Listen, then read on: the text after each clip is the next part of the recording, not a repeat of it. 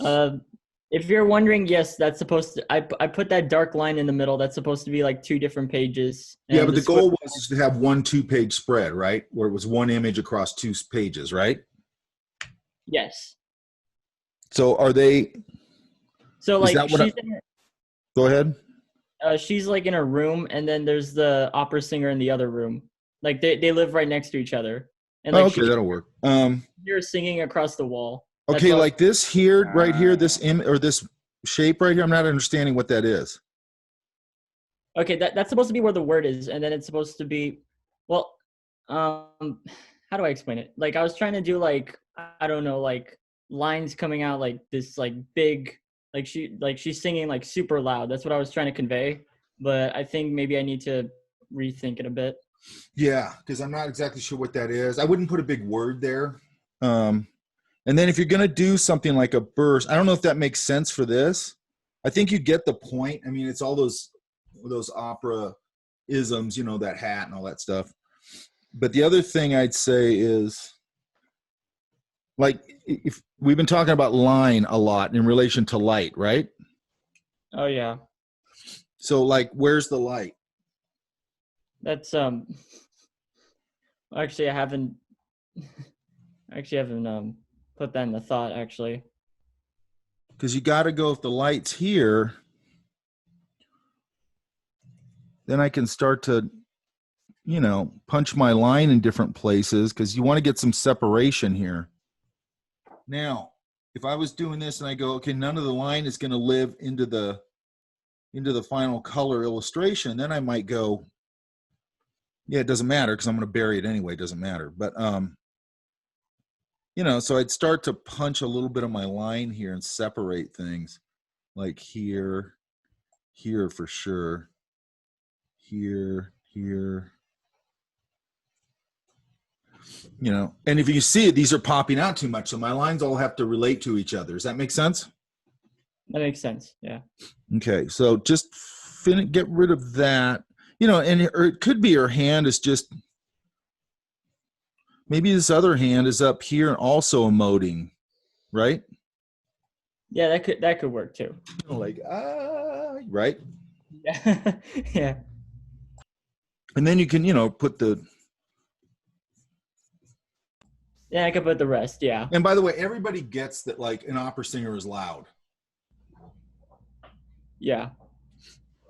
I saw Pavarotti years ago on The Tonight Show with Johnny Carson. He was so loud. I've never seen this before. He was singing. You could hear him reverberating in the room, like past the microphone and hear him reverberating in the room. It was super weird. Okay, and same thing over here. Now, the other thing I'd say is, like, you're getting all this spiky hair stuff, which is starting to get into that anime area again. Oh, sorry. I wasn't trying to go for that. I sorry. know, but you want to, and this is my fault. I meant to put up a thing on hair, which I'll put up today. I didn't put that up, right? Okay, I'll put it up. No. You know, I always want to really design this.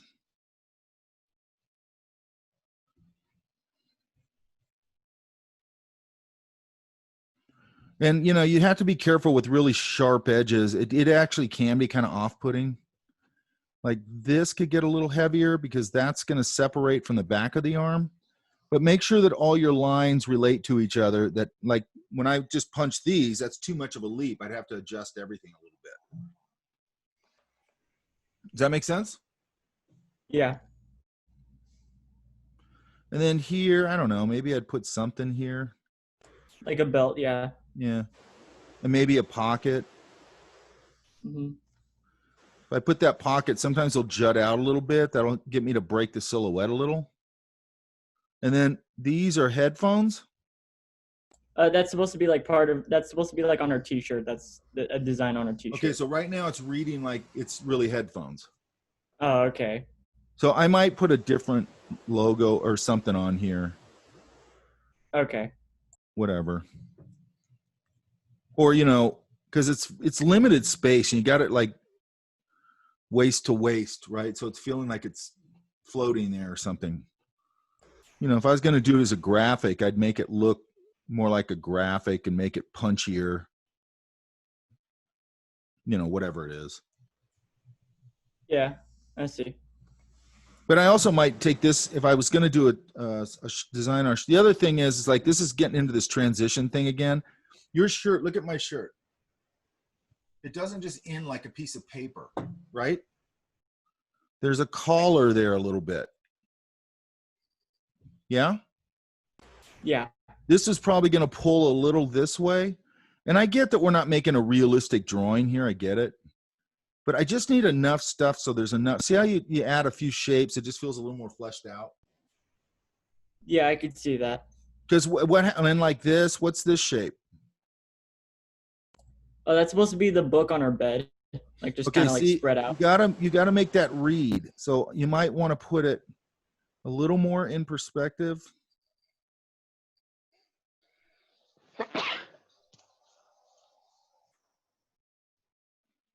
Make the pages sort of graphic and a little bigger. Oops, a little bigger. You know, so it reads a little better. Does that make sense? Yeah. You know, and I don't want it. Hang on.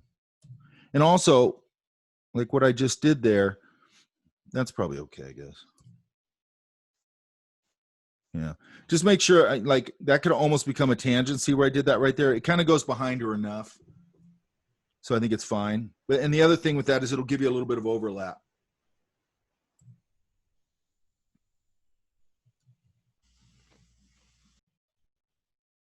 Like that. I'm just trying to find maybe one more pull fold in here. There'd probably be a pull fold right there. Okay. And then, you know, I design the hair. And once you put in the mass of the hair, actually, let me write that down. So I'll put that up today.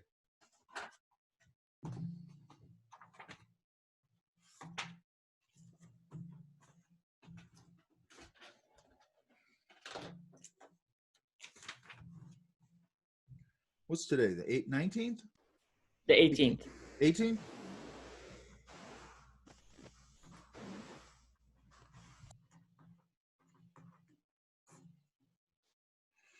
What did I just say? Oh, hair.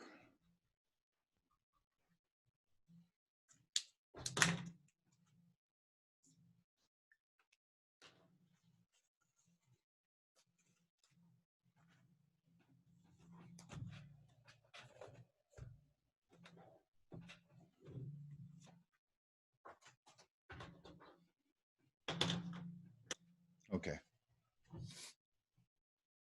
Where's Camille? Oh, there she is.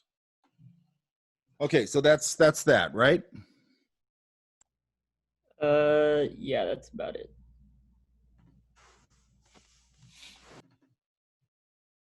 Hey, Camille. Yes. Okay, so you're ready to go to color. What? Yeah, I like that. Yeah, that's the. Yeah, I love the background too. Have you transferred it yet? No. This is the one I was going to transfer. I just was waiting for approval. How are you going to transfer it? Like you said, where you just flip it over and rub the back. You got it backwards already? Yes. Oh, okay. And what kind of pencil is this? Prismacolor. Okay. I don't know if I've tried it with Prisma, so give it a shot. I tested a little piece just to see if it would transfer, and it seemed to be fine. Okay, good. If do you have it on like the sketch paper? Mm-hmm. Okay. The thing I like about that sketch paper is that it's a slick surface and it tends to release the line pretty easily. Mm-hmm. And then make sure. Have you done color comps yet? Yes, I've been doing some great. of them. Make sure that they're separating real good, that this little area in here doesn't get confusing. Okay. Right? So it's going to be probably a little combination of line and value probably. Right? You probably already worked it out. Actually, I haven't. Oh, you haven't worked it out with your value? No. Work that out with your value comps first. Okay. We talked about that, right? Just Xeroxing them and whatever, right? I don't think so. Didn't we do that last week? Last week you did color a little bit. Like just on little ones, right? Yes. Okay, I do that with the value and the color. Okay. Just print out some little ones because you don't want to spend much time on them. Print out some little ones and then just do quick little value comps because value comps, you can work out all that stuff in the value comps. Okay. Now they've got a, okay, I get it, okay. You're cheating the light here a little bit, but I think it's good. Yeah, maybe not. What color? Oh, what color is this one? This Prisma? Yes. What color is it?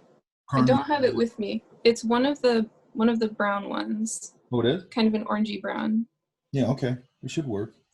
Make sure you keep one in case you want to start pumping the line a little bit. Okay. And then we'll talk a little bit about, and then there's some other things we could do at the end that might be, if you need a little more separation. I usually need a little more separation at the end because this thing I'm relying a little bit on line, and I'm relying on both. So, but we did go over that idea of scanning it, shrinking it, putting it on a piece of paper, and then doing our comps. Okay. Yes.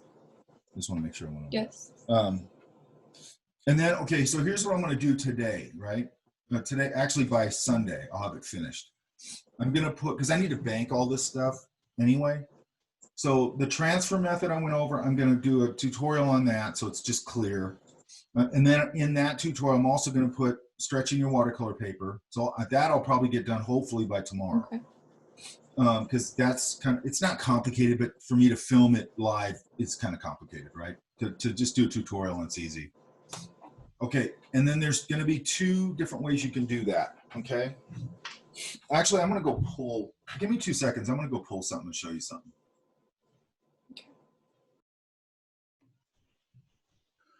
And I'm back. Okay, so I just went in the garage, right? And I forgot I had this. This is a shirt board, okay? They use it for airbrushing t-shirts, right? Anyway, I bought it for something else, but it's just a piece of masonite, right? So I could use this to stretch my paper. Translation, I can use anything I got laying around the garage to stretch my paper, you know? Then I think I told you, I got this one, which is like a piece of gator board. And there's 2 ways you can do it. Let me see if I can find this right here. And I'm jumping ahead a little bit, but not, actually not really, because you'll start doing this week.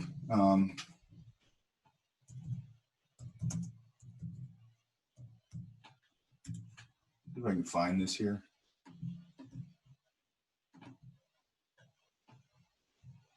And again, I'll put up a tutorial on this. This is gum tape, or that's what I call it. Craft paper tape, butcher tape. It's all kinds of stuff, right? Now, the reason I don't like using this is that I've never found one to be that's totally consistent. Okay, so what that means is when I stretch that paper, I want that paper staying solid on there, because then when I cut it out, I've got a beautifully flat, clean piece of paper, no buckles, no nothing. Okay, it'll look like illustration board almost.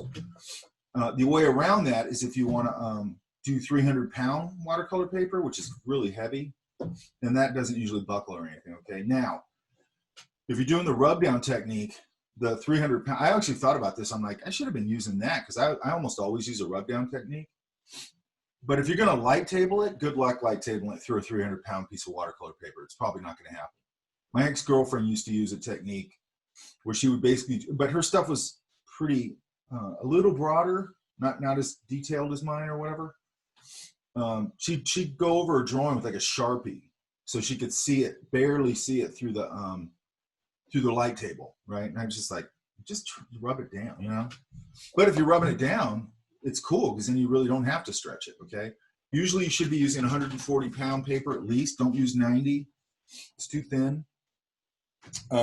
And then this kind of tape, I have a sponge in my studio that I use just for this. So what happens is, you know, you turn the tape over, it's got a gum side, and you have to you have to activate it with water. And then it becomes real, you know, gummy, and then you put it down along the edges, and what I've always found is that every now and then, sometimes it doesn't, sometimes it does. It like a piece of it will lift, and it just drives me crazy. I can't stand that, because then I go, okay, now it just, the whole time I'm doing the illustration, because I'm OCD, and I just go, that's gonna screw up this thing, and it just makes me nuts. So I usually use a staple gun. Okay. But again, you can use this, it's fine. And they should have this at Blick. They probably have it at Michael's, actually. That's up to you. Okay. I use like a little mini, or a little staple gun, and that works great. Like, it is not coming up once I do that. And that's what I'm going to show you in the video. But in lieu of staple gun, you can use gum tape. Okay. Don't try and use like painter's tape or something like that. It's probably not even going to stick, because when you tape this down or staple it down, the paper is going to be soaking wet. Okay. So it's probably not going to want to take. Okay. Here's the other things you got to remember, you guys. Make sure you get a piece of paper that's bigger than your illustration. And that means with the border. So if we're doing 11 by 17, we know automatically we have to add inch all the way around that, because that's going to be your border, your tape, your drafting tape. But then you want some more. I like to have, quite a bit of room, because then I can use the side of it to test my colors and stuff. And then I just got a lot of room when I cut that out. I know I have enough room. Don't make the mistake that people do, where they do the illustration all the way up to the edge and then they cut it out. Even though I've said this 10,000 times, they do that. And it's like, I'm knocking 20 points off for that. Like, you've got to pay attention to finish and direction. Does that make sense? If you hand an art director that, they're going to blow a gasket. Like, if they ask you for something specific, and they're always going to ask you for something specific, they're going to blow a gasket if you give them something that's wrong. And especially something with no bleed or anything, they're going to be like, what? You know what I mean? They're going to go, what are you doing? And then they're going to fire you. And then they're going to give you the bums rush out the door, throw you out on the steps in front of the publishing place, and then throw your hat at you. That happened to me yesterday. Okay. Does that make sense? It'll make sense too when I put the video up, okay?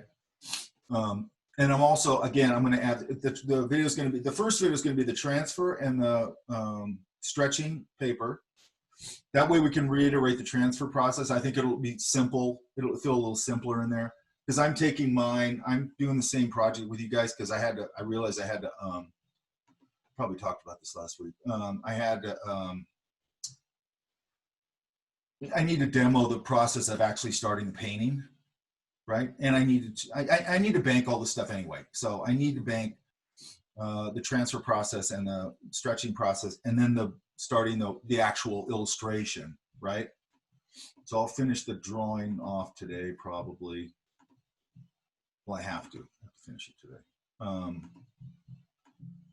So I just took the same, I probably talked about this last week. I took the same bear I had, because I'm always trying to reuse things, and just added a background.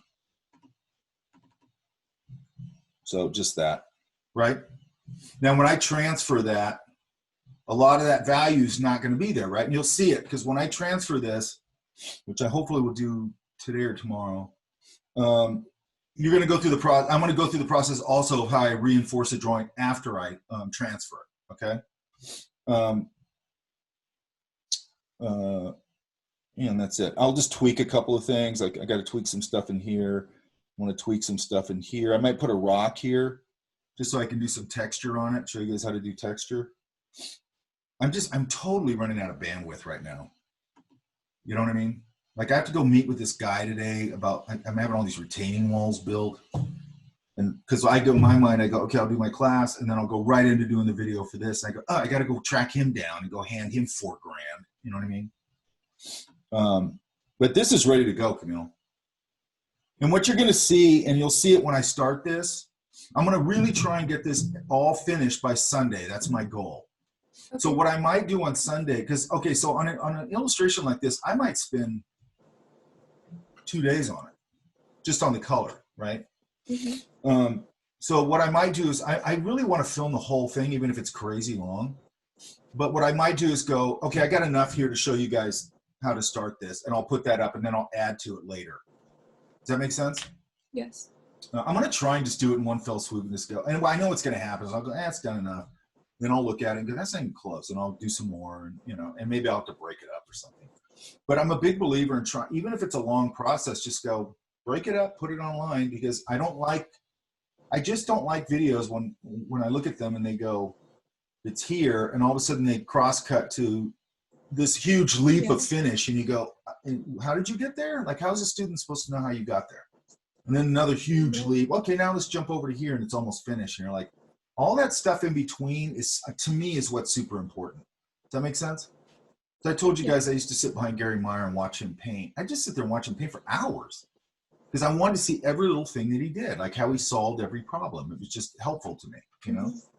And I think it's very helpful.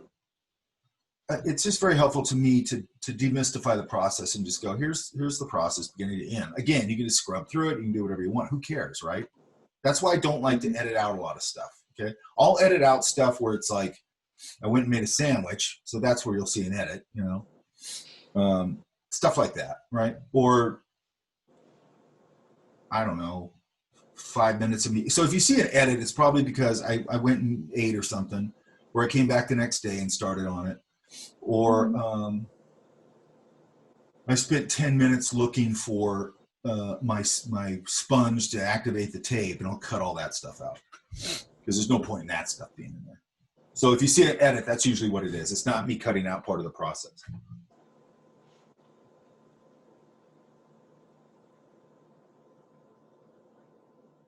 Because usually I do this part of the process in class. Like I'll just start it. But what you're going to find out that I think is really interesting, you'll see it when I do it, is like all this. Okay, so this is all going to transfer a little lighter or a ways lighter, right? But it's all going to be there. Then you're going to go in and kind of punch stuff back up a little bit and all that.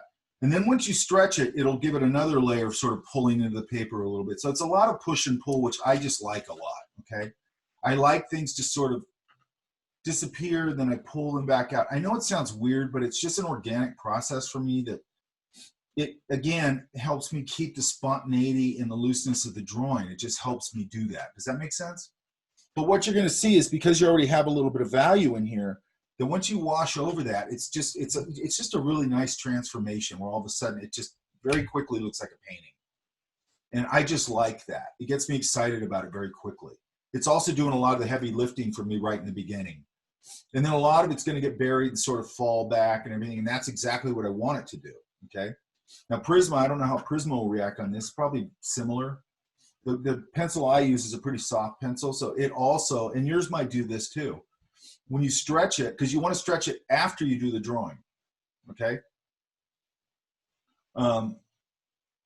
You're going to, sometimes it'll kind of just barely stain the paper, which I like because it stains the paper with a little bit of warmth.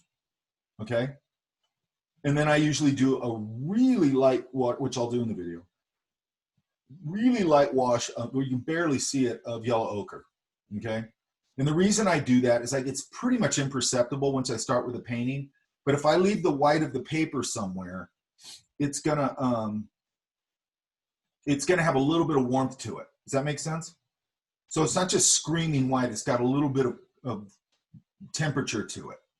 And again, it's almost imperceptible, but I think it helps, okay? It also just sort of unifies them. It's so light, you'll barely even see it, but hopefully you'll be able to see it on camera. But like this stuff is gonna sit back in the wash, but what you need to figure out on your color comp, if you haven't done it already, like what happens, let's say this night sky color, can I just pull it all the way around over all this background stuff and see how that reacts and sits behind it? Does that make sense? And then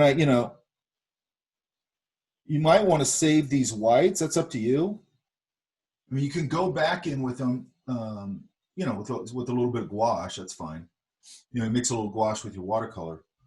But this might be a spot where you might want to play with liquid Frisket. And I'm going to try and go down and get some. I don't think that's something you can get at Michael's. They probably don't sell it there. So I got to go all the way to Orange County, anyway. Liquid Frisket is just basically, you can just treat it like a paint. It's sort of like rubber cement, okay? And you just get a brush. Use a crappy brush because it usually kind of screws up your brushes. Just use a really crappy brush, like a little one. And then you just paint the areas you want to save. Does that make sense? And then when you're done with the painting process, you can just take like a pink pearl eraser or something and just lift it. You just pull it up. It's like latex. I think it is latex. The only thing to keep in mind is it's a hard edge. Now, what it works really good for is like if you had back here, let's say this is a different kind of scene, but like back here, you had a little string of bulb lights. They were just going to be little pinpoints of light. It's great for that, right? Because then you can just go ding, ding, ding, ding, ding, and save that white. And then when you pull it up, it's just going to be these little pinpoints of light. And then the hard edge thing doesn't even matter because it's so small. Does that make sense? Or if I want to make them glow, I could go back in with a little bit of powdered chalk and go and put a little glow around them. Does that make sense? Camille? Yeah? You can hear me, right? Mm-hmm. Oh, okay. So that's the liquid frisket thing. It's just you treat it like paint. You just paint what you want to save. But be careful doing like big air. Like I just saw somebody, I can't remember where I saw it at. Hang on. Who was using it in a pretty big way. And I was looking at it going, that's not going to work. And it worked pretty good. I wish I could remember who that was. Because she had probably developed, her eye for that, For me, I probably wouldn't do it that way, but it looked great, So I'm not knocking it. It looked great. Okay, so I think you'll like this technique. Yeah? Okay. Because I think you're like me. You're working with this very loose idea. You don't want to lose that. I don't want to lose that in the final drawing. It drives me crazy. And that's why I started doing it this way. And that's why the way I paint on oil, with oil on canvas, I do the drawing directly on the canvas too, because I don't want to come up with a great drawing or what I think is a great drawing and with a lot of vitality and energy. And then I got to try and transfer it onto canvas. It's never worked for me that way. It's better if I just go straight in. I developed a technique where I can do kind of this on canvas, sort of. It's a little bit, it's different, but it's sort of the same idea. Because you always hear the same thing from artists. They do something and then they go, and you go, wow, it's a nice painting. And they go, yeah, look at the color comp. Color comp was awesome, man. And they lose it in the color comp. Does that make sense? So I'm trying to always negate that where I'm not trying to recapture it's there. Okay? Because if you try and recapture, it's not going to happen. I mean, you have to go, I can't recapture it. I can do something similar with my same vibe over it, and you have to develop that technique however that works, okay? I just think it's a big deal because I see so much stuff that when it gets cleaned up, all the life goes out of it, okay? All the life goes out of it. And then, it just gets stiff. This isn't stiff, so we want to keep it like that, okay? Work out his flesh tone too because it's going to be nighttime, right? Yes. Or I was thinking sunset. One of the color comps I did was sort of more sunsetty, and I kind of liked that too. Well, then you got to change that to a little sun or something, right? Yeah. Yeah, we'll just get rid of it completely, probably. Oh, yeah, you could. There's cool little things, and I'm not saying to do it in this, but like there's this one, let me see if I can find it. I always loved this as a graphic idea, the way he did this. And it's a concept thing, so it's a different kind of painting, but it doesn't matter. Yeah, look at this.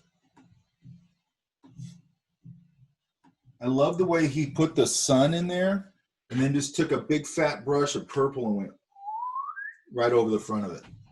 You see it? I always thought that was just such a cool idea. Is that digital? No, that's acrylic. Wow. This guy didn't work. I mean, he died in probably 92. Wow.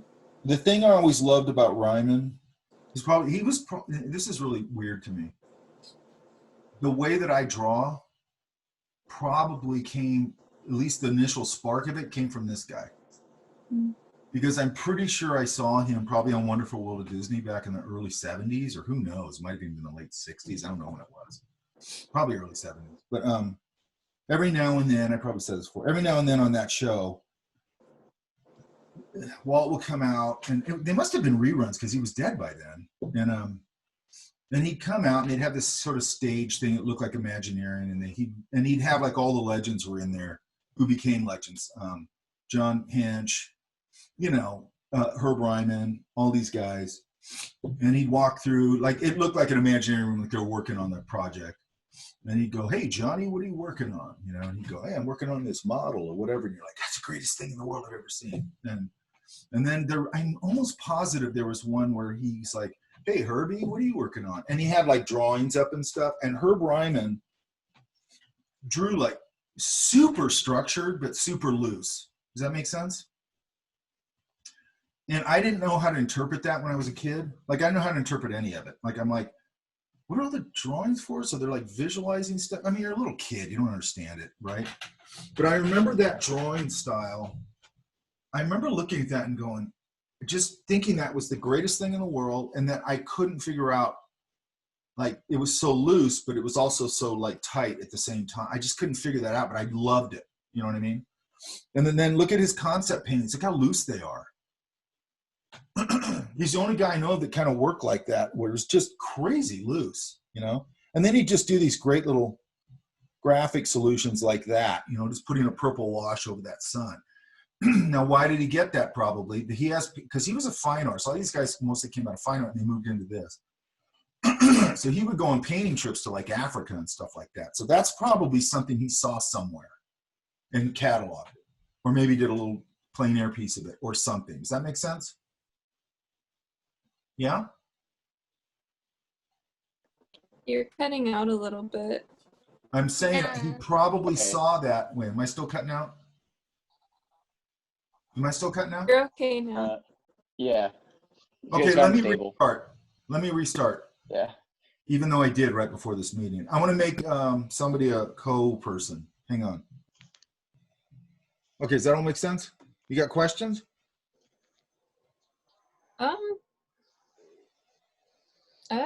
Not really. I guess just once I transfer it over to the watercolor paper, you said you start with value. So before doing color, I would take. No, you've already built value into the drawing.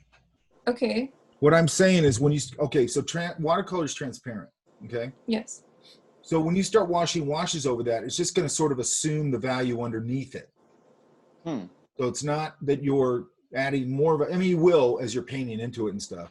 Like, I'm not trying to preserve all that, but it's going to give me a kickstart. Okay. As soon as I start putting color over it, it just assumes all that value is underneath the color. It's see-through, it's transparent. Mm-hmm.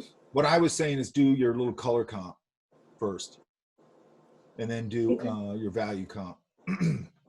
Because whenever I'm looking at something, I'm going, I need to separate that area. I'll do that in the value comp. I'll go, how can I really maximize the separation here? So the color comp and the value comp are two different things. I do black and white first. I just use black watercolor. That's what I use. Okay. But you can use a black Prismacolor. You could, and I print out, did I do this last week? I always print out a black and white version and a color version. Last week you printed out the black and white version and then you put color over it, but you Okay, didn't. but I usually, here, let black me, watercolor. I might have it here. Hang on. I should have it here. So I print out. You don't have to do this. You could do it on the black and white, but I like to print out the color version of my line because the line can have a, obviously if it has a little warmth or something too, it's going to have a relationship to the color, right?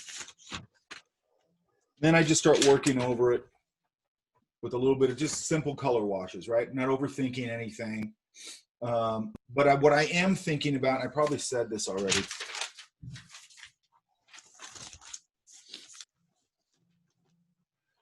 What I am thinking about is things like this mass of leaves here, right? Which is going to be, okay, so I'm sharing this. Okay, so all these leaves right here, this is backwards, by the way. All these leaves right here are, it's going to be basically a big wet into wet wash. Then I'm going to drop my color into it. I'll talk about that in a little bit. But so then when I was talking to another class about, because they're doing something similar, is that what does that then create? So what I'm trying to create here is an interesting environment from a lighting perspective. Okay. And I don't think it was this class I was talking about this. I think it was a different one. So what tends to happen is people come out of like this entertainment stuff.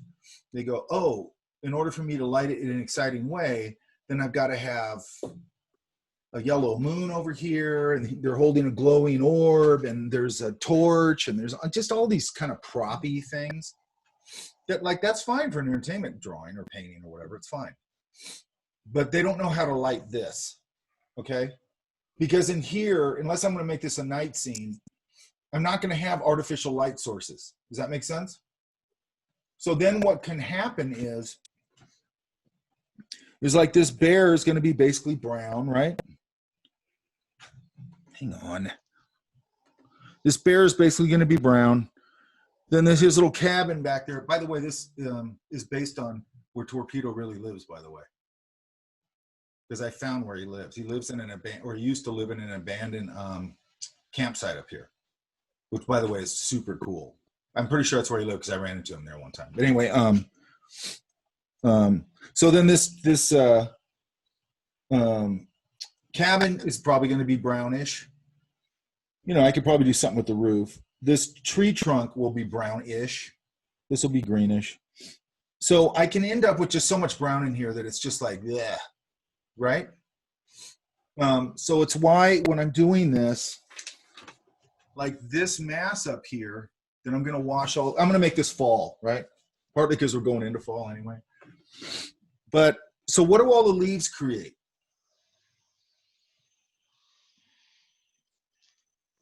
A shape.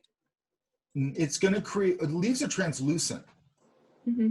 And then this is going to be fall, right? So I'm right there, I'm going, okay, I can pick that orangey lighting up or that warm lighting up right here on him, right? Oh. Where are my cursors going? Like maybe right here. It's going to be subtle.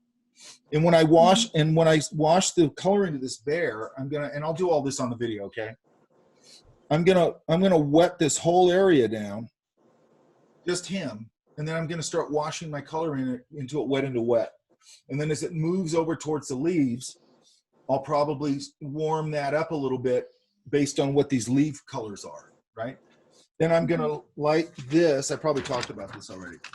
I'm gonna light this pretty hot, the green and some orangey colors down here. So then you saw I did that in the video where I bounced it up into his fur.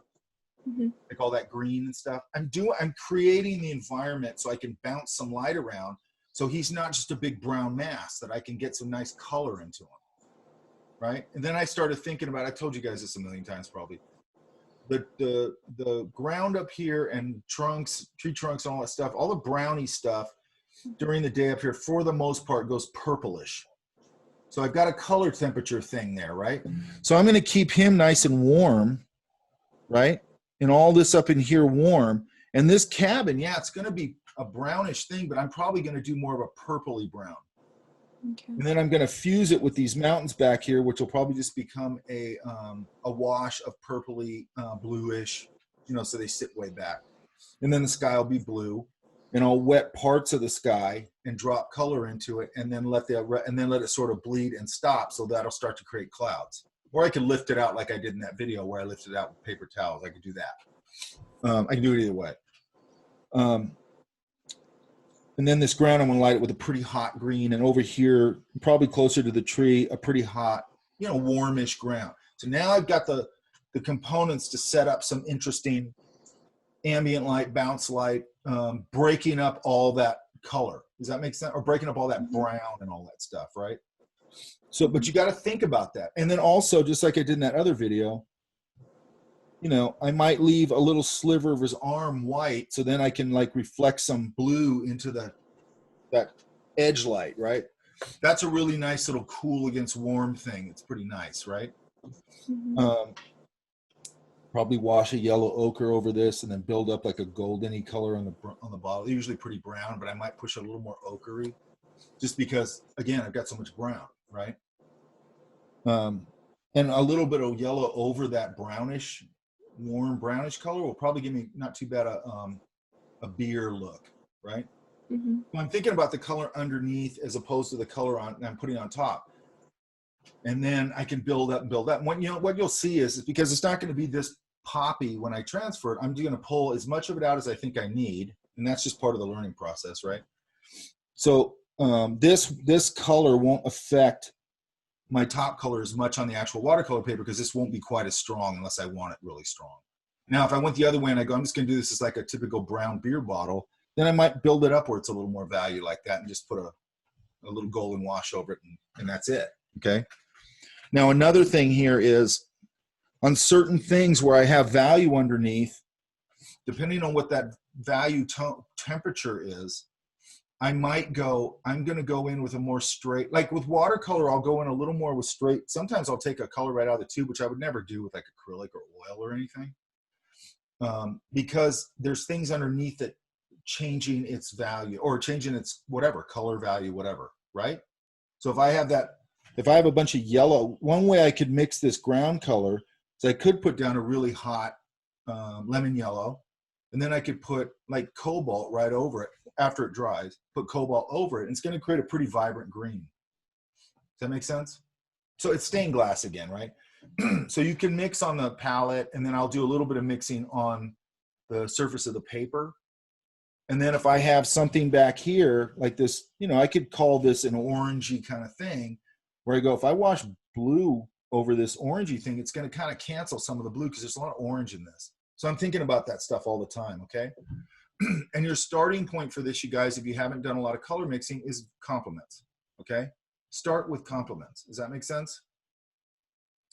And then if you want to mix a black, ultramarine blue, and burnt sienna, or alizarin crimson and viridian, will give you a nice black. But they give you blacks with a little bit of color in them, which matters, okay? Don't use black out of the tube on this. Don't use Payne's gray. Don't use burned umber.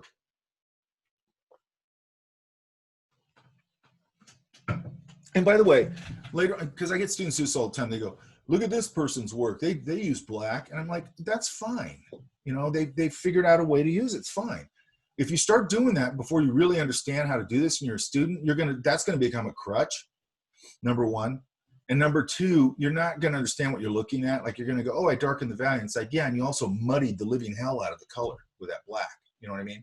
And the black, for the most part, a lot of them read as blue. You can always take a color, you guys, and add white to it and get the actual sort of temperature of the color. Does that make sense?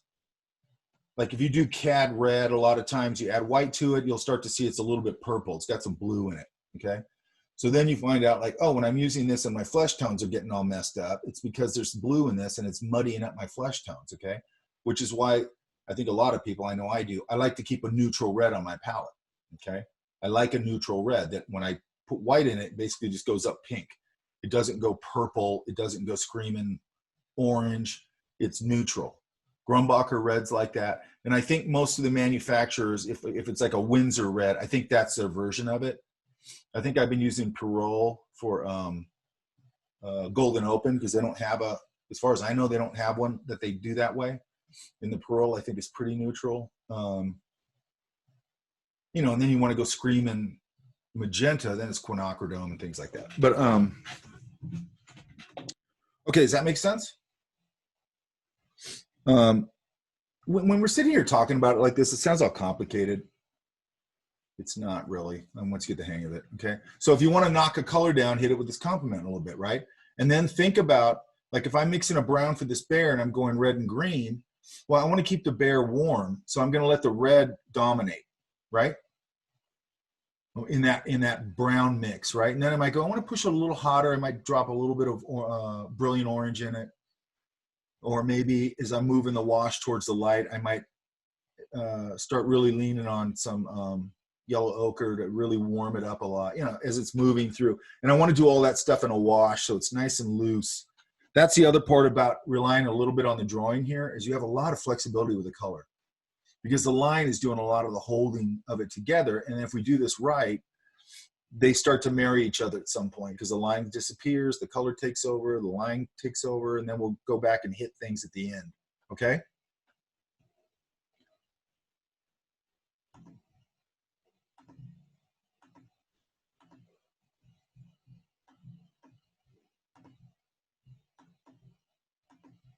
The bears are getting ready for winter right now,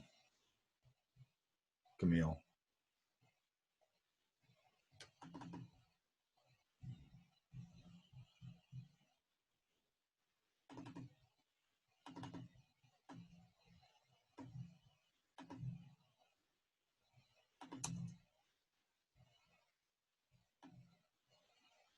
Where's Allison? Hi, I'm right here. Okay, we've got to get this fleshed out because right now we've got this sort of, you see how the line, and also you have a tangency right in the gutter, right? Mm-hmm. Right. Yeah, see how you're kissing that edge right there? That means the face of your character is going to disappear into the gutter. Gotcha. Okay. So, and the other thing is we've got to get this, like, we're getting a lot of random mark making like this. Mm-hmm. I would get this. I mean, and then your lines got to get, see how all the lines basically the same weight? Mm-hmm. This isn't worked out. Like all this has to be fleshed out. Okay. Okay. And you got to get it. Oh, I want to talk real briefly too about the next thing we're going to do because I want you to start thinking about it now. Okay. Yeah. Mm-hmm. Okay. All you guys. So these, you know, like these leaves coming into the picture here. You know, just work them out. And this too, like we're still getting this, like this feels very geometric. And then flamingos have long, you know, elegant necks, so it might be a little more. Mm-hmm.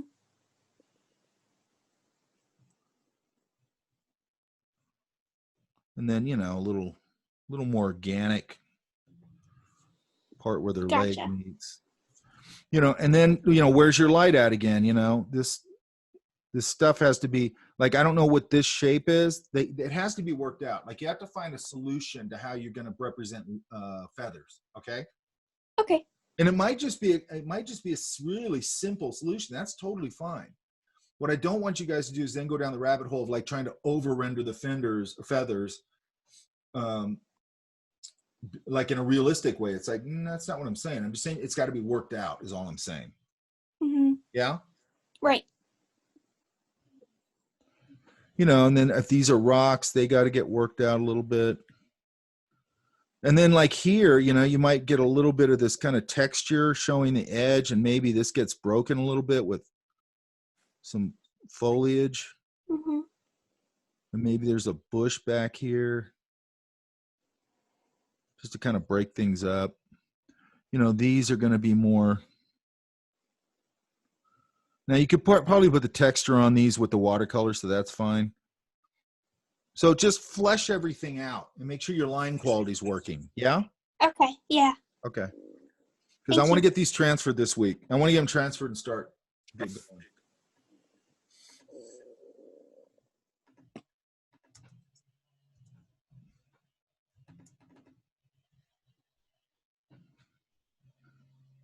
Where's Danielle?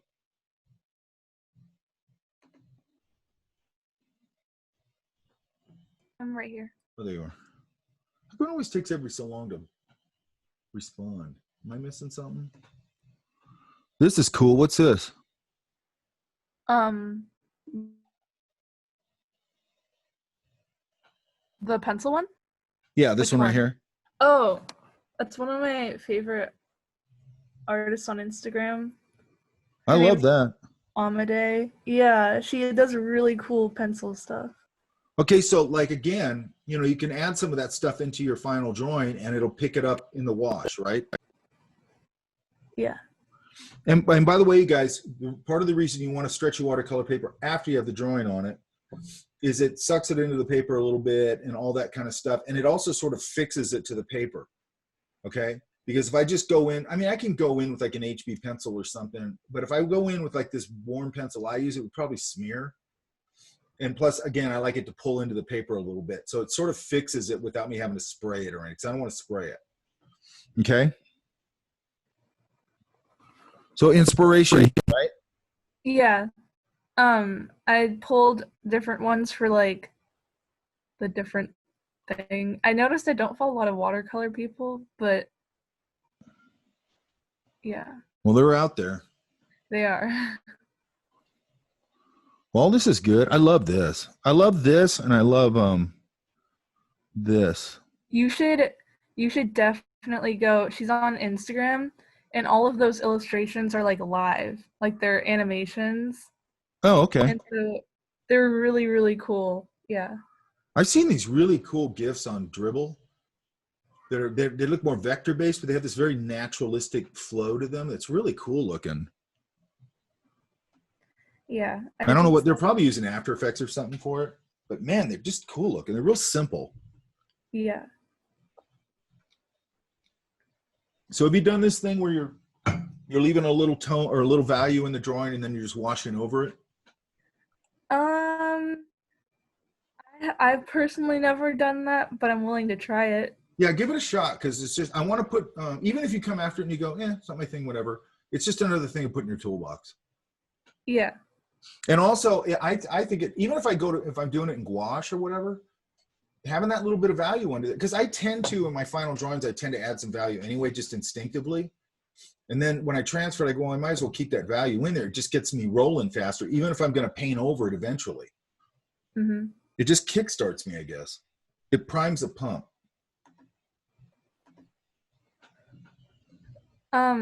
These were just values I was doing digitally. You know, I don't mind if you do the values digitally. I don't care about that. Yeah, and then I did and then this one was like the moved one, like that was like moved the composition of it. The only thing I'd say, she's floating, and I'm still like, if she's going to have her legs a little bent, that's fine, but it just feels it needs to read to me that, how would you kind of do that? Does that make sense? I guess so. Because they're both bent, and then I go, well, if they're both bent, like if I'm floating, why are both my legs bent? Why wouldn't gravity sort of take over? They'd be a little bent. Does that make sense? Yeah, that makes sense. So what you can't, like, I think we talked about this last time, one could go back. So, because you'd probably, if you could do that, you probably wouldn't always just have your legs hanging. You'd probably, be just like when you stand up, it would get fatigued in the position and you'd move them around, right? Mm-hmm. So I would just think about that. Which one? Okay, so here's the first one. So now you're thinking here, right? Possibly, yeah. And then this whole being is luminous, right? Yeah, so I mean my idea is that it's like she's in like the grass blade to do that, because you know how in like, what's it called, watercolor, you kind of just, oh my gosh, my internet is all unstable, but you like leave the center part white and you kind of just work around that. Yeah.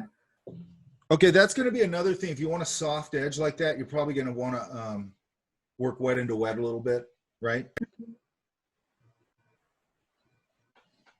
That come through? Yeah, it came through. Yeah, you're going to probably want to dampen the paper and sort of build that light right off the bat, right? Mm-hmm. Because you're going to have all this dark and then, flowing into that. And then is this light going to be warm, or is it going to be warm? On the other page, I was just doing like fun at the very bottom. I was doing like different, I mean, those were just color things. They're not like detailed or anything. Yeah, I don't think you want to do details at this point. This is what you want to do. Yeah. So, although you can also do it on paper, make sure you're working apples to apples. Yeah. So. But I don't mind any of these things to just help you start to get your design together. Who cares, right? Yeah. And I think it's way better to work like this, just very loose and very just big shapy. Why do a bunch of detail-y stuff? Like put all the time into the finished illustration, right? Mm-hmm. But I like to do this just to talk in my head, talk to the voices in my head about like, how am I going to, when I'm doing this, I'm also thinking about how I'm going to construct the actual illustration, right? Like going, I'm going to go wet into wet. I'm using a real big blue wash of cobalt and this, that, and the other. And, and then it's going to move into like a warmer wash, but I'm going to go wet into wet and build the basic washes like that, right? Yeah. So this stuff all helps my brain start to work through those problems. So which way are you thinking? I have no idea. Okay. I mean, there's the obvious thing of which works, where this is all bluish moonlight or whatever, nighttime. and then it moves into a nice warm light, right? Mm-hmm. I mean, that just always works. And then you also might want to, have you ever used Liquid Frisket? I don't think so.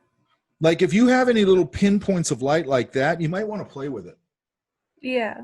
I think it'd be a good spot to play with it, because if you get used to it, it's actually kind of a fun little, whatever you call that, tool to use. And for like little pinpricks of light and things like that, it's really effective. And then you might find like that person I saw online where they were using it for bigger washes, which I never would have done, but it looked great. Okay, so you know what you're doing, right?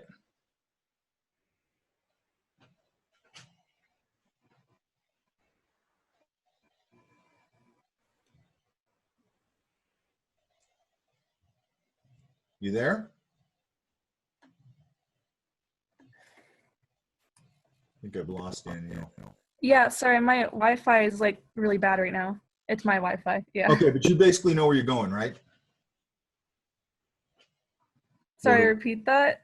You know where you're going, right? Yeah. Okay. All right. So get that transferred this week. Okay. And go ahead. If you need to restart, go ahead. Okay. Sorry, it's cutting out really bad. Yeah, you might need to restart. That's what I always have to do. It's the one thing I know how to do. Okay, so this now, we're getting very far away from children's book here. Where's David? I'm right here. I mean, this is really becoming more fantasy, Game of Thrones kind of stuff, right? Okay. And then also all of this has got to get worked out, right? So like the clouds and the stalactites? Everything, where'd my book pin go? Everything has to be designed like, what's this here? Is that an axe? Yeah. I mean, that's more that kind of shape, right? Yeah, sure. But I mean, I don't know how that fits into a children's book is what I'm not understanding. What, the axe itself? Or, No, just this whole kind of hellish environment. Well, the idea is, so I decided to change the plot to something a little bit more goofy, where instead, it's this sort of like, I don't know what the right term would be, but it's this very like shortening of like human history, where you start off like at the beginning of human history, and it's very easy for the Grim Reaper to keep up with, how quickly people die, and then as things get bigger and we get more advanced, things get progressively faster and faster. Like there's this old goofy. Wait a minute. Well, how is that a children's book thing? Oh, because in my head, I'm thinking of like a sort of like Corpse Bride type story, if that makes sense. And as he goes on, he gets to the point where like everything's like filling up really quickly and so on. It's Okay, so here's my. I don't think I'm doing a Let good me job look at this explaining real it. quick. Hang on.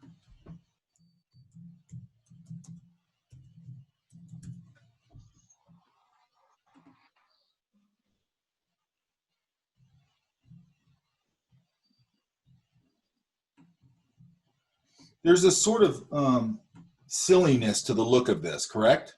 Yeah. Which this one to me is starting to read much more fantasy kind of thing. This reads a little more lighthearted. Does that make sense? Okay. So, they're silly looking.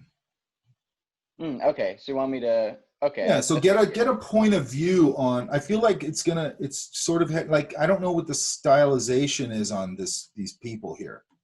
And what's this guy? Oh, that's a fish or something, right? So it's just read, like, and then also like if I'm going to do something like this, then I'm at least going to play around with like,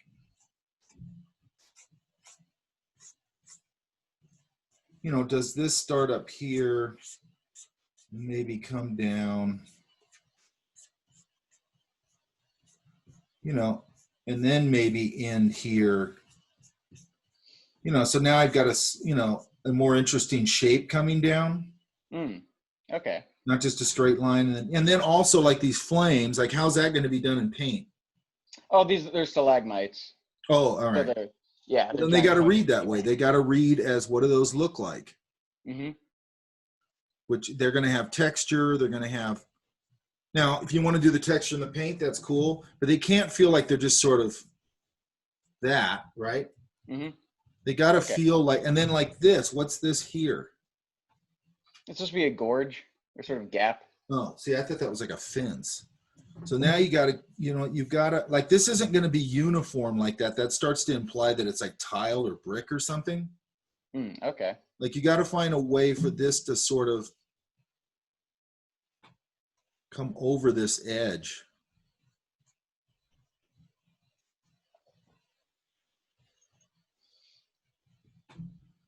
And create this idea of, maybe I can break it in here again. Are you looking at reference? Like, I'd be looking at references for that type of environment. So like look up ravines or that sort of thing? Yeah, it's basically ravines and stuff like that. Okay. Like, there's places out in the desert that do that exact thing. Yeah. Look for the San Andreas Fault. You might find it on that, right? Okay. And then, I'm going to use some of this contour lines up here, but in a very organic way to sort of spill into this idea. And then, if that's a gorge in here, and then these are stalactites or mites or whatever it's called, like, I might put something coming down again, but I mean, then we're getting really away from this. So what's the stylistic point of view going to be on these people? The stylistic point. Well, I guess like you said, I'm gonna have to be goofier about it, and I guess exaggerate the what you like call the other one, proportions they and went so with on. a very vertical, very gangly. Yeah. Yeah. I mean, Very you have to figure out what that is. Hmm. Then I think I'd lose the axe. And then why does he have a fish on his head? Oh, because they're all supposed to have like died in goofy ways. Because if you watch the movie Corpse Bride, there's like one part where like there's this like skeleton Napoleon, and he's still got the sword inside of him, and so they grab the sword, and he's like using Napoleon to like fend off The other problem people. with that, here's the problem I have with that, is you're starting to talk a lot about sort of entertainment design. Does that make sense? This is a children's book. You want to play to that idea, okay? So part of the problem is you got to interpret how I do that, or how you do that, right? Huh.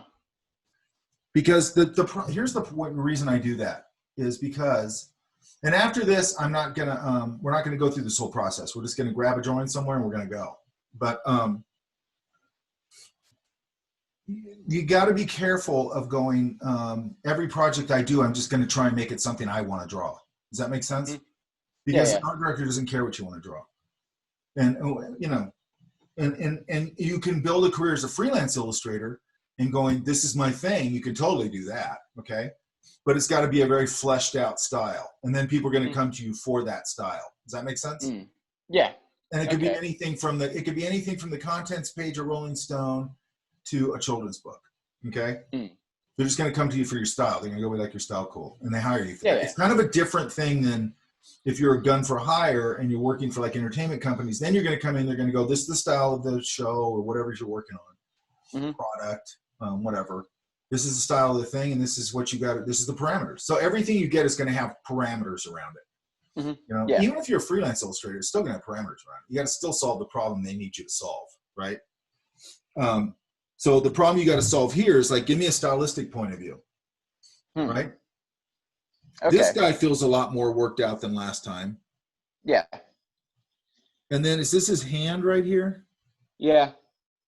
So, maybe I see that pinky in front of that part, maybe the other part here, and then, then the thumb or whatever.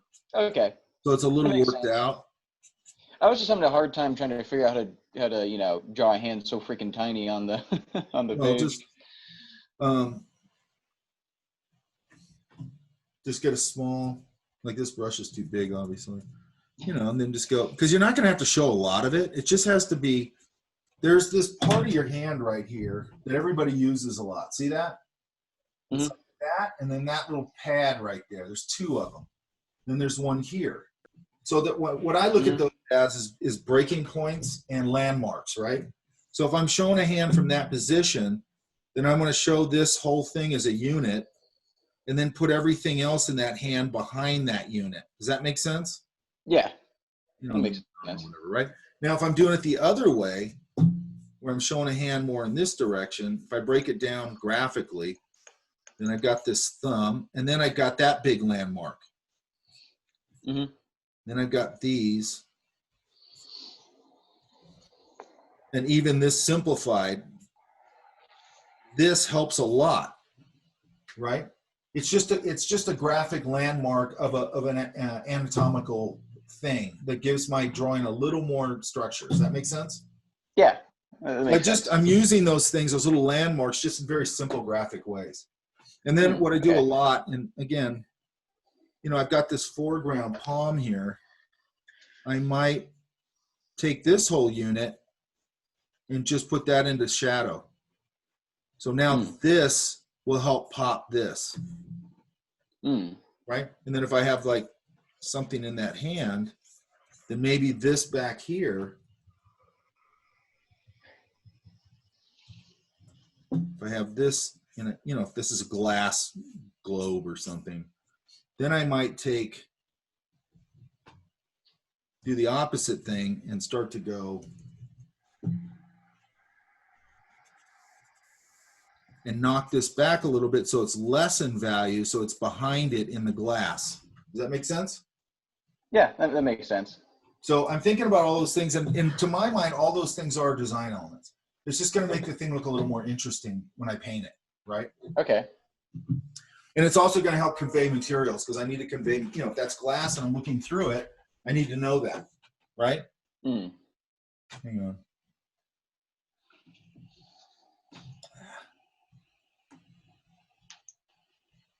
This is not letting me. There it is. Okay, let me check chat. And then if you want to do that fisheye thing, that's silly, but just make sure it's reading. Okay. Okay, so that's what I would do. Just everything has to be designed. Everything has to be finished. It's the number one thing why I go through this whole process with you guys, because I've noticed that when I bring people into this class, any of these classes, fundamentals, cartooning, this class, illustration, the things have to be finished. A lot of people don't know what a finished drawing is, right? Or what constitutes a finished drawing, which a lot of it is design. It's balance, design, and then all the other stuff you constantly hear about, composition and all that. Okay? Because you just paint, and then that's why I do this right up front. Then after this, we're not going to do it again, because you'll know what it is. Okay. And if I could just, like I just found, let me go through these and I'll talk about that. All right. Okay. So I want to get these finished out. And if you want, I'm going to do a midweek thing again, because I want to have that video up hopefully by Sunday, latest Monday. And then you're going to be transferring and all that this week and starting. So like wherever you're at in that process by Wednesday or so, I want to do another meeting in case anybody needs to jump in and go, hey, I'm not understanding this or whatever. Okay. Yeah, or just check to make sure this that is like a critical time right here. The idea of finish to starting your paint is to me a critical time where people have a lot of questions usually. And then also as they move into paint, then you're going to have a whole new set of questions. Okay. So if I feel like if enough of you go, hey, I need to talk about this, and I'll do another meeting before Friday, maybe to talk about that. Or maybe by Wednesday, you guys will have those questions. I don't know. All right, and one quick question. When you say to transfer onto watercolor paper, I'm assuming you mean a separate sheet of watercolor paper, not the notebook, right? The watercolor notebook? Now, all I suggest on the watercolor notebooks is that you might want to play around with that. Now, this is going to go on a first sheet of watercolor paper. All right. If I just pulled mine, I have a big block of watercolor. I'm going to use that. I'll take it off the block at some point. I'll do the drawing on the block. And then I'll take that off and then I'll stretch it. And again, I'll try and get that video up very quick. Okay. And that, because that's just going to be two things, and I think it's pretty straightforward. So hopefully, you know, and then the paint will be a separate. All right. So,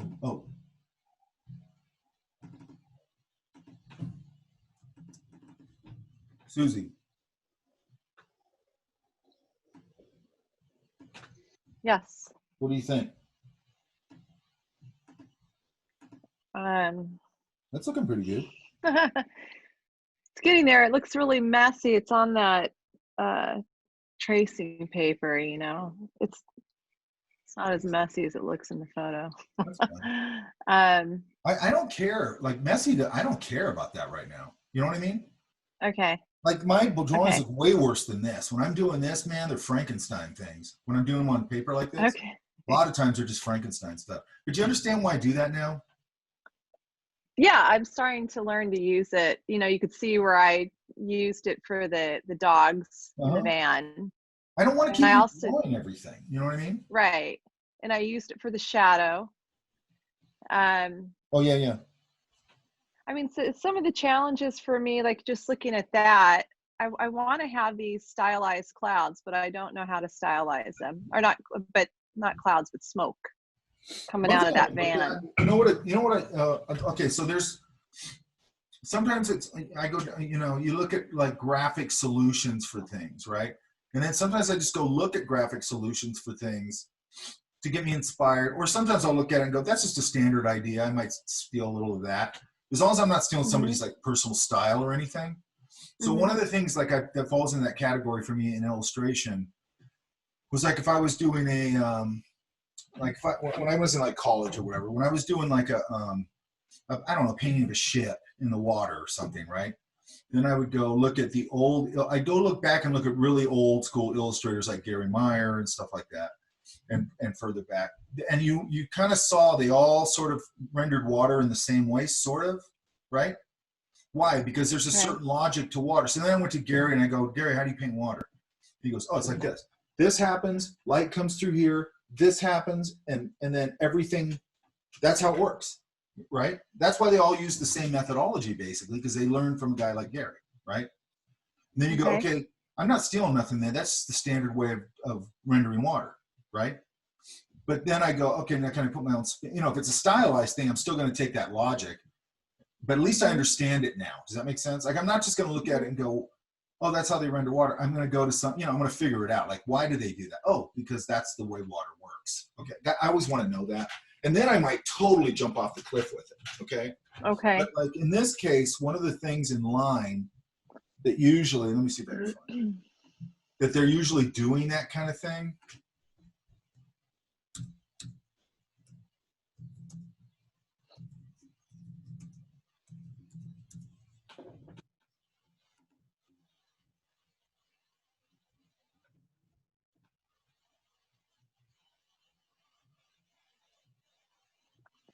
Like they do it a lot in this, and this is super stylized. They do it a lot in this hot rod stuff. See that? Oh, yeah, of course. Okay. So I'll kind of look at that stuff and just go, what's the different ways? And then, because when you're first starting out, you're kind of, interpreting is a big part of this, right? Now, the thing I like doing is I love going down this rabbit hole. You go, okay, I can kind of see how he's doing it. It's Big Daddy Roth right there. He's the guy that created that. Huh. Here's another take on it. And then if you just go down the thing of, Okay. then you can go, okay, hot rod art. Because everybody, this is like by the way, this is a standard way that people do hot rod art. If you notice, it all looks kind of the same. Look. See what I mean? And a lot of it was created by Big Daddy Roth and a couple other guys. Big Daddy Roth was a big one. But then there's other people in here doing their take on it. This is a little more subtle. See it? It's not a very good drawing either. But so then I kind of go, okay, now what's going to be my take on this? So one of the things I come away with is you go, all right, so there's going to be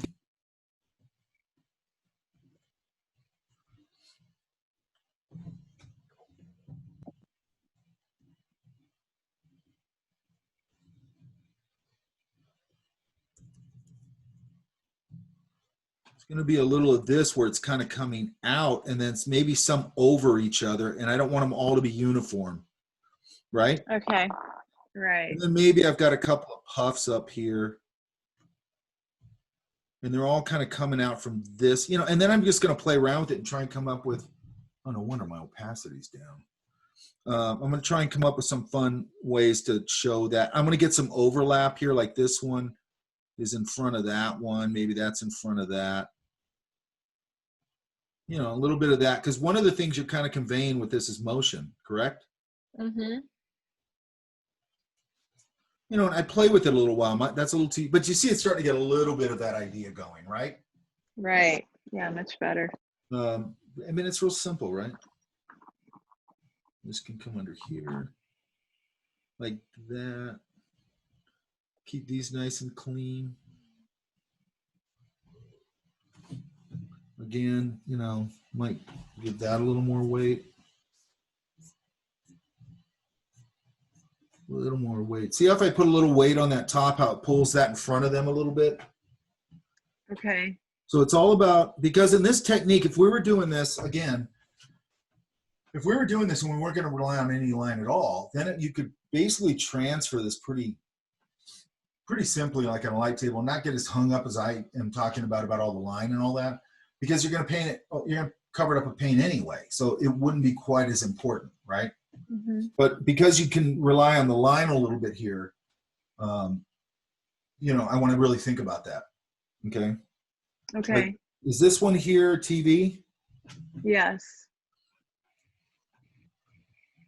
And is that the old test pattern? Yes. Okay, so you're going to come, I'd probably just straighten those up a little. You're going to convey a lot of that in, see how much structure that gave that doing that, just that? You're going to do the, you know, you're probably going to do those multiple colors. That's pretty obvious what it is. Right. Then, okay, you got a record player here.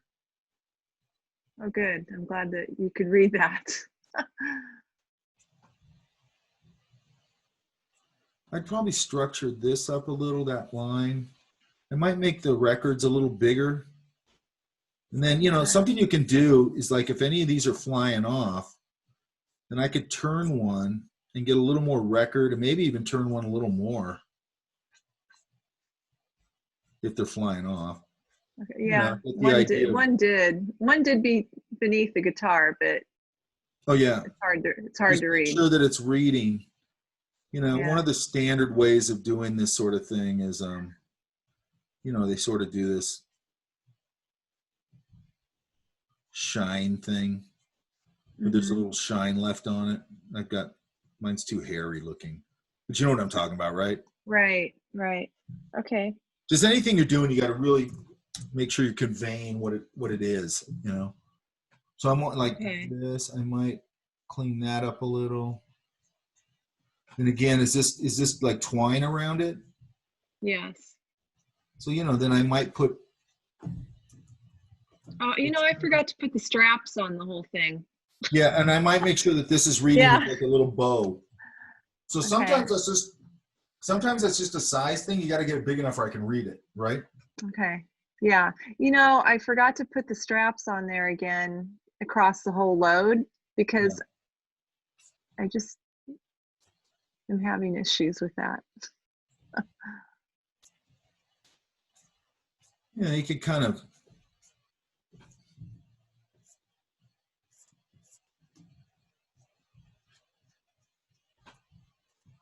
Structure that. Like this could get a little fatter, these, because that's the rack, right? Right. Yeah, so I might kind of hit that a little harder, not too much, because I want to read that for sure. Okay. And then this hand.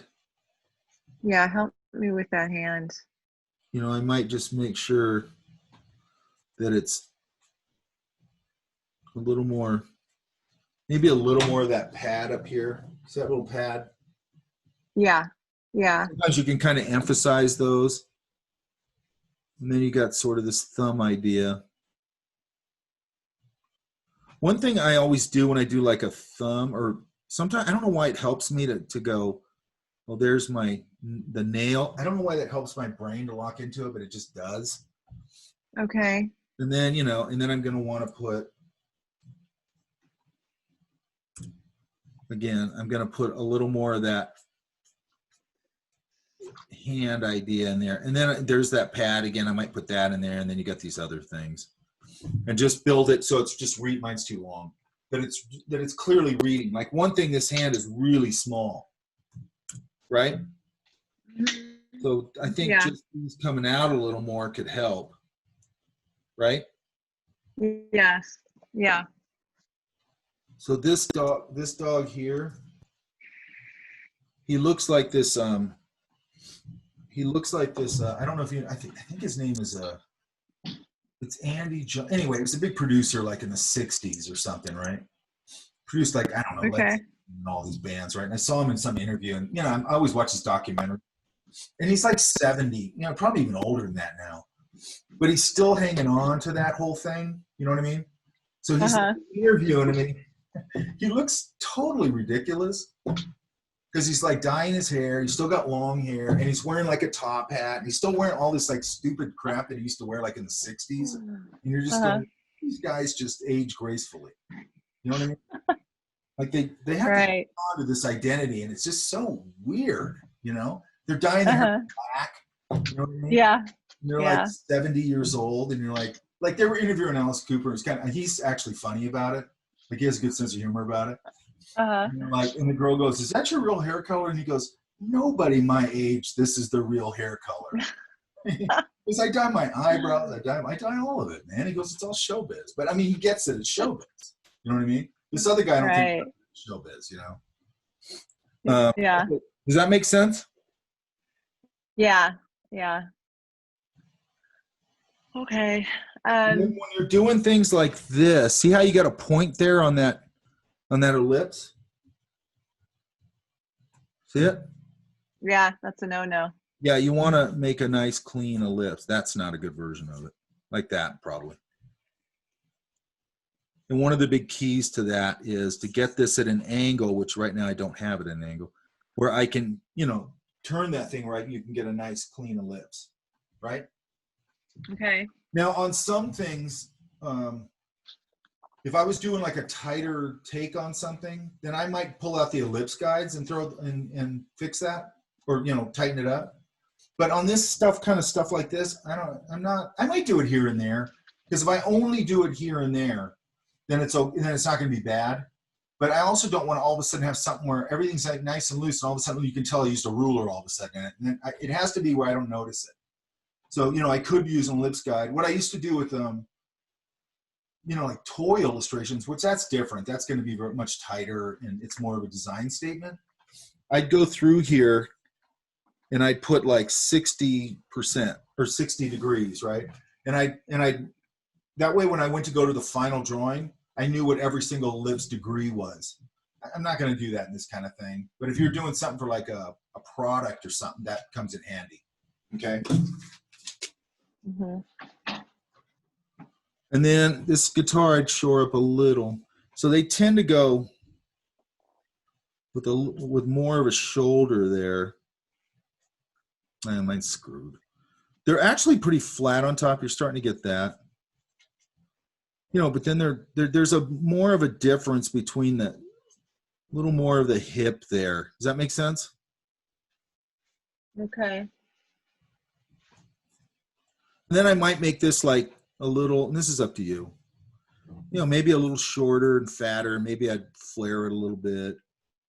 You know, put the headstock like that. This looks like a Martin headstock. That's cool. Like that. Yeah, that's what it was. Well, that's what they do, though. The Martin headstocks are just like this. Right? You know, and then you can just put some little indication of the tuning keys, right? And then, you know, the machines, you know, and then just maybe an indication of 1 or 2 lines. That's it. Okay. You know, but I might just push that a little squatty, you know, however you want to do it. Just so it's a little more stylized or whatever, if that makes sense. Okay. How about that? Can you read that dog up at the very top? Yeah, he's playing the bongos, right? Yeah. Can you tell what his hat is, or? Wait, what happened to my? He's kind of clipped off there. I know, it's my stupid machine. There we go. Yeah, what I might do though is like, did you look at anybody playing bongo drums? Actually, I didn't. Does it? You could tell, huh? I can always tell. And only because I need to find some iconic God, nobody plays those anymore, do they? Oh, now they have better ones. I had those crappy ones when I was a kid. Yeah. So it's this motion I'm looking for. This. Ah, okay. So that's pretty good right there. All right. That's okay. So, and again, I don't want to become a slave to my reference or anything. Did that take? Where'd it go? Where'd it go? Yes, I want to do that. Okay. Hang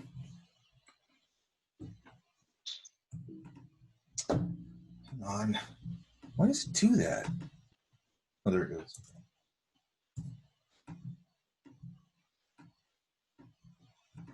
Like, I like him. Let's see.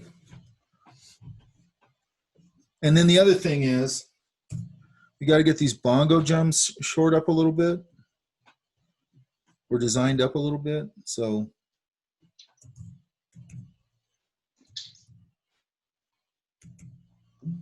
again, little simple ellipse. I remember him having this big thing like that, I think, and something on the bottom, I think. Yeah, like a band on the bottom. Yeah, like they had these little things on here. I don't need to overdo that, by the way. And then they connected like that one right there does to another one. Mm-hmm. Just get these things at the swap meet. You know, and then there's probably other ones that have designs on them or whatever. So something like that. And then what I like is, go ahead. Well, the wobbly lines aren't working then. Yeah. Yeah. Those are intentional, but they're not working. Okay. Yeah, that's a good point. You always have to make sure it's reading. Okay. Right. So I tend to, with this kind of thing, we're doing sort of silly, you know, it's children's stuff. You know, I want to probably simplify, but I like this little hand gesture of this hand going over like that. And then this one, it's basically, if we break it down, it's doing this. Does that make sense? Okay. Yeah. And then, and by the way, the hand's not the star. So I might just be able to get away with like a finger, you know, just putting some real simple, basic stuff in here.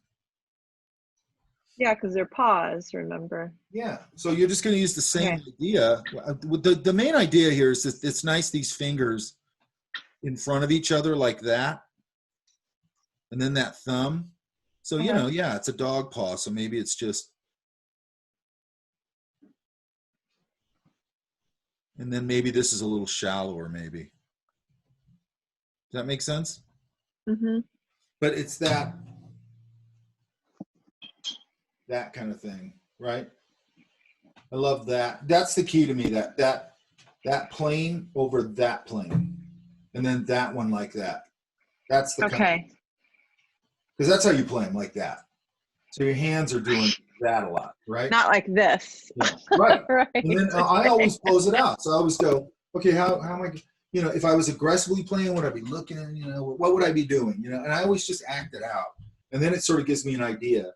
And then I'll look, you know, and then I might do that where I'm going, oh, you kind of do this, you know, like you kind of flap that hand. I might land on that myself. Or I go look at this and I go, oh, that's the key, that and that.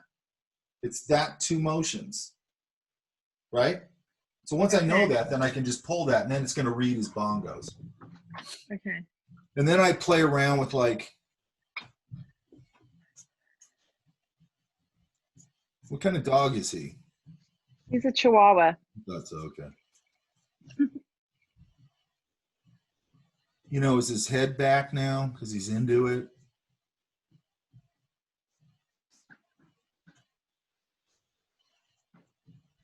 And then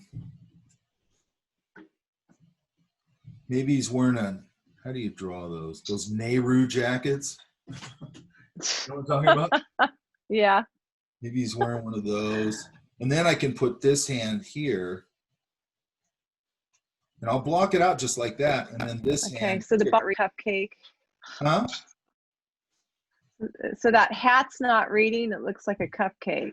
It's supposed to be like a Rasta hat. Yeah, yeah. Yeah, Rasta hat's good. But if I put just that much information, you can tell he's playing drums, correct? Yeah. And then all you got to do is just sort of figure that out a little bit, you know. Okay. Maybe this one's got a, no, that doesn't work. You know, now it's got to get a hand or a couple indications there. You know, and then, yeah, he could be wearing a Rasta hat. But then I go, like, does it need to be an Afghan? Because don't they have, like, the big, long hair? Oh, yeah. It doesn't have to be, but I just start thinking about that and going, Yeah. you know, they also have this really kind of cool super, how does it go? Like, they have this really long nose kind of thing, and then they have this, like, big, long hair. So I kind of look at that and go, that could be a little bit of a Rasta guy. Like, what do they look like? It's an Afghan, right? Mm-hmm. Watch, I bet you if I go. I think something crocheted will come up instead. Oh. Here we go.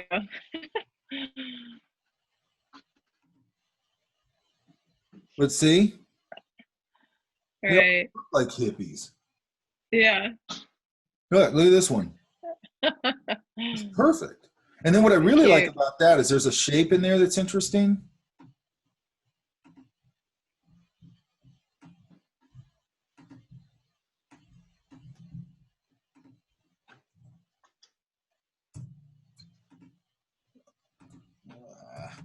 There. I like, just from a shape perspective,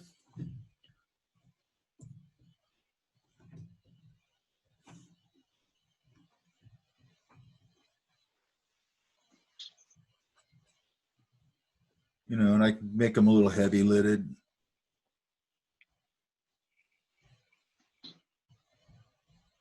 But I like the way this nose comes down, and it comes down, and then at the end, it's got sort of a crossover right there. See that right there? Mm-hmm. So that puts that front part of the snout in front of the back part of the snout. Does that make sense? So Yeah. I just saw it on there and I go, oh, that just gives me a nice shape right here. You see that? So now I can kind of put the line right there, and then this kind of goes back a little bit. You know, and then I'd figure out my, you know, and then maybe I go, give them a little more of a dreadlocky idea. Mm-hmm. You know, and then I can put my Rasta hat on them.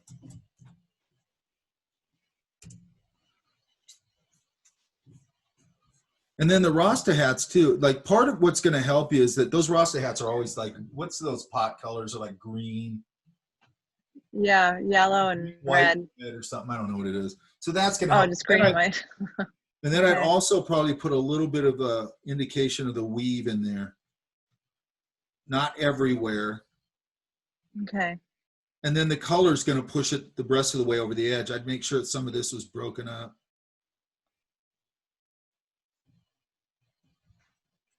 You know, make sure I get the, and then I'd also probably look at some people wearing, I look at people at like, because I think they're funnier looking. If you look at the people who are like at reggae festivals and stuff like that, they wear all that weird gear. Like everything they wear is like pot gear. Uh-huh. Kind of, because it's here, it's kind of, most of it's pretty hideous. It's always those like same colors and stuff. Okay. I'm worried about running out of space. If, that's supposed to be a die cut flip up. That's why the Chihuahua seemed like a good fit. Yeah, I mean, what we're doing here is we're just jumping off the cliff and making suggestions. Doesn't mean you have to do all Okay. that. I mean, I love the suggestion. Like anything I'm saying, you don't have to do it. I'm just I'm just riffing. Okay. Okay. But the reason I riff is because it's like what I'm trying to get through here is because this is really important. Okay. We're talking about all this setup is to go to paint, obviously, right? And I know I keep saying this, but it's like you have to understand what that means going to paint, right? Like how much you need to work out. It's like, it's a lot of work before you get to the paint. You know what I mean? Yeah, And I'm again, gathering. the better you get at it, the faster it goes. You know what I mean? Like I can do this whole Okay. process easily in half a day, no problem, right? But it's things like this. It's things like this is like this. It's about pose, but I think on a bigger scale, it's less about pose and more about readability. So I've got to break down this action so people know what it is, right? Because you see it all the time with stuff, and you don't know what the pose is. Like you're going, I don't know what this is conveying. Like, is this person, like I see this all the time, usually with student work early on, like especially on Instagram and stuff, where I don't know if the person's laughing or crying hysterically from the pose. You know, and then they'll do a lot of things where when you ask students what they meant by that pose, they can't tell you, which I think is a big problem. Like if you can't tell me what that pose means, that's a big problem. You know, and that's why you see all over Instagram, you'll see this stuff over and over again with the big weird smile and then this, and you just go, okay, you don't have any ideas for pose, because that's what everybody does when they don't have an idea for a pose. And I don't even know why everybody does that. I don't get it. And then a big giant smile, and it's like, okay, I don't know what this is. And then they'll caption it something, and you go, that doesn't convey that at all. You're just drawing that because that's become an ism that everybody does on Instagram and stuff. Does that make sense? Okay. So what we're talking about here is readable. Everything's got to be readable. You know, everything's got to convey a message. And then when it gets into like a whole pile of stuff on the roof, it gets a little looser, but you still kind of want to, you know, that's telling part of the story. You know, a record player, a guitar, a Rasta hat is telling some of the story. Bongo drums is telling some of the story. I mean, all these things are telling part of the story, right? Right. Now, the one place maybe I might use a little bit of a template is just on something that round, maybe. Maybe, okay? Maybe here, maybe. And be careful with this sort of random mark making in here, right? Okay. Make sure if you're making marks like that, and I know what they're conveying, if you're making marks like that, that they're nice and sort of clean.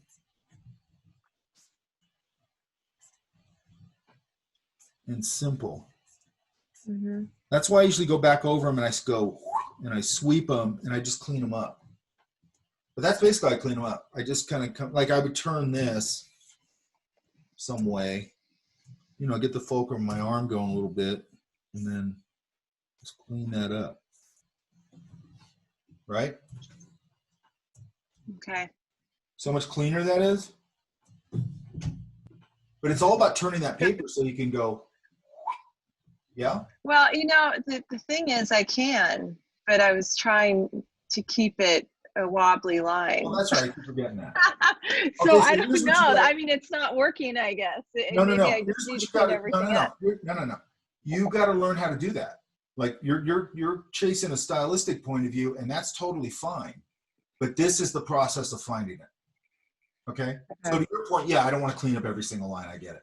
I mean, because look at the headlights; they're a mess. But yeah, so you got to kind of look at it. It's supposed to be. I don't know. Yeah, but I guess the only way I can describe it is that it has to feel really intentional. Does that make sense? You can totally do this wobbly line thing, but just know you have to go through this process of kind of finding it. Does that make sense? Okay. Yeah. I guess I won't know when I found it though. Yeah, you will. So. Yeah, okay. you will. I think like here, it's starting to work better on this little railing. I think it's starting to work better. I think it's starting to work better on the license plate. I think it's starting to work a little bit on the bumper. I think it's starting to work better on here. Because I forgot you were doing that. That's why I was talking about cleaning it all up. But you're going to have to play with it and fail and try it again and fail and try it again. All of a sudden you'll hit it. And yes, you will know when you've hit it. Because you'll start to look at it and go, hey, that's starting to, what I always did and what I still always do if I'm hitting something, I always, and this is probably just me, I question it for a long time. Like I go, hey, that looks pretty cool, like whatever, right? And then I go, does it really? You know, does it really? And then at some point I might kind of go, okay, it does. Okay, it looks pretty good. But it takes me a while to give myself permission to actually like it. I don't know why. And I think that's normal. I think you go through the same process with like, how do I know I'm finished? How do I know this drawing's finished? How do I know this painting's finished? You know, because everything you finish, at least I do this. I finish it and then I go, okay, that's finished. That's fine. Then I look at it the next day and go, that's not fine. And I go back in and start playing around with it. And I go, okay, now it's finished. The next day, no. And you can do that forever. That's why people say projects are never finished, they're abandoned. Because what happens is in the commercial world, especially, you know, somebody just goes, you're done with that. You know what I mean? It's like, it has to go to manufacturing, whatever it is. It has to go to this, that, and the other. It has to go to the next department or whatever it is. And it's like, you're done. And you're just like, okay, that's it. You know, and that's why you see all this stuff when you work on stuff that's out in the world that you go, well, that sucked. You know what I mean? Well, that didn't work. And I can look at it and go, that's just not finished. And everybody else will go, no, it's fine. I go, no, it's not fine. It's not finished. That was not my intention. You know, and I blame myself for that usually. Even if I've done products in insane time frames. And I still kind of go, I still don't like to lean on like, you didn't give me any time. I still feel like, no, you should deliver. It doesn't matter how much time you had. Even though sometimes that's impossible. You know what I mean? I always blame myself for it. Okay, so all that's making sense, correct? Okay, thank you. Yeah, and keep chasing your wobbly line and all that. Okay. And I'm gonna try and find some more examples of that kind of stuff, because I know I used to like that kind of stuff, and you used to see it in children's books and stuff too, like that same kind of loose line, washy watercolor thing. I'm gonna try and find a couple, because you might like the watercolor approach in that too, right? Right. Yeah. Well, I need it. Yeah, because you could keep your watercolor approach in here super loose. I mean, the drawing's gonna hold it together. And what I would do, here's what I would also do. I would be prepared, because whenever I did, especially student work, if I was doing something like this, I'd be like, I got to get 3 sheets of watercolor paper just in case I screw it up. And then if I screwed it up, I'd go, I'm starting all over. You know what I mean? Which is why I always tell people, don't do things at the last minute, because you want to have some freedom with this. And the freedom to me, or insurance with it, whatever you want to call it. And the insurance to me was, I got more materials, I can start over again if I have to. And I want to do that because I want to go in there sort of loose and it's weird, but getting loose is the hardest thing to do, right? You think of it, you know, when people do that, you go, oh, that looks super easy. And then you try it and you're like, oh, holy crap. Like it takes a long time to like figure that out, which is part of the reason also I'm talking about this is I think your job as a teacher, if somebody walks into a college, what I always looked at it as is I go, oh man, if you go to a good program or whatever, good school, whatever, it's going to compress my learning curve because I'm going to have access to be able to get the answers to everything I need to know. Does that make sense? So my thing when I was in college, I probably said this before, is like just having access to all those guys was the greatest thing in the world. You know, that I could go to Gary, like I said earlier, and go, Gary, how does water work? And he'd just like pull all those paints out and go, okay. And he'd explain everything. You know, he'd go, light's going to pass through here, then it's going to go into shadow, and here's where the tips cross, and here's the logic of it. And then you go, okay, now I get how it works. Now I can think about that in terms of lighting. Like maybe that light coming through, how most people show it is an aqua blue, a very greenish aqua blue, where the light comes through. Well, maybe I'll put a sunset over there and I'll make it a very warm color coming through all that translucency in the waves. And I start thinking of it from a design perspective. And oh, I can push these shapes now and hold that idea of how I render it very loosely and very, very loosely. But there's a hint of like knowledge in there. And there's a hint of like, it's not just me making a mess. There's some logic in there, no matter how loose I get with it.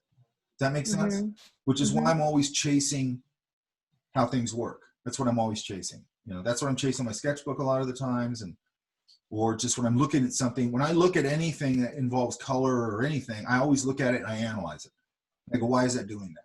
Why is that pushing that? Why is that color getting pushed so much at this time of day? And you know, you can figure it out. You know, it's all color theory stuff. But then, and then you catalog it. You know what I mean? Then you go, oh, that's what happens. That's what happens when the sun goes behind a mountain and that orange eats up part of the mountain. It goes this color to this color to this color, and then I want to know why. Because then I can paint it out of my head. Okay. So I just think you're always cataloging. And then and then you do it so much that you catalog. You can catalog without having to paint it. You know, I think it's better to paint it or draw it or whatever. You just start cataloging it. You know, shapes. I catalog shapes all the time.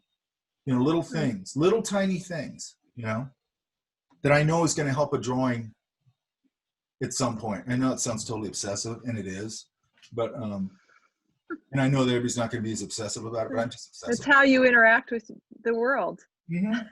Right? And it's also, I was talking to Frank about this yesterday, Frank and Brian, and they were talking about ADHD or whatever. And I go, my thing was always OCD, right? But then I figured, and it was a real problem. I might have said this before, but it was a real problem when I was young, right? I didn't know what it was. It was the 70s. Nobody talked about any of this stuff. Nobody had ever heard the term OCD. And I had all these super weird behaviors that were driving my life. And it's weird to me that my parents didn't identify it because they were pretty on top of stuff. But they probably were just like, he's such a weirdo. I bet you that's what they said. I bet you when I went to bed after doing all my craziness, my dad's like, that kid's weird. And they didn't get it, you know, and I didn't get it either, right? Until I was like dating some girl who was a nurse, and she goes, you know what that behavior, you know, and then once you've identified, but anyway, then later on I go, okay, I'm just going to let myself obsess on this, on my work, art and all that stuff. And I'm going to try and put it all there. And it did alleviate a lot of it in the rest of my life. You know what I mean? It's still there a little bit, but at least it gave me a focus. And then like me and Frank were talking, and I've always said, I go, I don't mind it actually in the context of this because I consider it a superpower. You know what I mean? It's like I can hyper focus on this stuff endlessly all the time. And it actually, I like it. But the other stuff that I hyper focused on in an OCD area, I didn't like. It was just ruining it was like totally, it was like ruling my life. And that kind of stopped. It used to take me like 4 hours to get out of the house because I had to go through all these rituals to get out of the house. It was so irritating. And what's even more irritating about that is your brain is going, why are you doing this? Like, you know, this is insane behavior. Why are you doing this? And you still can't stop doing it. It's just like, it's such a weird, then my ex-girlfriend always go, have them put you on this. And I go, I don't want to be on a bunch of drugs for this. Right. I just made my drug and my obsession art. Yeah. Yeah. Which actually makes me feel good. It doesn't bother me. It's good. It gives like, I don't know how to explain it. Just like the way my brain, I don't know how to explain it. I mean, nobody knows how to explain how the brain works. Where's this person? There's no name on it. That's me, Deborah. Make sure you put your name on things. Oh, yeah.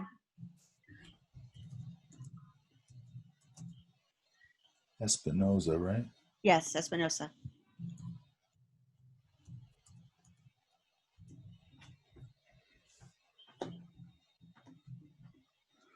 Okay, it's a lot further along. I'd still, the one thing I'd say, like these guys are starting to work. That's starting to work. What's this pinned to, this flap? It's there should be another tie on the outside, so they're tied together. I needed to move things around because when I put the center line, the kid's arm was in the center, and then when I put the post for the tent, the post ended at the little kid's head. So I was moving things around, and I changed the chairs, I changed the dog, and then I put that big tree on the left to kind of be even with the size and stuff, to be as heavy as the tent on the right. I was just trying to work on those kind of things. Yeah, it feels more structured than it did. I think I'd get this a little more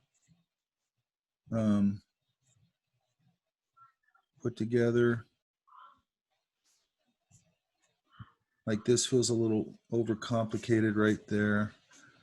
And then, you know, maybe this one comes in from, and it'll kind of come in like that, sort of. Okay. And then I might even move this a little more bent like that. Okay. And then, is this going to have any foliage on it? Very or is it light. just like a dead tree? I started to put a little bit, but it's going to be just just a little bit of foliage. So one thing, let me see if I can find this real quick. It's a kind of a rough one I did for my book. Because sometimes I'll take advantage of that silhouette of the moon or any light value I have like that. Okay, what happened here? There it is.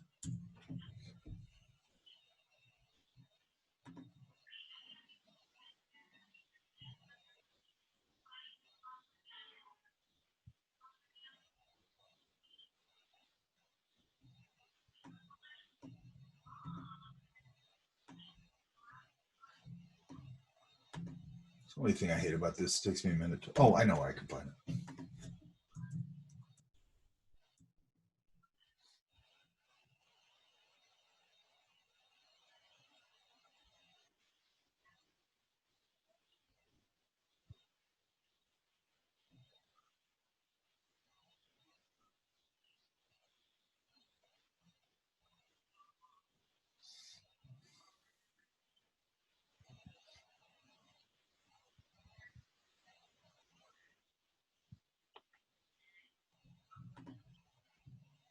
I don't have a straight view of it, but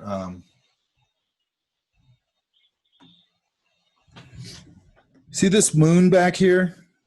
Yes. And then I hung this silhouette in front of it. You see that? Yes. So that's what I'm talking about. You might want to put maybe a branch, and then these don't have, these just have little graphic interpretations of pine needles and stuff, right? Okay. Yeah. You might want to take advantage of that silhouette and have the tree kind of go in front of it a little bit. And then this guy would just like, okay, so let's figure this out. This guy, is he scared? What is he? He's scared. He's hugging that little tree and he's lost. He needs help and he's afraid to approach the kids.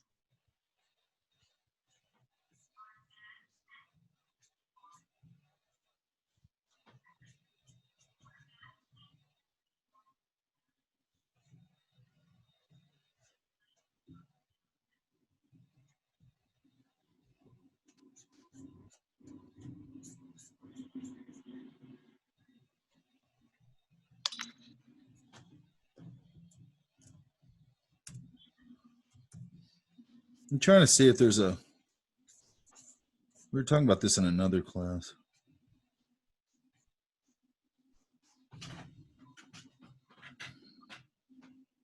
So you'd have your hands here. You know, could he be looking this way? Sort of like he's still hiding behind this thing, but, you know, like kind of looking around it like that. Does that make sense? So his head will just be on the other side? Yeah, because right now he's sort of doing this. I want to, it's the same thing we were just talking about with Susie's thing, where it's like, I want to push that pose where it's like a little silly and a little more, I'm hiding behind this, I'm scared, and the silliness of trying to hide behind a thing that's just wide, right? Yeah, yeah. So maybe that arm's there and this one's here. You know, his behind is sticking out here. Does that make sense? Yeah, it does. Yeah. So it's just a little sillier pose, and then we're really pushing the idea of like peeking out and hiding behind this thing. Okay. So every time I'm doing a pose, I think about, you know, how can I push the readability? If it's this kind of thing, I hate it when I do that. If it's this kind of thing, you know, can I push the silliness of it? Because these are kids. I also might go a little, and I don't know if this is right or wrong. I never know until I try this stuff. We're going to go. So actually, this would be this way. I might raise it up a little bit.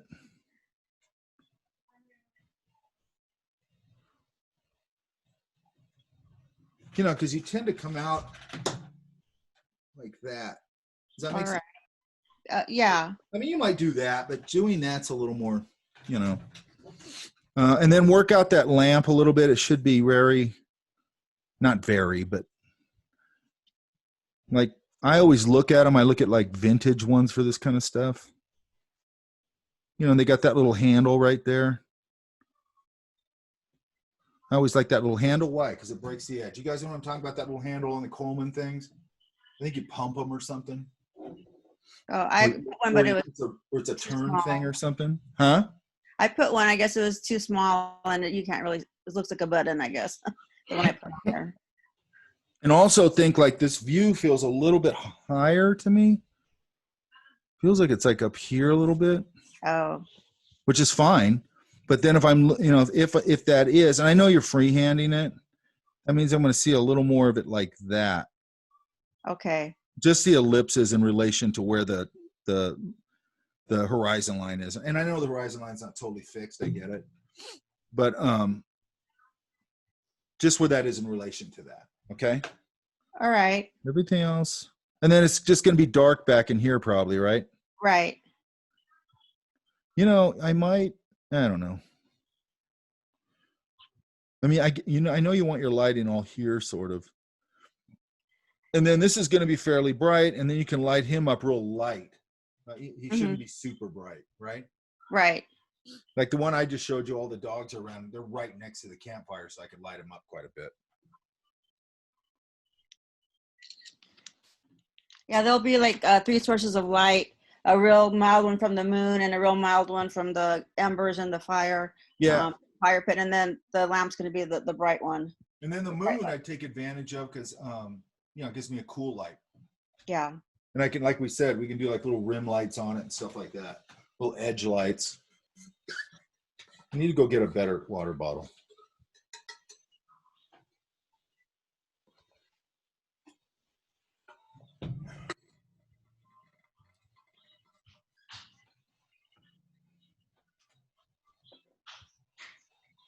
I'm not sniffling as much today. Luckily for you guys, because it was super annoying.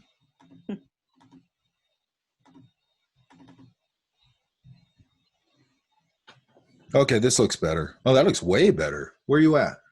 Hi. There you are.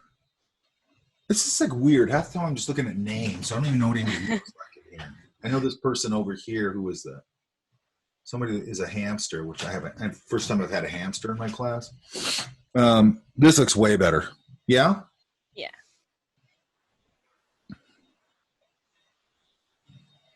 It's probably going to be a little, I don't know. I mean, you could cheat it. So I don't want to get all literal with it.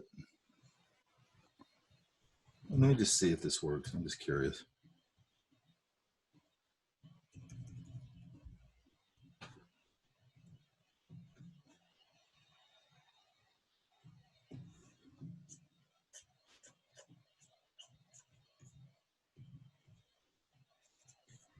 Might be able to get a little light spilling out there a little bit, maybe.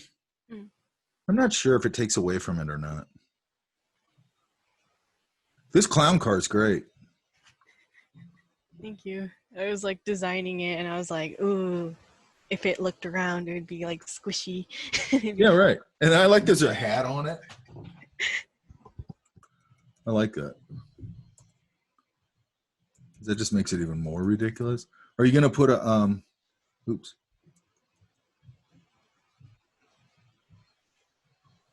A clown in there? With his hand on the wheel?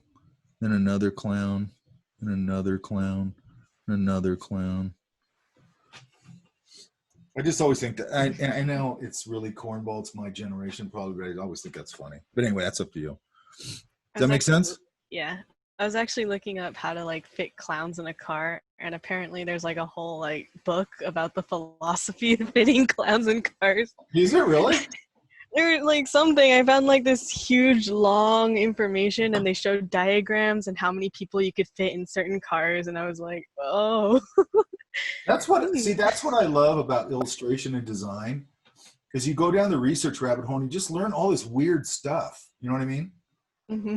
Like I've had people in classes do that. They go, how do you know this weird crap? And it's like, because I worked on this and I had to go down this weird research rabbit hole of this. And it's just all crazy weirdness, you know, and I learned all this weird stuff it's useless knowledge other than that, you know, that job, right? Yeah. But yeah, this is a huge improvement. I'd say get it, start, just clean up a couple things, like maybe this curve a little, Mm-hmm. you know, give that a little more, like I usually do this dark comes down out of there into there, right? Mm-hmm. And then, you know, just a couple of those little things, and then you start transferring it, right? Okay.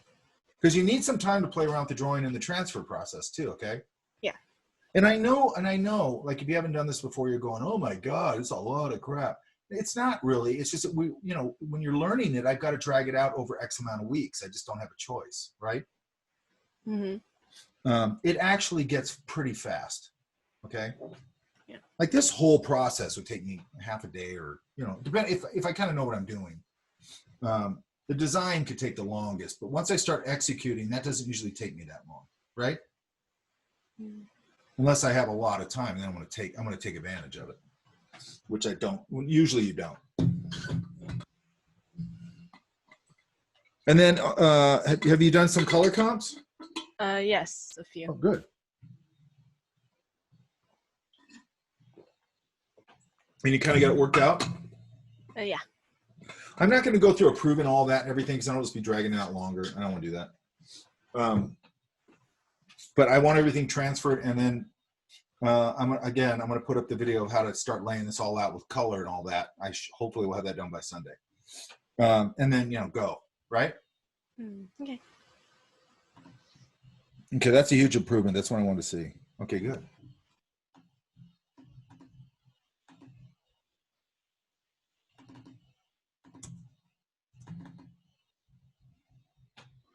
Where are you at?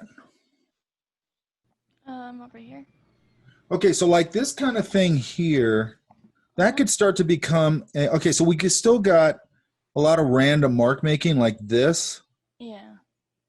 And then also like this, and some of these things I think you can use as stylistic things, like the tree I think you could.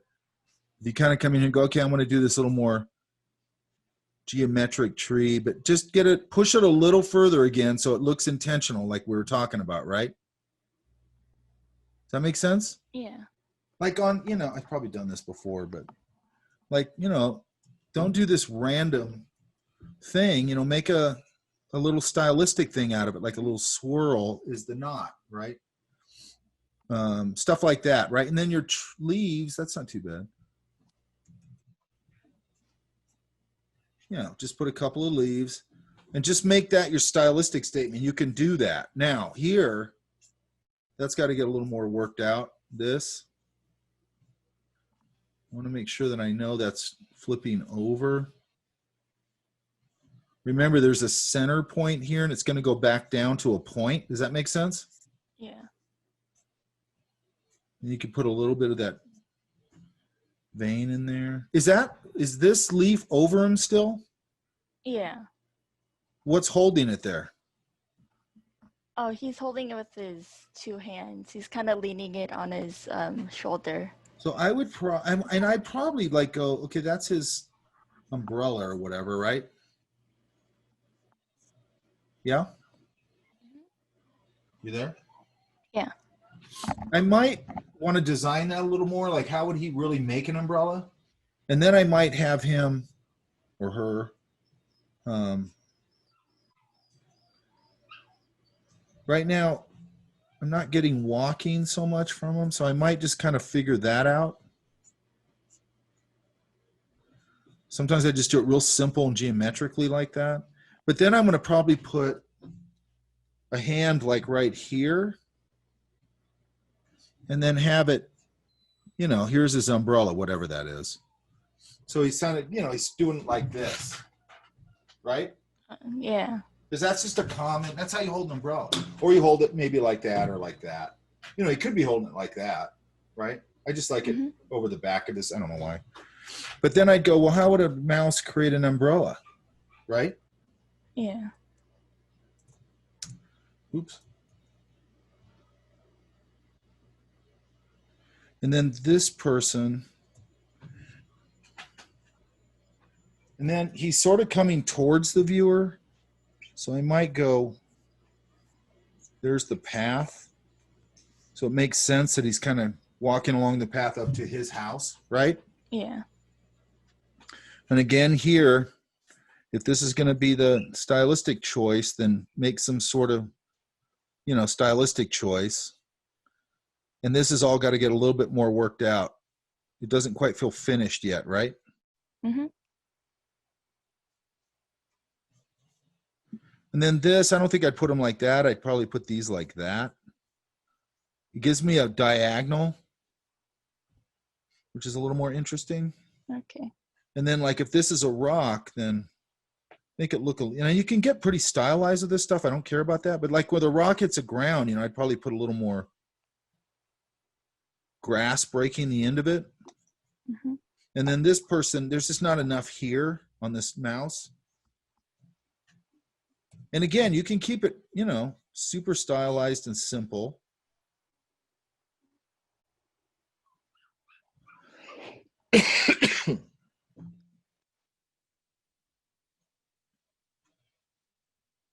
Maybe there's a little indication of fur on his ears.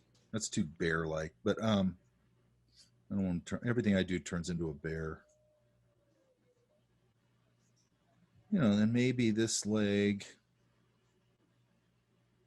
and he's walking a little more, and maybe this is, his fist is here, and there's the, whatever the umbrella is. Maybe the umbrella is like a bent, maybe it's just a bent leaf where it like is over like that. Does that make sense? Yeah. I would probably get clever about it, and maybe this is like a little twig or something.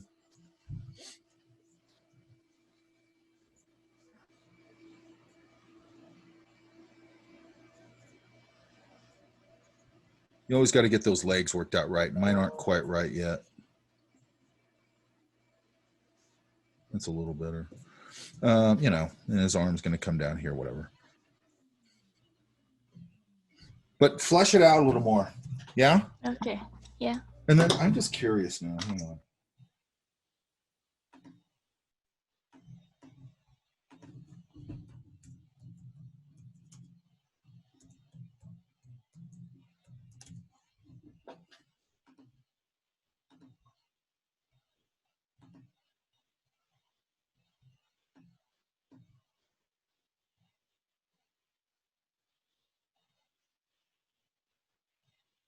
Or maybe it's like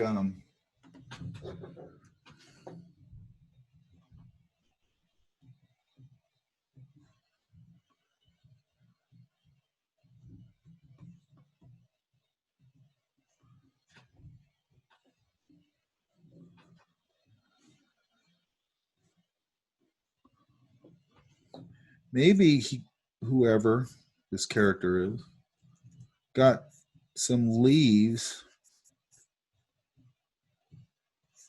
So there's the shape of an umbrella, right? Mm-hmm. And then maybe there's a little stick in here, or maybe it's a matchstick, or maybe it's just a little twig. And then he sort of attached them up here, and then the leaves come down over this.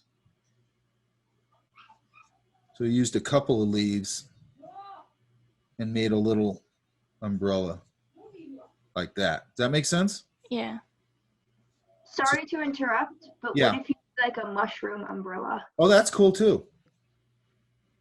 Yeah, so then you could go. I love that idea. That's a great idea. It is kind of like the perfect umbrella shaped after all.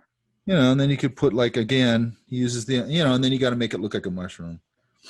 So that's a couple different ways of doing it. But if I'm going to do this kind of thing, I want to make sure that I push it.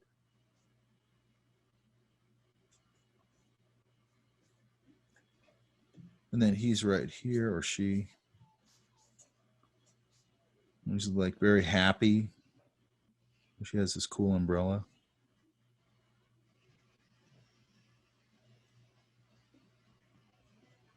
And then maybe this hand is here this time. And then maybe the other one's this way. Sometimes you'll hold stuff like this. like that, Yeah. right? So does that make sense? Mhm. So that would mean top of the hand probably there.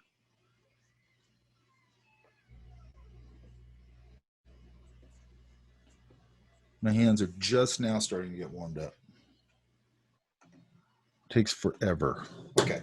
Okay, does that all make sense? Yeah. If you want to, any of you guys who want to run the final past me during this week, then go for it. I'll try and get right back to you because I know it's going to be, time's going to be critical.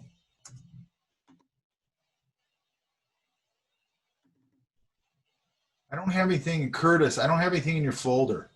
Are you there? There he is. Yeah, I'm there. Let me unlock the folder and you can drop it back in there because that's not your fault. That's something that Google's doing. Okay, I'll just drop it Because back somebody in. told me in another class of theirs that's happening, so that tells me it's not you guys, it's Google. And I don't want to penalize anybody for it's not their fault. Stupid Google. So let me unlock the folder.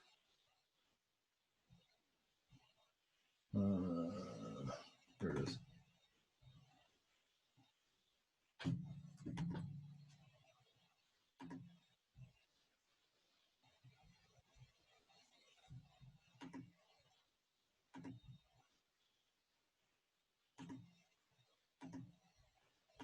Oops, shoot, hang on. Oh yeah, okay. It should be unlocked now. So, oh wait a minute, I got two here. Hang on. Oh, forget it, I got it. Oh, okay. Okay, it's this, and we haven't changed anything, right? Not enough. Not enough for my liking. I didn't have Like, a lot of time. this has So I got to tried- get this shape right here has got to get fleshed out. Right? Fleshed out as in. Well, like we talked about originally, where this becomes a scene.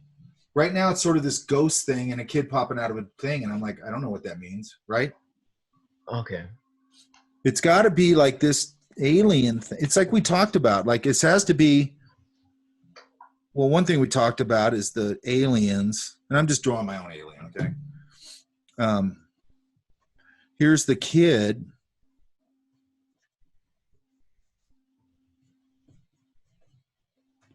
You know, popping out of here. And then maybe the two parents have a tentacle around each other, or multiple tentacles, and they're all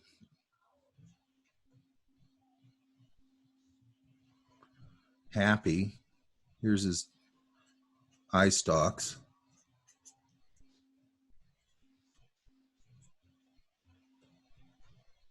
Looking down. And then maybe the mom is over here. And they're all happy. And here's the kid alien.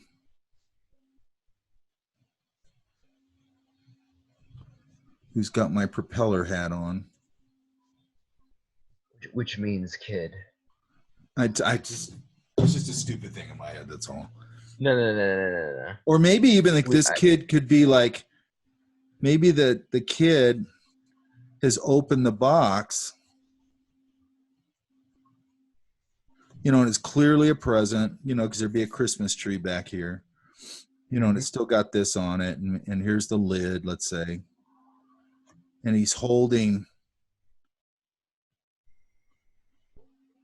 the human kid. You know, you do take a puppy out and you hold them up and you're like playing with them and stuff. Ah, yeah, like that. And maybe, you know, her legs are like that, you know, and she's all happy too.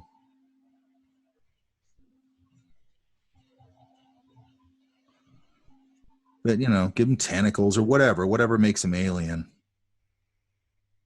Maybe he's got a baseball hat on. I don't know. You know, with this kind of stuff, I like to go crazy with like eyes and all this kind of stuff. Yeah.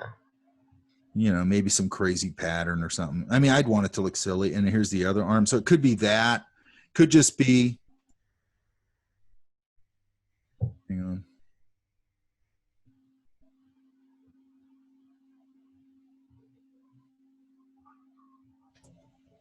I just ran out of undos.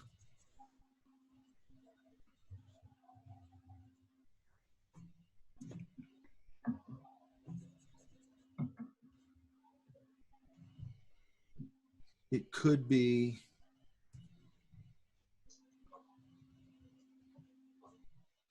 I'd kind of put him sitting on his knee tentacles. And these are just ideas, by the way, but he's super happy. That he's got like a puppy for Christmas. Yeah. Yeah. Everything has to look friendly, you know. That's why if I make these guys silly, it looks a little friendlier. And, you know, I might put some on this kid, this alien kid. I might put some, you know, everything. I like old references for stuff, but I like old references that live on. But, you know, I might put a more modern context of what kid says now, you know. There's a lot of ways to do that, right? Yeah. And then here's the human puppy here, and she's happy too. And actually, another thing I might do is I might make the kid sort of like her behavior a little more puppy-like. So she might be like, let's see, like leaning forward. If you notice, I don't spend any time on this yet. I'm just working out poses and stuff. So she could be like all happy. Here's her, some hair on her. But leaning forward, and then I have her hands right here, like a puppy would. Yeah. And then she's sort of leaning out.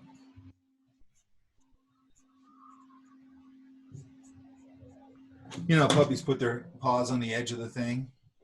Yeah, at the edge of. Then that makes me go, maybe I put the kid, him leaning in a little more.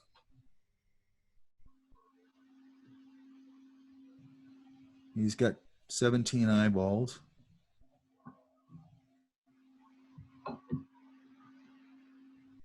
I got to do something that speaks to kid on the alien kid.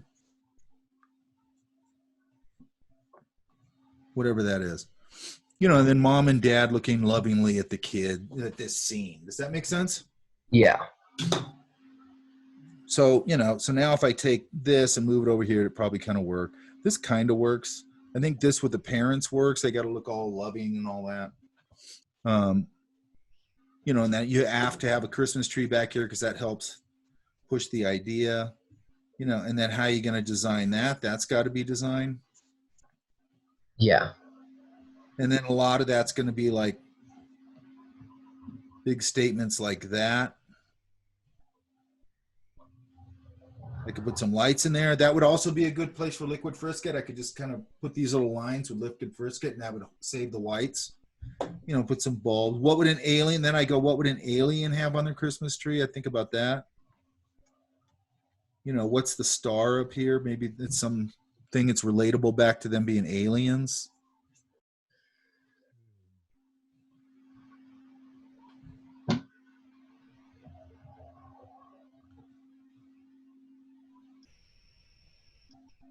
It's got an underbite. So on and so forth. Yeah? Yeah. So do I redraw from scratch or? Yeah, I'd redraw it. Okay. Like there's a point where like trying to make something else fit isn't going to be your friend. You need to just redraw. Okay. Okay. Okay. Okay.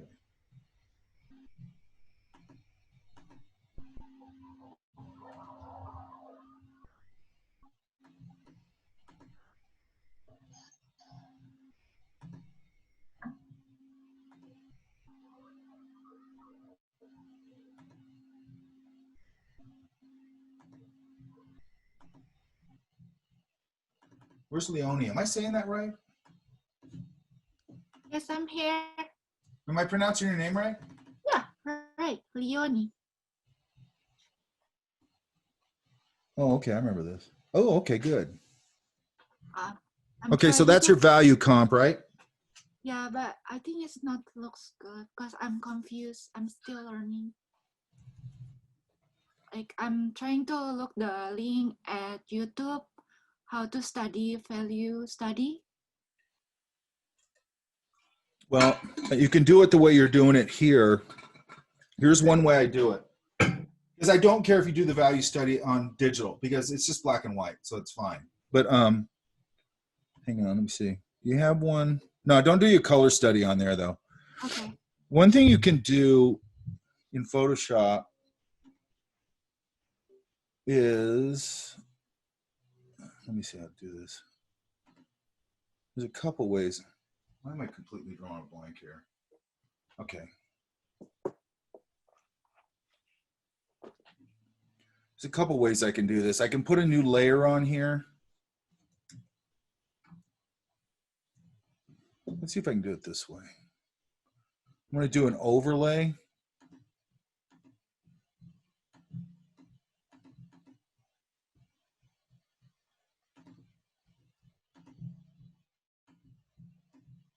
Do an overlay. And then okay, so first thing you got to do is you got to determine where your light source is. So is it this window here? Yes. Hang on, I'm going to try something here.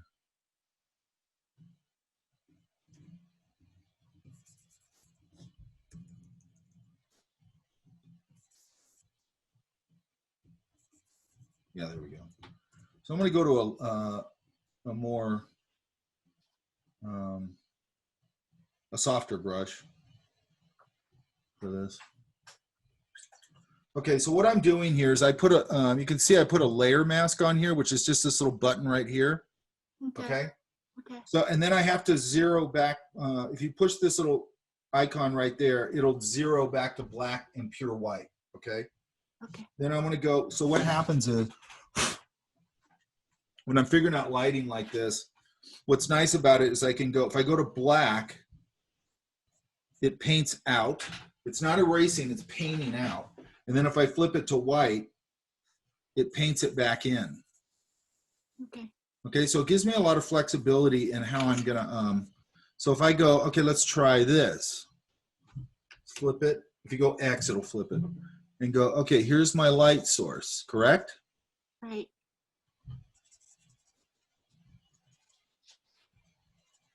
And I've already put down a mid value, correct? Right. Right. So the whole thing is basically a mid value. You know, and then I just start going, where is this going to hit?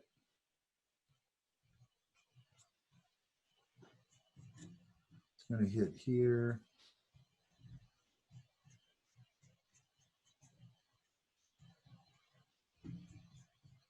And then all this stuff is going to get specularity, and that's a different thing. So I don't want to go all the way to white on all this stuff. Probably get a little here. Then I should. And then another thing I can do. So this is just painting things, this value in and out. That should be there. So I want to put another layer over it and go. This one I'm just going to paint on. Now I'm going to pick this. I'm just going to get a little darker gray. You know, and then I can go, okay, some of the shadows are going to be like here, over here, here.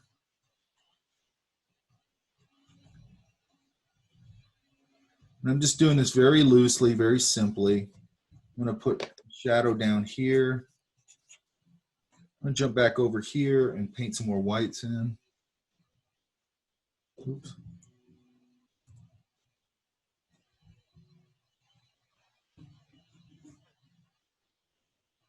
And I want to paint on this little mask right here, okay? Right. A little more of that. There's going to be a little bit of light hitting this floor. And then things like this, then I can go, you know, I can go back up to this layer if I want and just go to pure white. I'm going to get a little tighter brush here. And I can come in here and give this a little specularity. Like that. Because these are bubbles, they're going to get a little specularity, right? Right. And again, that's something you might want to go get some liquid frisket for and just save that little white. You can do it later with gouache, so it's not the end of the world if you don't do it that way, it's fine. Her nose would probably get a little specularity. Maybe even that. This is for sure going to get some because it's liquid. You know, and then like this is sort of behind the, or in front of the light. So I'm going to go back here and kind of start to go, you know, can I get away with darkening this up quite a bit?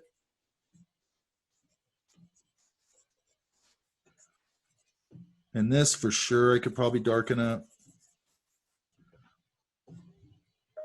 I'm going to put this on overlay or multiply, I'm sorry. It's a little dark, but that's okay. Because I can always pull it back up if I want. I can go to my levels and just go,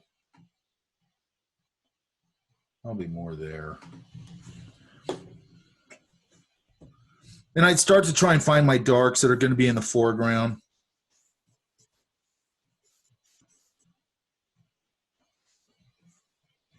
And this, probably give this more of a shadow value back here just to eat up that space. Does that make sense? Yes. Yes. So the main thing you got to do right off the bat is you got to establish where your light source is. Okay. Does that make sense? Yes. And then things like this, you know, where my shadow is going to be. Probably get a real light shadow. You know, you're really not going to get a shadow on a bubble, really. So I might just kind of barely hit that. You know, and then you got to start going, okay, where's this now? Is the light's not, you know, it's going to light this up a little, but not a whole lot. This is going to get a little bit of edge light. Or just, this is probably actually just going to get some general value in it, probably. This right here. Mm-hmm. And then what's on the wall? Anything? It's only towel. Okay. Might find something. Maybe it'll compete too much. And then also with this grain on the tree, right? Mm-hmm. I'd get a little more, like we were talking about with the other one. Where is it? Huh, that's weird.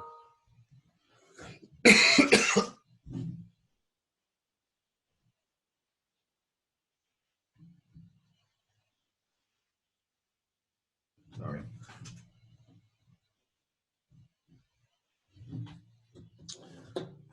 Okay.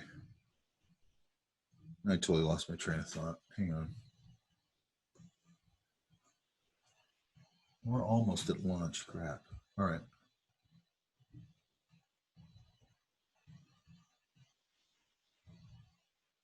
Okay. And then I would do my color comps in real paint.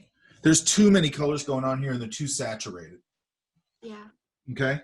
So give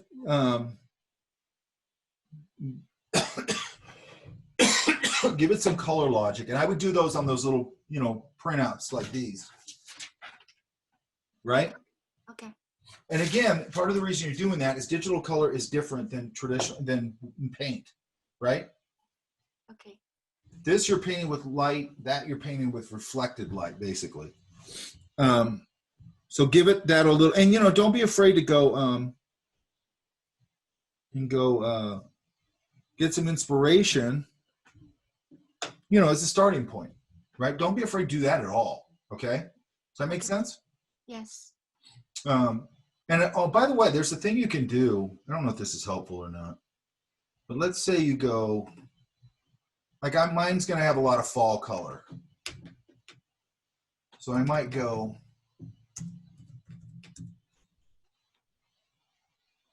maybe I say I like this. Let me pull it. Maybe I like this. Hang on. It's too small. Hang on.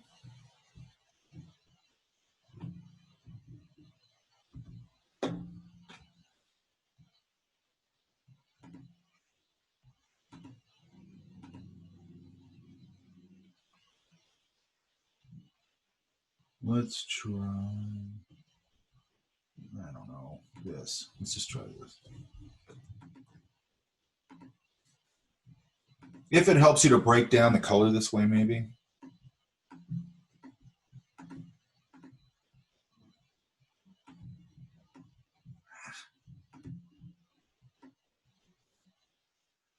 No, that's not gonna work. Hang on.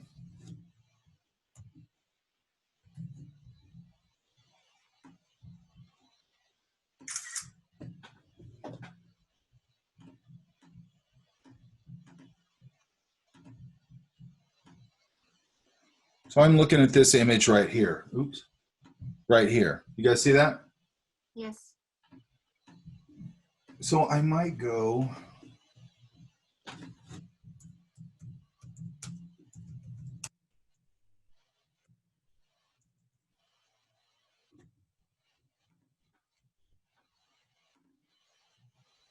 And there's different versions of this.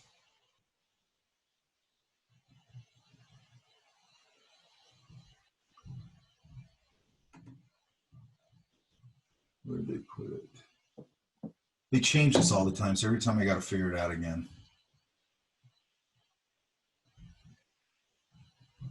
Hang on, I got to figure it out again. They changed it.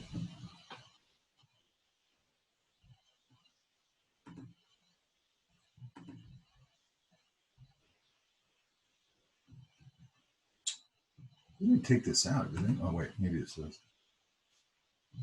Okay, so they changed it, which I don't like. But, okay, so let's close this. So, this is Adobe Color Wheel, which is a website that Adobe put together, right? Right. There's different versions of it, but this is Adobe's version. Hang on. Okay, so, God, sometimes Zoom drives me up the wall.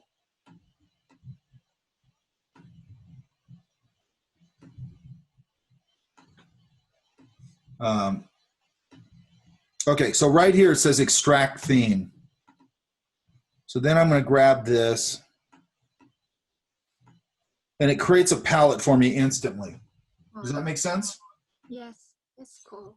Yeah, it's a great. It's just what it's nice about doing is that it reduces all this information to 5 or 6 swatches, you know, and you can kind of start there if you like this as a palette generator. By the way, this is not cheating. Everybody looks at different ways of creating palettes. This just does a quick version of it.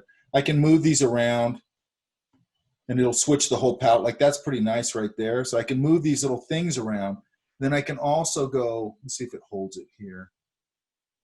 Here's colorful, here's bright, here's muted, here's deep, here's dark, so on and so forth. And let's see if we can go back here. Yeah, it's still here. So now I can go here and go, here's an analogous palette, which means all the things are close to each other in the color wheel. Here's a monochromatic version. Here's a triadic version. Here's a complementary version. They're really nice ways to start a palette, okay? And it's just, I'll put the link up for it. Let me write it down or I'll forget. I already took a screenshot. I'll put a link up to it. Okay, thank you.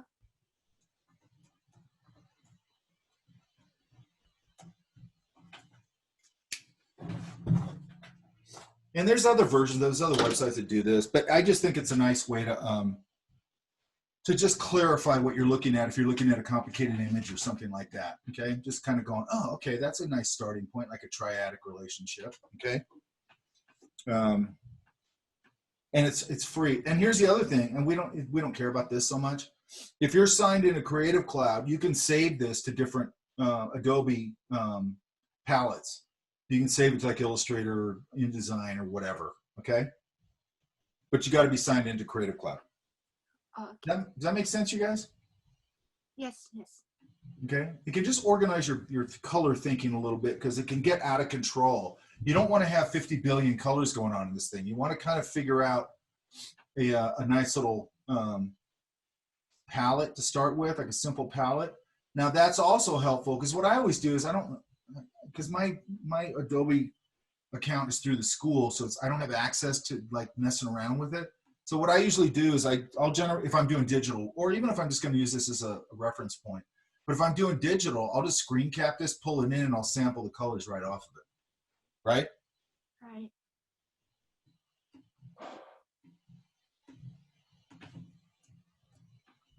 Okay, so you know what you're doing, right?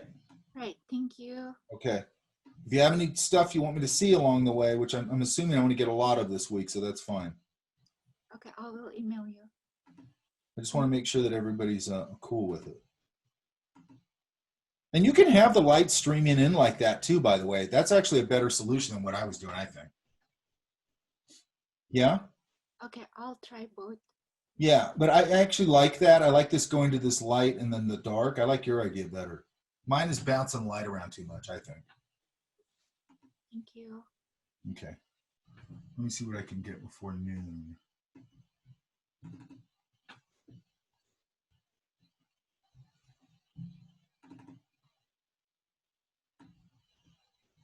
And then let me do this real quick.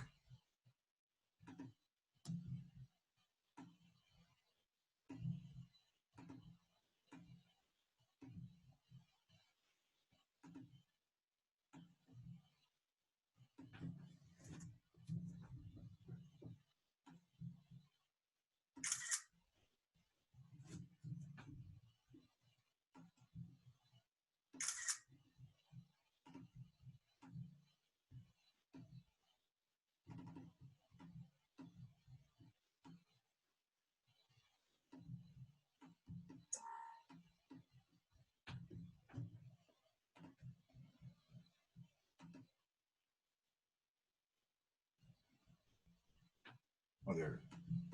Okay. All right. I think I can do one more. Then after lunch, I want to talk a little bit about this watercolor stuff. Susie, what are you drawing? What am I doing? Drawing. Drawing? Oh. Are you drawing? Well, I'm really hung up on on the line style. So. Good, just play. Get a uniball thing, like I said, and just play. Or a pencil. Like, just get a pencil. You don't need to get a uniball. Yeah? Yeah. Because you're doing this in pencil, so why go to pen? But then, you know, well, that's put together a lot better. Where's Lily?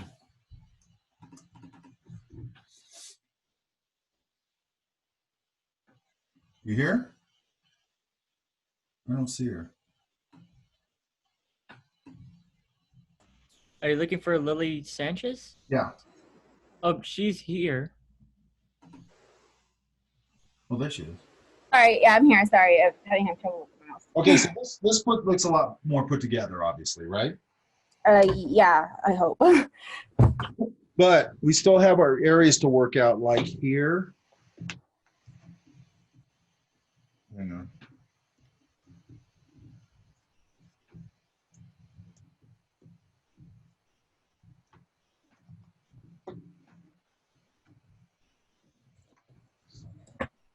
Here, over here, we got a lot of random mark making in there. Right? Okay. Is that bamboo? Yeah. Then I would probably, okay, so here's how I would start this. Like you're starting off with, and I'd probably fatten it up. Oops, not that fat. And then bamboo sort of does, you know, it has this sort of idea, right? Mm-hmm. It's going to turn this way at some point. And then it sort of has this little knuckle where it meets. Do you see that? Yeah. And then in my drawing, like very lightly, I might either put like a little of that, or I might put just sort of a little indication of a little core. You can do that in paint too. You don't have to do it in line. You don't want it to become hard edge or anything. And then I just do a couple of, you know, mine's sloppy, obviously. But and think about where your horizon line is in relation to this cylinders. Because as this thing moves down, here's my bamboo, right? Part of it, I'm going to be looking up at it. My ellipses are going to go that way, and then it's going to level off and start to go this way at some point. Does that make sense? Yes. See how that looks more bamboo-y? Oops. Mm-hmm. Bamboo-y.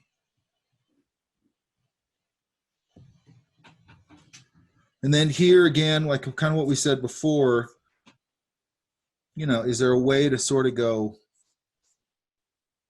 maybe that's got a little notch in it, kind of comes down, you know, and then maybe I can show my little bit of whatever you call it. And then the grain will usually follow this back. You know, just get a little bit of a cartoony, a little more of a grain or whatever you want to call it, right? Mm-hmm. And then what's holding this together? Is that rope or is it, what is it? Yeah, I saw some rafts and they had rope. I didn't really spend too much time on it though. So if it's rope, then you want to make it look like rope. You know, and rope is sort of, again, I'm starting with a cylinder. Something sort of like that. And then maybe the ends are frayed like that, maybe. Right? Mm-hmm.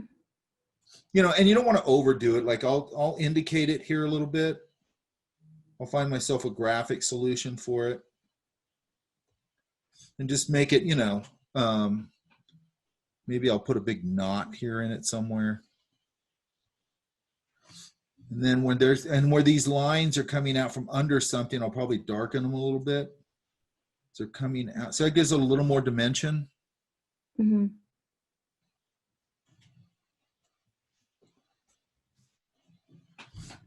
And then here, how's this water going to look? I don't know yet. Okay, so that's something we got to work out. Like, you know, they're going to probably have sort of this, you know, this maybe a ripple you could use as a design device, right? Yeah. You know, and you can get a little bit, and then this edge right here is another thing where we just sort of, the edge just stops, right? Why can't there be like a rock here? You know, and then the water, and then maybe we can make this rock reflect down into the water a little bit. Now you're cheating things because the water's super, you know, they just move through the water. It'd still be some reflection, but you can cheat that. You know, and then I could put some bushes and things on this shore. You know, maybe it comes down more like that because that's kind of how it would. It'll kind of, or this could be in front a little bit, like that little section. Oh, Like you're doing here.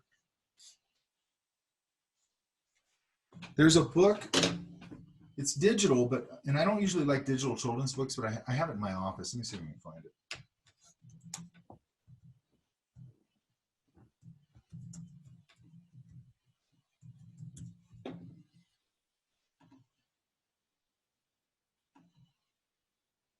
Here it is.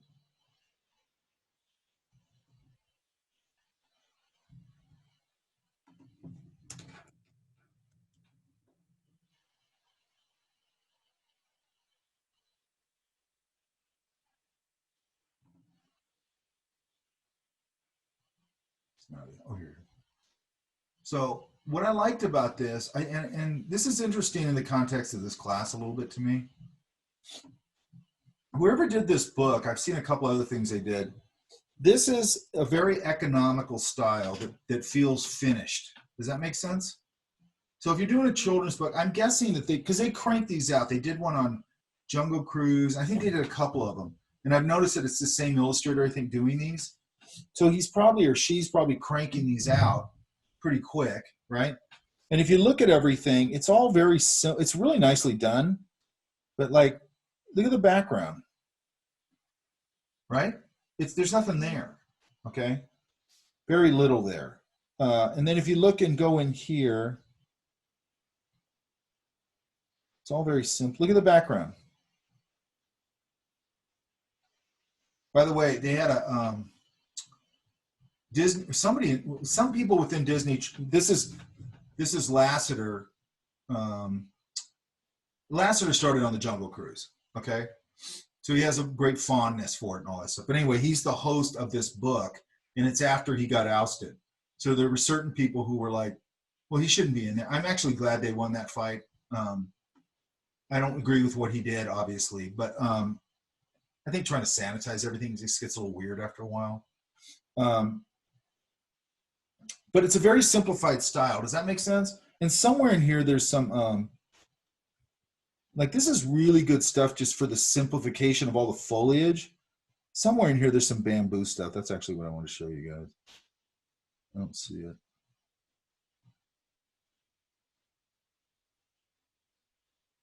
Oh, that's weird. Yeah, I can't find it. There's some shots in here that whoever's doing this kind of did it similar to the way I just did it. Maybe it's in here. Hang on. Yeah, it's not in this one. Dang it. Oh well. Anyway, but it's just simplified like that. Does that make sense? Mm-hmm. And then bamboo's a little bit shiny, so you know, like you can play around with that in it. You can get a little bit of shine on it, which is nice. And then I probably just get a little more, like these feet don't feel worked out to me. Right? Yeah. And also sort of this like one random mark doesn't make sense to me. Like, are you making a statement, you know, where like this is fur here? Yeah, that's what I was going for. Yeah, so you're going to have to kind of hit it. You don't want to overdo it, by the way. You know, but you can hit it here and there, come up with the, it's the same thing I'm doing with this one. I tend to do very kind of organic marks for this kind of stuff. Let's see if I can, I'm going to completely spaced where I put, oh, here it is.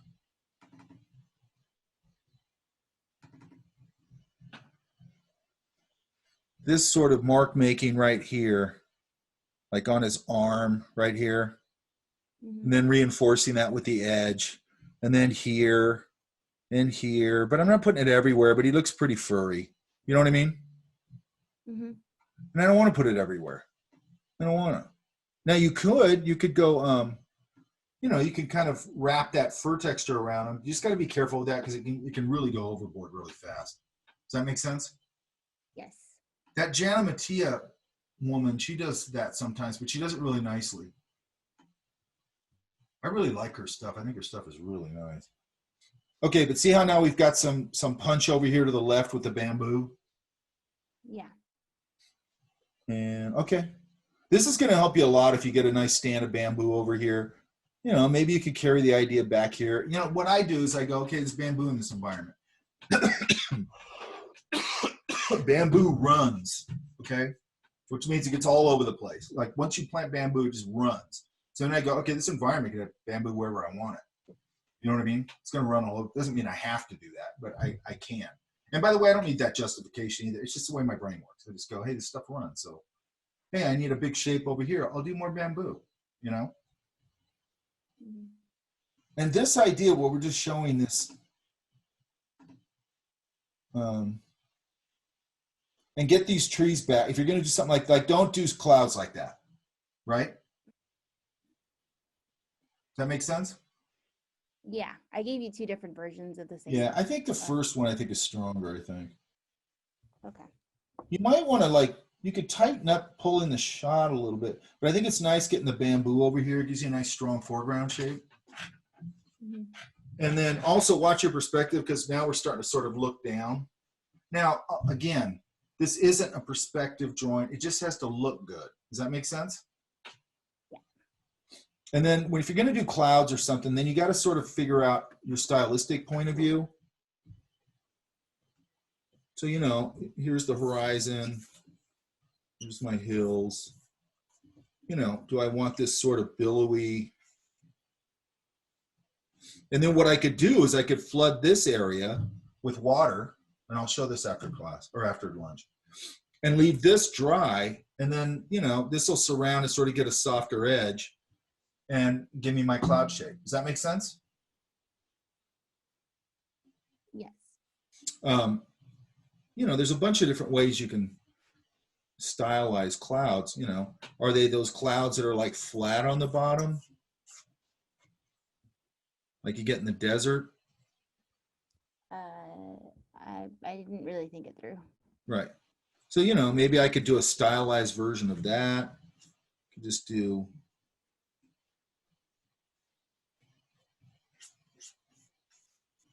you know, I got to design them. That's, now look, that shape, and that shape are repeating. They're becoming a stair step. Don't do that kind of stuff, right? Like I always look at like the bear, the fur on his arm originally, here's the bear arm. Originally I had that, and that. That drives me crazy. So these are the same size, repeating. Does that make sense? You don't want to do that, okay? You want to think about that. You don't want to start, unless you're repeating stuff on purpose, that's different. but this was getting too repetitive. So I changed it, right?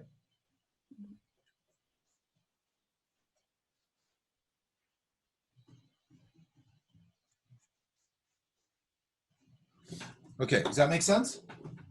Yes.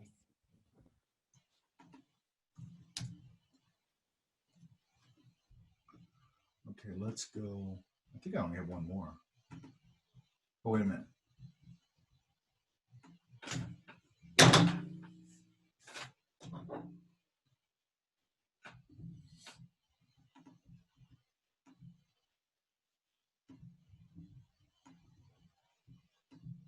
What's all this?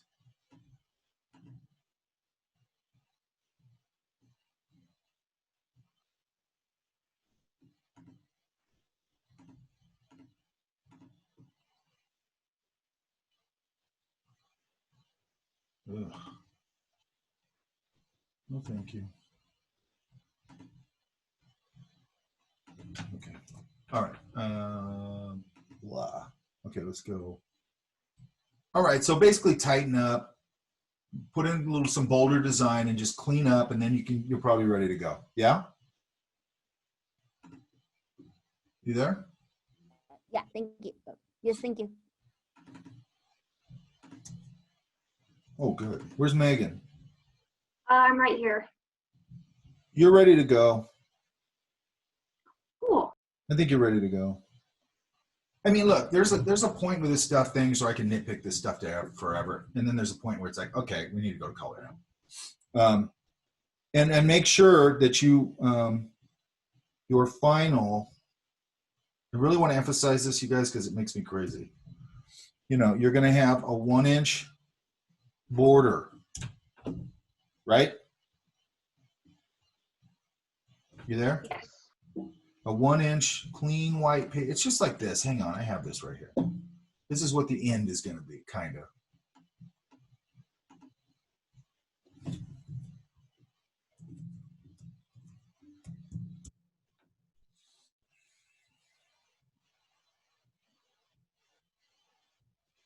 I know I have it in here. Here it is. Let me turn the sound off of this thing. Oh, it's already off. So I'm pulling the tape off of that.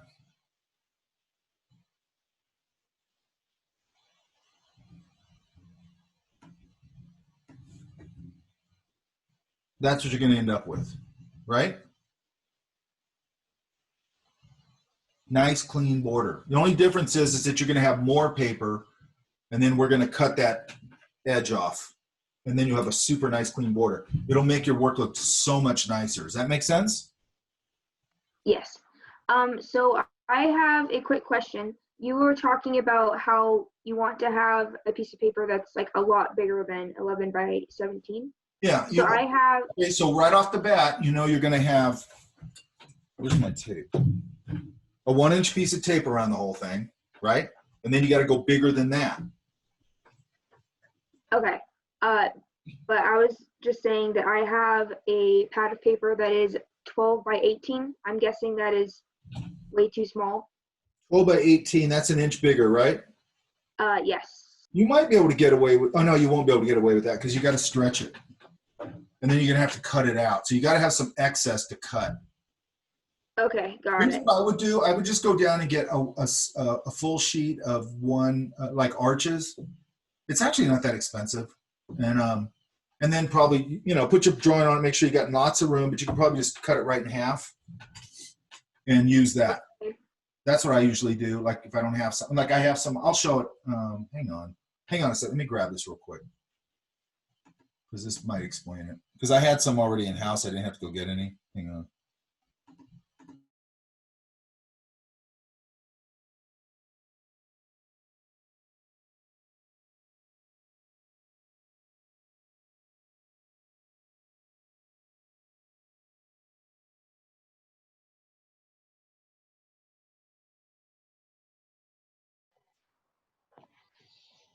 Yeah, I don't know if you guys have ever looked at Mike Sheenan's like profile picture here, but is that supposed to be like a drawing of himself or something? Yeah, that's how he draws himself. Really? Yeah.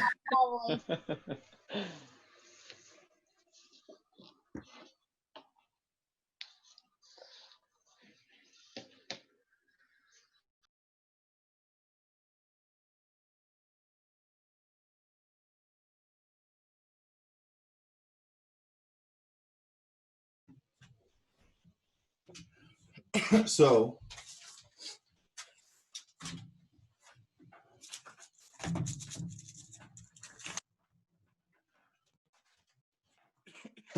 this is a block, okay?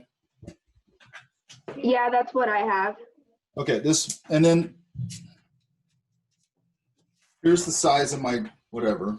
Oh, this is cumbersome. Hang on. What is the minimum size I can get away with of the watercolor paper? I mean, This will be fine, right? okay. I'll easily have my inch around it, and then I'll have a little paper left over. I have to have paper left to cut out, all right? If I go right up the, and by the way, if I go right up the edge, actually, I'll have to check this. I might be a little tight here, but I'll check. What size was that watercolor pad you just Well, had? this will be all right because I'm actually going up to the border. So this will be fine. Say that again. This one is 14 by 20 inches. Okay. And mine, I think, is a little smaller than, it's narrower, I think, than, because I just freehanded this on the porch. I didn't really pay attention to it. But, so mine's probably a little smaller or whatever. It's a little longer, but I think shorter. You want to do 11 by 17. 11 by 17, by the way, should, hang on. I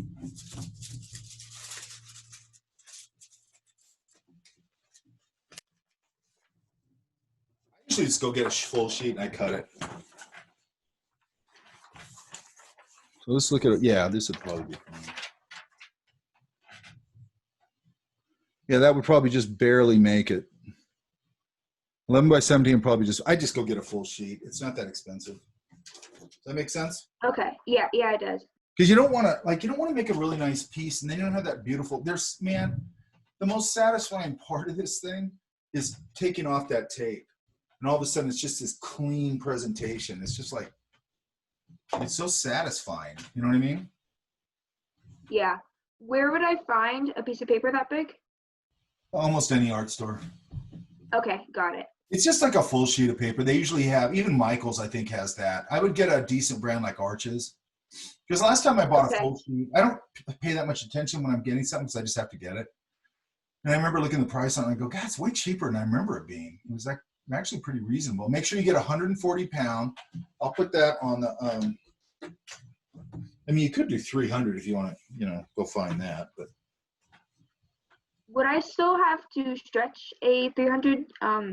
You shouldn't have to stretch. You shouldn't have to stretch 300. Okay. It's pretty thick, but you don't want to go 90. Well, watercolor paper tends to go 90, 140 pound, and then 300 pound, right? And by the way, I think that's the weight of. I forgot how it works. It's a weight thing. I forgot now how it works, but it's a weight thing. That's why they go by pounds and all that. It's like how many of them put together weigh this much or something like that. But it's basically usually 90, 140, and 300. So 140 or 300 are fine. But remember, you're not going to be able to light tape all 100 or 300. So if you're doing the rub down transfer thing, it'll be fine. If you're not, it's not going to be fine. Okay? Okay. I don't even know what 300 pound, I don't think I've ever bought 300 pound watercolor paper. I should go get some and try it. But I want to stretch this for you guys, so I'll forget it. I'll just do that. You recommended the Arches brand, correct? I think Arches is a really nice brand, and it's common, right? It's a common paper. I think Fredericks makes watercolor paper. That's a good brand. You want to stick with the good brands. You don't want to get like a crappy student grade because it's not that expensive. If you get one sheet, you're going to get probably enough to do 2 of these, and it's a good brand. It's a solid brand. I just wouldn't want to go through the trouble of doing look, with the paints, I'm not going to go out and get the best paints you can because that's going to be super expensive, but you can go out and get a nice piece of watercolor paper and that's not expensive. So you might as well get that material well. And you're going to start seeing how watercolor paper, how the washes lay down on it. It really matters. I mean, they lay down on it really beautifully. Does that make sense? Yeah. So, you're going to want to think about that when you're doing that. You don't want to get, It's the same thing with pencils. I always tell people, go get a good pencil because they're not super expensive. I don't say go out and get a $50 fountain pen. I just go out and get a, you know, but you can get a good pencil. They're like $1.50 to $2.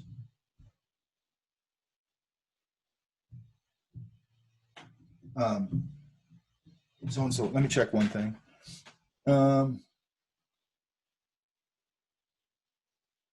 Have you done a color comp of this yet? No, I haven't. Okay, you got to do your value and your color comp, right? Okay, got it. Like again, your value thing, I don't care if you do that digitally. And the reason I don't care about that is you're not mixing in color. So if it's black, it's black and white. So I don't care about that. But the color one I want you to do on paper again, because if you're picking colors on Photoshop, you're just picking colors. You don't know what they are. Does that make sense? Yes. You don't know the mechanics of how you got that color. You know, you're just like, wow, that's a really cool blue. I don't have no idea how to mix it.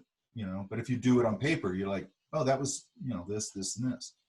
And again, like if you're new to color mixing, make sure, you know, once in a while, if you're doing a color comp, you'll hit a really interesting mix or something. Make a note to yourself on it, on that color comp, right? Yeah? Yes. So sorry about all the watercolor paper questions, but I'm on the Blick website. I want you asking those questions. Okay. But so I'm on the Blick website and they have 3 types of Arches paper. So cold press, hot press, and rough. Oh, thank you for asking that. Cold press. Do you recommend? Cold press. Okay. You guys, cold press. I'll put this all under assignments or whatever. Okay. Yes, cold press. Thank you for asking that. I forgot about that. And here's the thing. I used to do all this stuff on hot press. Hot press means it's smooth, okay? Cold press means that it's got just what you know of the texture of typical watercolor paper, right? Mm-hmm. And then rough is just what it says. It's rougher than regular cold press, okay? Cold press tends to be the standard. And here's the weird thing about it. I stopped using the flat, or the reason I used the hot press is because I didn't like drawing. I like drawing on a really smooth surface. But the problem is, and this is what's weird about it, you would think that the watercolor lays down on the hot press really beautifully flat, or whatever you want to call it. It doesn't. Like, it starts to model. You guys know what modeling is? I believe so. Let me see if I can find a picture of it.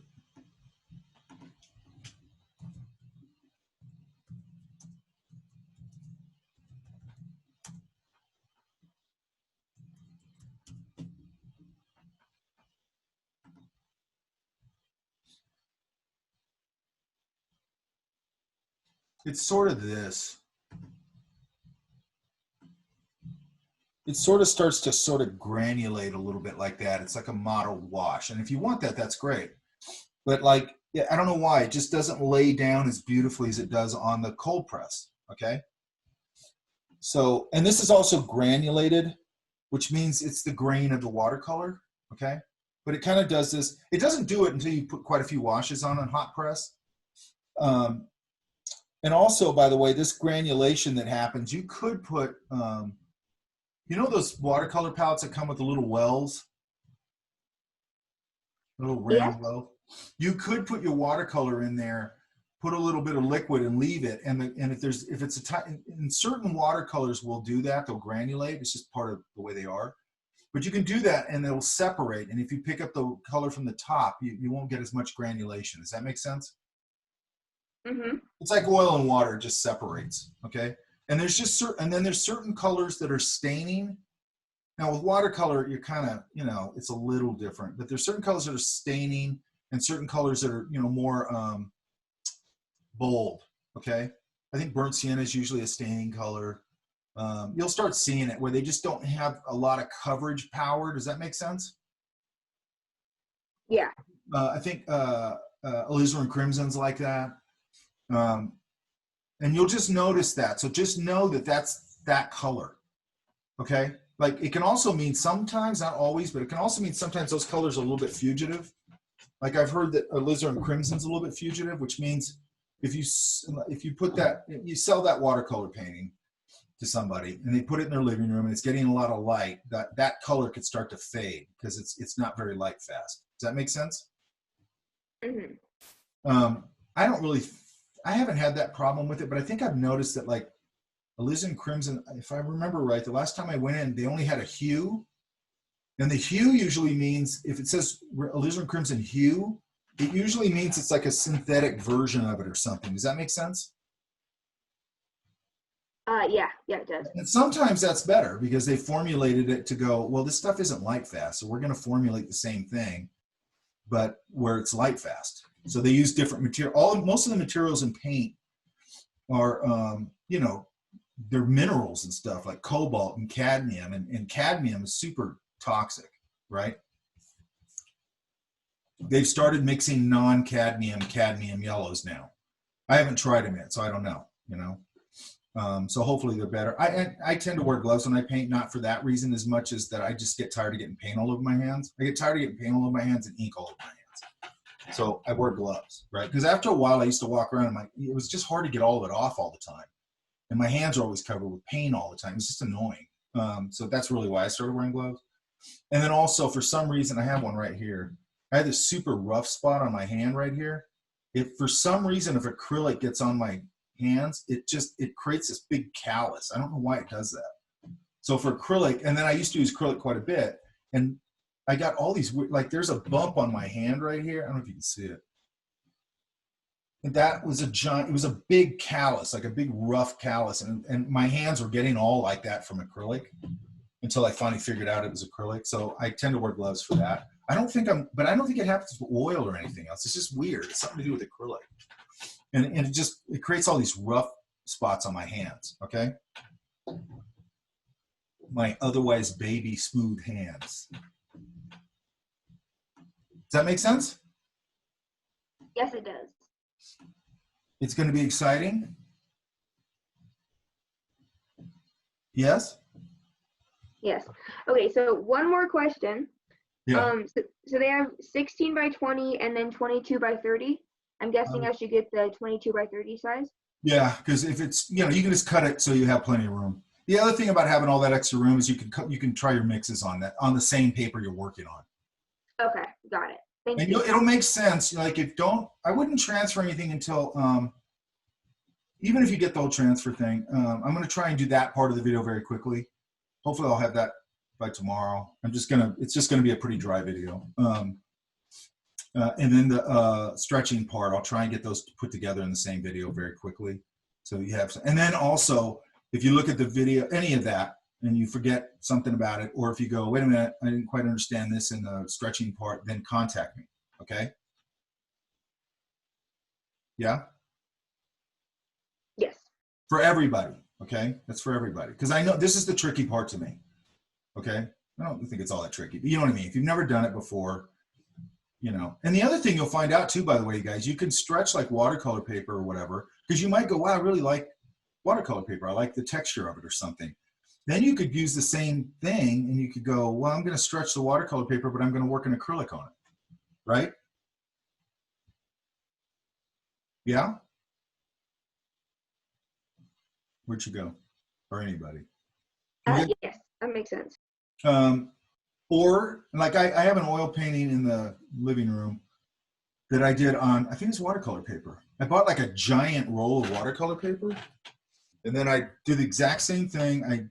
I stretch it, and then I staple it down to a big piece of board I had, and then I would gesso it, and then I paint on that, you know. So, I mean, this is where this class, after this thing we're going to do right now,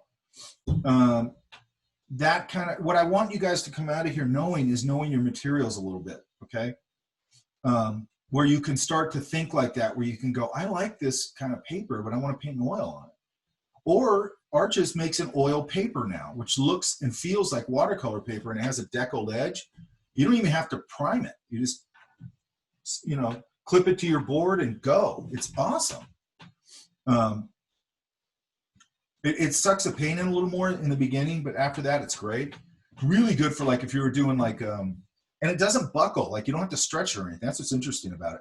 So you can just tape it down to your board or whatever and take it to like a portrait. Like if you're going to go paint, you know, studies of whatever, it's really nice for that, especially if you're going to go paint like figure studies or something like that, because it's just paper, but you get to paint an oil on it without doing anything to it. Usually anything you're going to paint with oil requires some effort to prime or whatever you're going to do. Does that make sense? Mm-hmm. Okay. Okay. Yeah, so 140, and you know, bigger than your image with a 1-inch border, which, and I use drafting tape for that. Okay. And again, I don't know where my drafting tape went. I got to find all this while we're at break, by the way. I got all this stuff. I get my whole, the office now looks like an art supply store exploded in here because I've been doing demos all week. And it's like a narrow space. But anyway, I'll figure it out. All right, any questions on what we've been going over?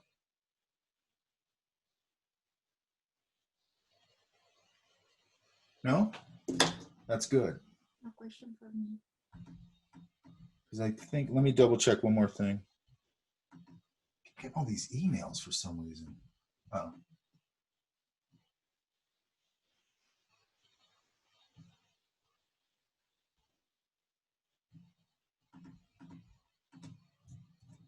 It always blows me away when people go, send me a drawing. I go, I'm really happy with this, and it's nowhere near where it should be. Somebody just sent me an email. Okay, what was I just going to do? Oh, yeah.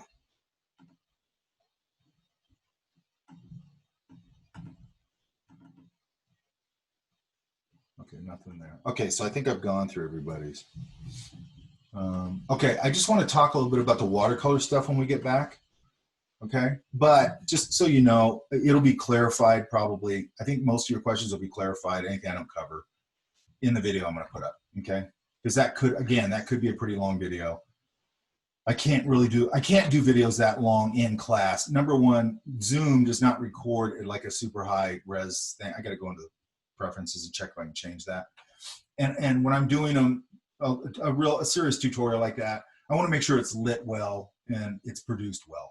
Does that make sense? Because I want them to be clear.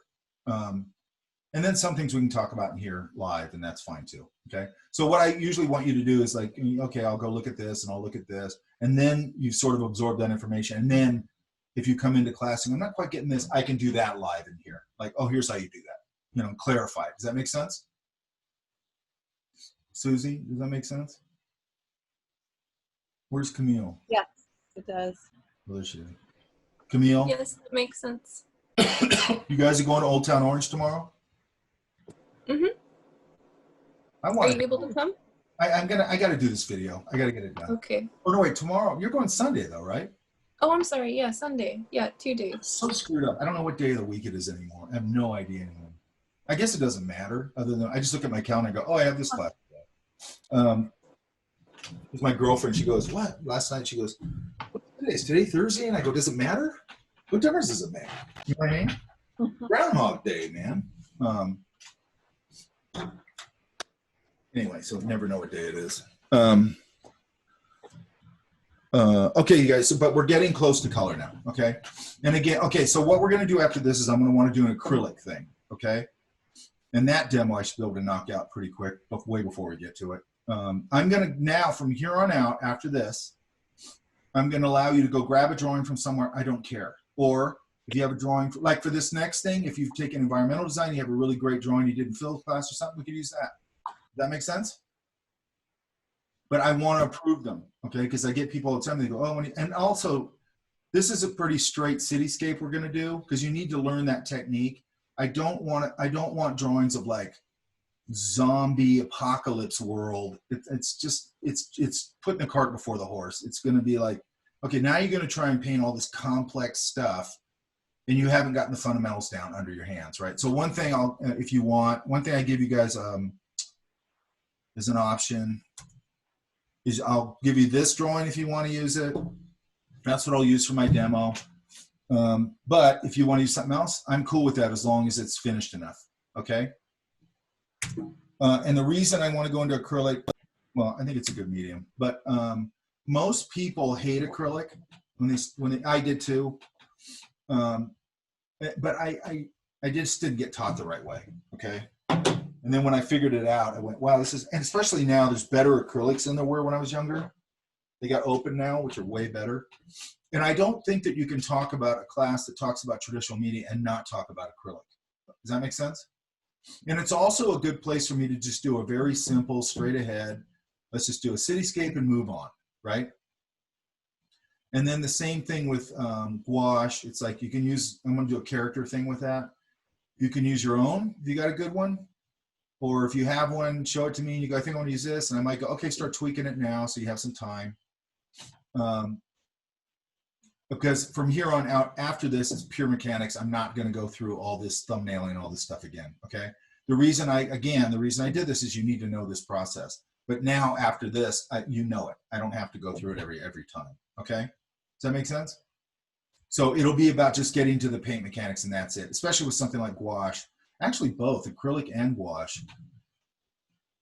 The thing that killed me with acrylics was I was going in too opaque with them too fast, okay? It's weird that I didn't figure that out at the time because I had really good teachers. So I'm not exactly sure how I missed that, but I didn't learn it until I was over at Imaginary. But anyway, I like it. It's a really cool medium, you know, and I use it all the time for like sketchbook, landscape painting and stuff like that, you know, and it's really good for that. And especially like, I know this sounds weird, but it's really cool, I think, for illustration.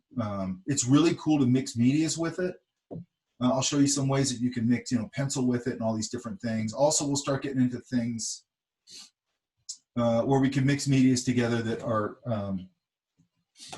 you wouldn't think you could, okay? Because there's ways of doing that. And that, again, comes into knowing your materials, okay? You got to know your materials if you're going to do this stuff. And I don't give a crap about the digital rules of the world right now. You have to know all this stuff. I just think you have to know it. And it's going to give you more options. Look at Mike Hernandez. I think he's like a concept guy, but look at this.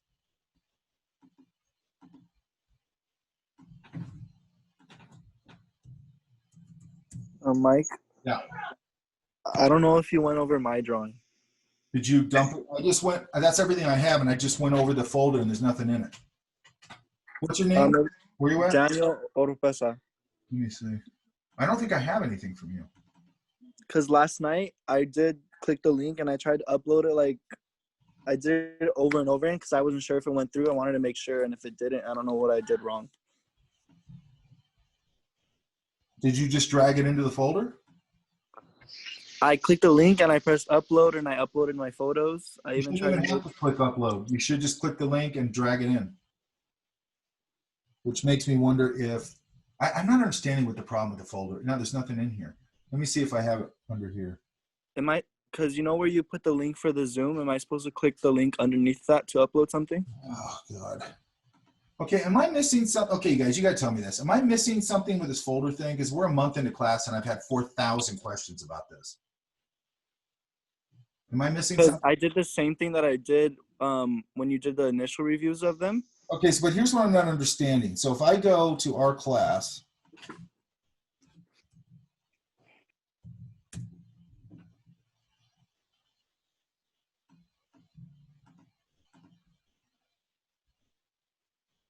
come on, and I go, okay, here's Art 247. And I go, here's the announcements, because I've said over and over again, everything I do is through announcements. And I go, here's the same way it always is, Zoom, our last meeting, and then folder. And you just drag it in the folder. I'm not understanding why that's hard. I don't understand it. Well, I did it on my iPad, so I guess it's a little different, but it could be. As soon as I click the link, on iPad, I don't know. Yeah, I guess I'll just try it on my a laptop next time. But I clicked the link to upload something. Try it right now, because if you're gonna put it in there, I want to get it. Okay. But I just, my class from Saturday, when I was editing it, I had edit out 40 minutes of me talking about folders. Okay. Which is insanity.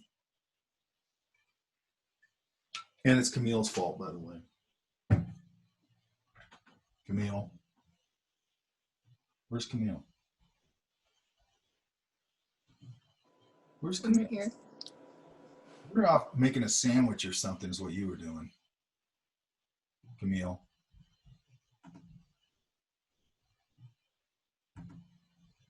Camille.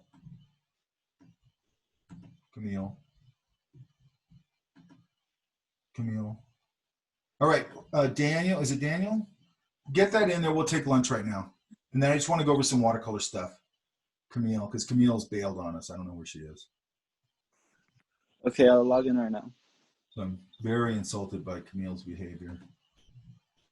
Okay, so it's 12:36. Let's come back at about 1:15. Is that good? I'll give you a chance to eat some lunch and stuff. Okay, you guys, I'm just going to turn off my camera and stuff, so I don't want to screw this all up. And then I just want to talk a little bit about some watercolor when we come back, okay? Okay, sounds great. Okay, I'll talk to you in a little bit. I'm back. I was here when you were talking earlier too. You were what? I was here when you were talking earlier. I'm making a grilled cheese sandwich. I know what you were doing. You know all about it. Okay. Anyway, with this wash thing,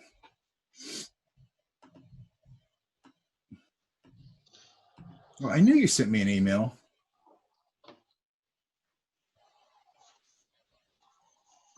Oh, this looks good, Susie. Yeah. Would you? It's like somebody working. Oh, you know, it was the backstory to that animator for the Grease video. Oh, yeah. Yeah. Yeah, I do want to look at that. Yeah. What is that? I got to look into his background. What's all this? Hang on. What is this? Open enrollment for what? Oh, okay. I keep getting this thing from Vital Link OC, and I don't even know what it is. Vital Link OC and CTEOC provide regional advisory boards connecting career technical educators with industry professionals. It's like, what is this? You know what I mean? I get it all the time. I'm like, I don't know what you guys are. It's probably just spam. I mean, over here, like it's coming from the district, but I just don't know what it is. The thing is that they, a lot of corporations and just different things do this, where they sort of use marketing speak for their language, so it doesn't make any sense. It's like if you just speak normal conversational English, I'll understand it better. But you're using all these like marketing terms and putting them all together in a string of sentences, and it's like, as soon as I read the first one, I go, I don't want to read the rest of this. It's all marketing speak. And you just say what you are, okay? People do it, by the way, with their design work and things like that, or like design agencies will do it, where you go to a design agency, and what do? They probably do branding, they do packaging, design, they do all that kind of stuff. But when you go to the agency website, there's this paragraph, you know, under like what we do, and you're like, what do you do? Like, I'm in this industry and I don't know what you just said. I don't understand any of that verbiage that you're saying.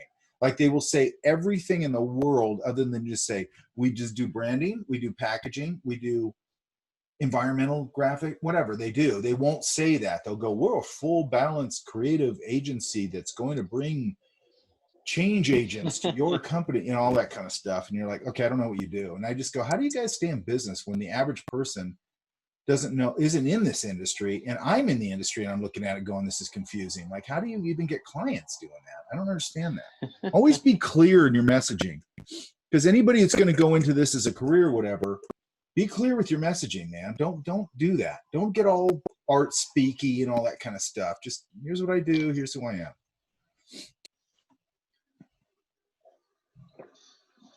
Okay. Mike, I ended up, I think I figured out how to upload it now. What was there to figure out? It's a lot easier. It's through a laptop, I guess. Yeah, I don't know about, I've never done it on, although I'm not seeing it in there still. Still? Wait, let me refresh it. I figured I made a new folder. Oh, wait a minute. Check this. No? Yeah, I don't see, there's nothing in Daniel there. Okay, I'm done with that folder. Okay, all right, you guys. The main thing with this is, I just want to talk a little bit about it because I'll cover most of it in that video. But the main thing here now going into this is you got to start looking at, like, where do I want to do what? Which wash, that kind of thing. Let me find my camera here. I'm not sharing my screen, right? No, you are. Yeah. I'm sharing my screen? Yes. No. There. Now you're not. Okay. So let's go. And I don't know where my blow dryer is, so oh well. I also want to talk a little bit about this. I did that, you know, I did that plastic wrap thing in there and that salt thing in there, correct? Yeah? Okay, I'll talk a little bit about that. But one of the things you got to be careful with that is if you just go in it, because a lot of times you show people those kind of little trick things and they go, ooh, and they start using it. And it's like, you have to use those things. You have to sort of incorporate them into the illustration or whatever, where it's not a gimmicky, cheesy thing. Does that make sense? So some people will just start doing that and they'll do it all over the place. And it just starts looking very hobbyist. But like one of the things, and I'll talk about this in a minute, one of the things I'll use the plastic wrap for is just background noise. So if you look at like a forest, you know, you have that information in the foreground of the forest that you're looking at, and it's very, you know, it's fairly clear. And then if you look at the next kind of level of information behind it, it becomes basically visual noise. Does that make sense? It's just a lot of visual noise. So I might use that for that. And then I'm going to paint over it, back into it, and around it. And it's actually going to kind of disappear. It just creates, it's sort of like, I don't know if you guys have ever done this, but like in Photoshop or something, you might go pull some super textural kind of photo and use that to start pulling shapes out of and things like that from a painting perspective. It's sort of the same thing, okay? Hopefully that makes sense.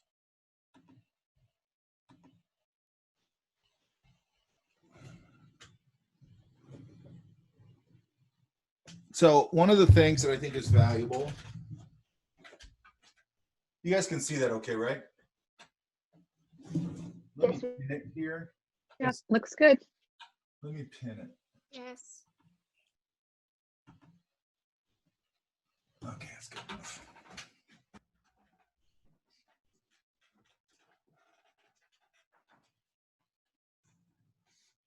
So I'm going to come in here, and one of the things I might do, because I think we were just talking about this, I'm going to put a really light line just so we can see this. Normally, I might not even use a line.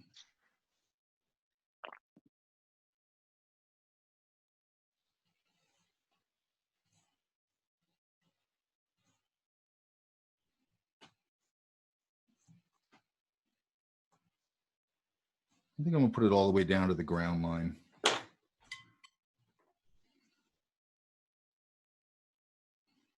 So I'm just coming in here and wetting this whole thing down, other than the part I want to leave alone.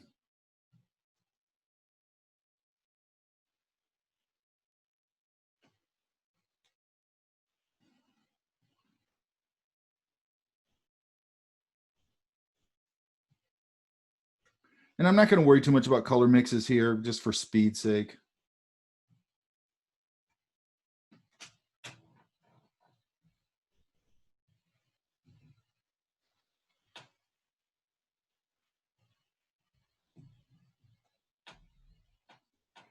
And I'm going to pull, hang on. I'm going to pull another piece of watercolor paper. I usually keep a spare sheet around that I've already used for something for this. That's not terrible.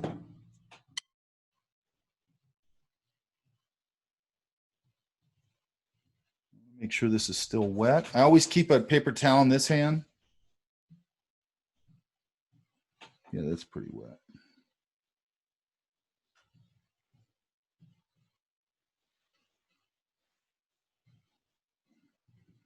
I'm just going to flood my color in here. And what's going to happen here is it's going to basically stop at the edge of where I stop putting watercolors. That makes sense? Yeah? Yes. I'm going to pull a little out here. I don't like it that dark. And then another thing I'm going to do is, do I want a hard edge here? And I don't. So I'm going to soften this edge up a little bit. I might even put a little, Mike, huh? you said you got the paper wet before you're putting any of the paint on it? Yeah, I'm only putting wet where I want the sky, and then I want it to stop where the clouds start. Does that make sense? Okay. Mm-hmm. And the only reason I'm doing this, just very simply, is to go, I want to put a little warmth down here. So while it's still wet, I'm going to grab a little bit of this burnt sienna or yellow ochre, which is something I do a lot on location. And I might want to put it in there while it's still wet. And I know it's hard to see subtlety on this thing, but it's getting these nice little subtle lights and darks in here. Do you see that? That makes sense? Mm-hmm. And I know it's hard to see it in here. And then I'm looking at this edge and going, and I want a variety of edges. Like you can see right there, that's a hard edge. Can you guys see that? So that's up to me to go, do I want to soften that while I have a chance here? And if the answer is yes, then I'll soften it. And sometimes I don't want that. And while it's still wet, I might be able to come in here and go, well, maybe I want it a little lighter. Maybe I want to lift out a little more cloud idea in here. And it's actually starting to get a pretty nice little pattern in there. It's hard to see it, I know. Because on my thing, it's actually pretty subtle. And then I might come in and grab a little more of this. I actually might go a little more. I'm going to wet some of, okay, so Camille, the answer to that is we have to decide what kind of wash we're going to use for what, okay? Mm-hmm. So I'm going, and even this, look, let's get another brush here. Let's try this one. I'm going to go to a bigger one, actually. Let's just do this. I'm going to mix a color. And another thing, you guys, it might be a good idea, you might want to mix your color a little ahead of when you put a wash down so it doesn't dry up on you. Does that make sense? Mm-hmm. So I'm just going to play around here and see what I can get.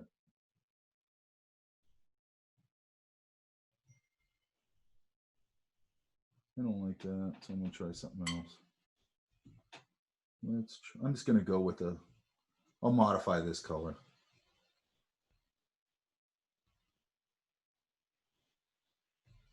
By the way, get your paints wet before you start this. I'm going to pull a little burnt sienna here.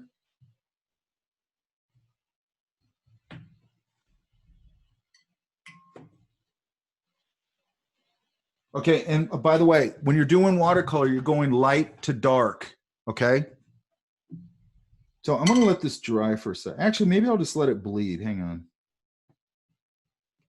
I don't have a blow dryer. I was looking for it. I don't know where it is, which is weird. But sometimes I'll even do this. Let me get a different piece of paper. Like I might go, here's my tree.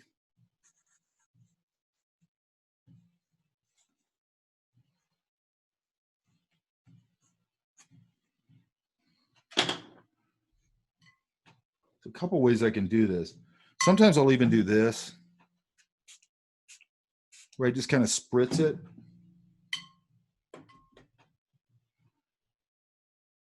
And I'll come in and sort of let the wash create the tree.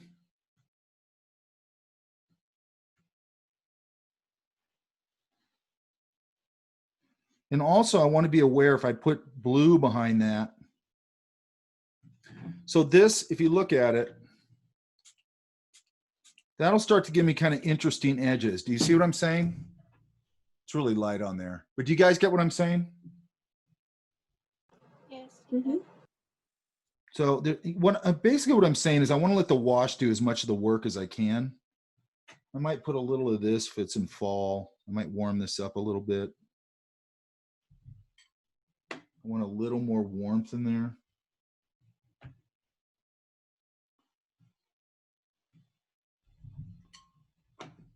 And then I'm going to manipulate this wash. Now, again, I can come in here. If I had blue behind that, I might pick some of this color out. And then I'm going to have to sort of let it, I'm going to flood a little more green in there.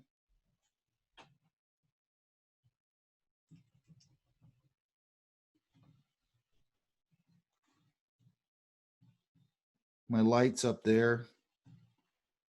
And I'm going to start pulling this, letting this sort of create its own little, because what I want to start with, the reason I want to use the wash for this is I want to start with an organic shape. Does that make sense? Yeah? Yeah, it makes sense.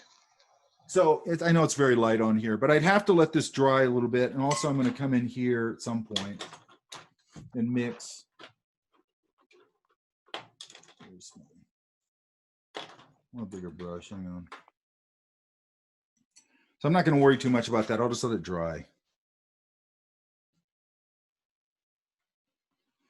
I'm going to mix up a color here. Let's go.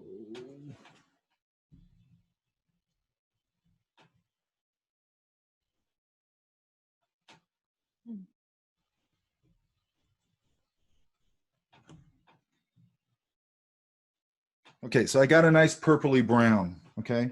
So while this is still wet, I still might come in here. That's a little too wet. But this I can definitely probably pull out. Okay, and I can start pulling that out, and I might want, this is too wet a little bit.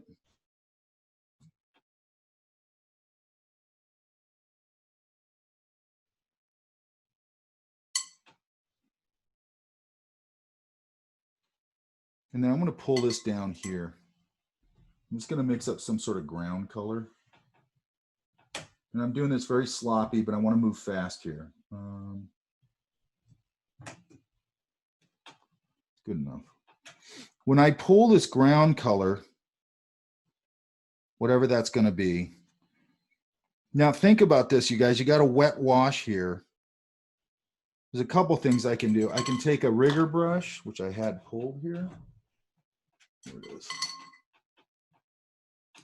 And I can start pulling this stuff out of this,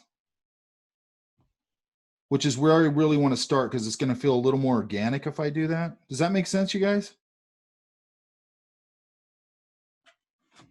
Yeah?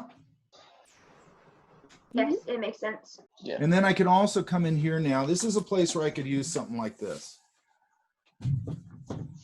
where I can throw in a little bit of salt into it. And then I would let that dry.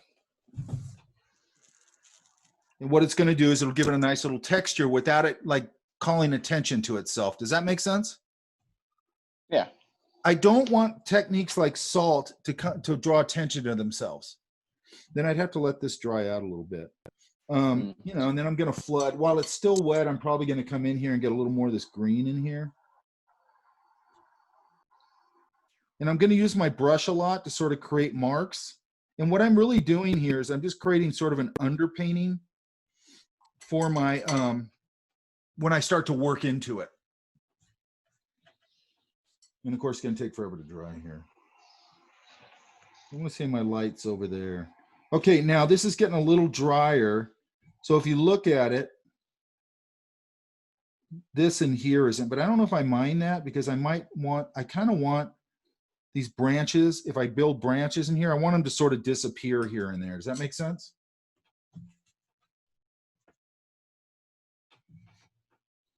Yeah? Yeah, it does. And I'm going to very slowly. Okay, so if you look at that wash I just did, you can't see it. I'm mixing green and brown here, or I mean brown and red here. And you see I'm getting a nice kind of rich brown there, like a warm brown. I know it's hard to see on screen. But the point being here, that's a compliment. And I'm letting the brown live more than the green, but this is canceling this down so it gives me a little muddier, a nice brown. Does that make sense? I don't want to go straight to here and go, oh, there's my brown, because that just doesn't work, okay? Here and there it might, but you're probably gonna have to mix your colors because you want to manage the tone. Does that make sense? Or you want to manage the temperature, I'm sorry. But anyway, if I put in more green in here, it's just going to cancel down my green a little bit, and I can let that live a little harder than the other stuff. And also, if you look on here, because this wash has dried a little bit, so when I put a mark here, you can see it's harder edged right there, and also down here it's a harder edge. You see that? Why is that?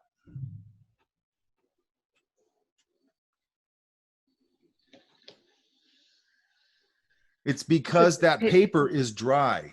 Yeah. Okay. Go ahead, Susie. You gonna say something? You took the words right out of my mouth. Right. So if I go in here, it's just going to give me a hard edge, right? Unless I come back in here and start softening these edges, okay? Huh. Now, the reason I'm talking about all this is that what I want you guys to start understanding with any medium, because we're going to go into other mediums. Hang on, let me turn this off for a second.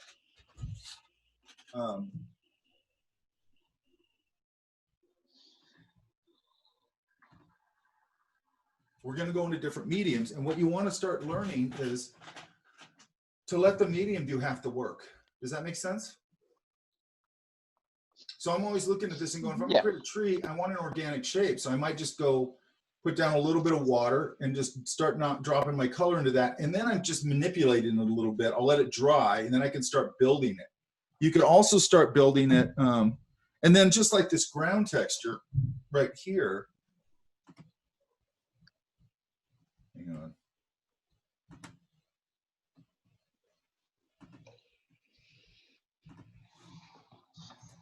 on.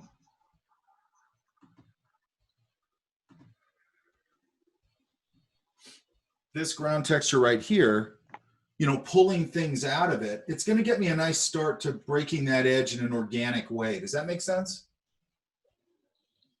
Now, another thing I can do here, let me see if I can get this to work. I've got some salt on that, so I gotta let that go.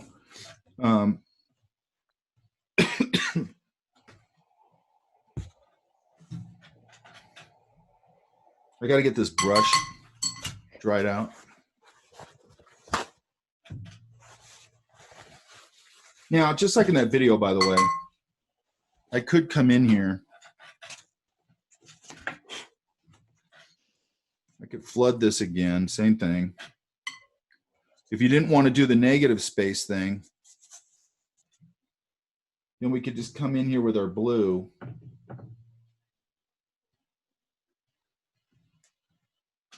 It's going to be way too strong, but it's fine. That's all right, because it'll read better on camera. I could come in here and start to flood this. And again, I think I'm going to change it down here. But I could flood this whole thing. And instead of doing the negative shape thing, I could come in here, and this works better with toilet paper or like Kleenex or something. And just start lifting out my clouds out of this. Now this gives me really nice shapes. So it'll give me really nice cloud-like shapes. And then I can paint back into them with color. I like to warm them up.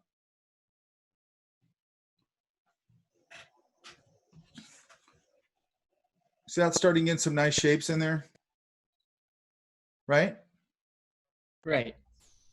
It's hard to see in here, but you can kind of see them. It's giving me some really nice cloud shapes. God, it's so dull. The color gets so dull on camera. So Mike, yeah. Are you saying that our finished illustration should have maybe several passes? Oh, absolutely. You said, okay. Okay, so that's a good question. And I want to make this clear here.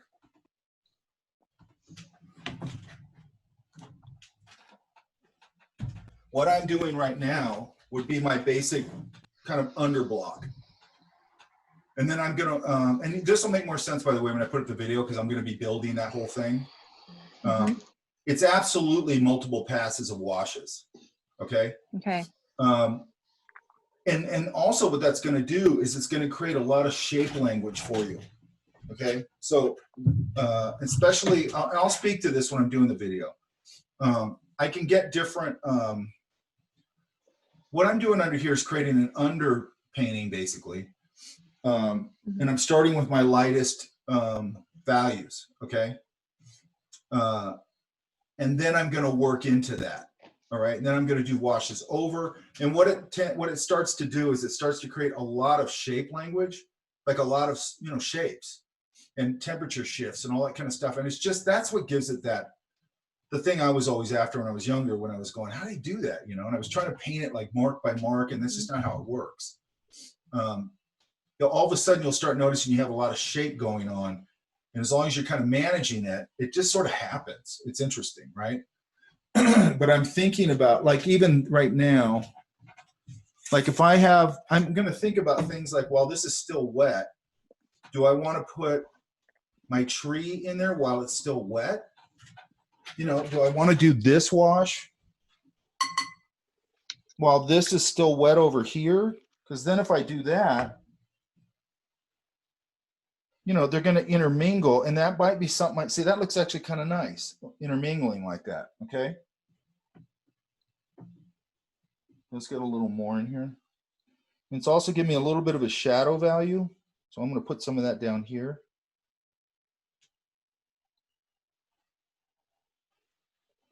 I'm going to put a couple of shapes sort of breaking the edge here. And this is still just a little bit damp. Oops, sorry. And then I've got to make decisions here. It's like, where do I want hard or where do I want soft edges? Like right now, I kind of think that's kind of, I like this kind of hard edge right here. It's kind of nice. Let's get a little more of this.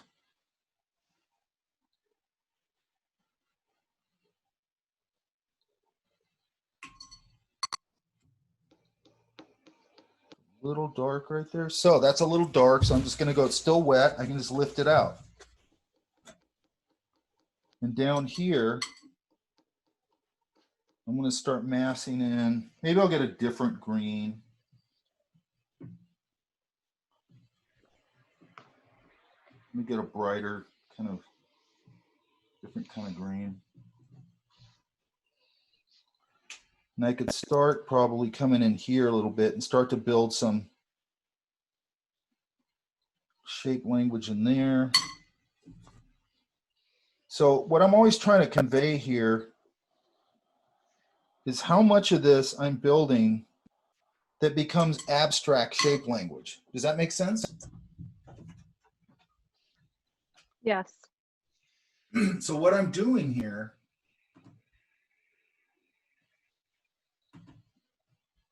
is I'm starting to, I want to let the paint do its thing.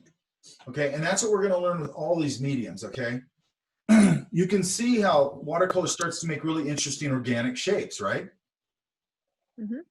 And then I'm just sort of, I like to stand over them, and I always say, like, it's like with any of these mediums, but especially watercolor, you're sort of guiding it. Like, you know what it does. Like, after you know its properties and how it works, then you're just sort of guiding it. Like, you know, some people will put a wash on and then turn it upside down and let it drip a little bit into this wash, and you're just sort of pushing it around a little bit. And that's why I don't really like it when people use it as like a hard rendering medium. It never looks that good to me.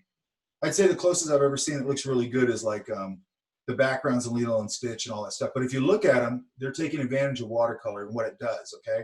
And one of the big things you've got to do when you're doing this, you have to manage your edges. Does that make sense? Your edges are like super key to what you're doing here, okay? Let's see if this is dry yet. No, it's not quite dry.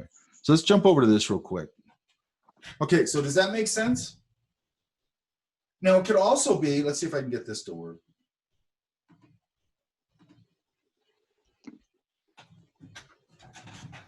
When one of these things draw, I mean, look at this little, like, I love this kind of stuff. It's kind of little random things. That's nice in a environmental background or something, okay? And then I can come in here after I build this and I can start putting a few leaves on it and define it a little bit, okay? But I like these lost edges that are happening here, and I'll probably work back into that, okay?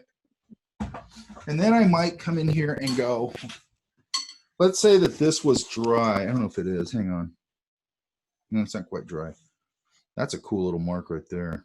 And then I'm getting a really nice cloud shape right here, right there, that I like a lot. I like it a lot. Okay, so let's go here.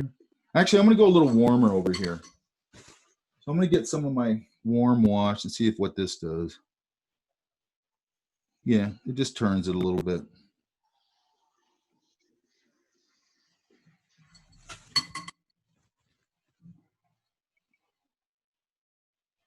Nice soft edges. But then I might come in here. Let's see if I can do this. I've got to mix a really dry mix. Okay, so what I'm doing here, you guys, so I'm coming into this mix, this pile. I'm just grabbing it out. There's hardly any water on my brush. I'm gonna just give it a little bit of this. So I'm not adding really any water to this. This is where your crappy brushes come in really handy.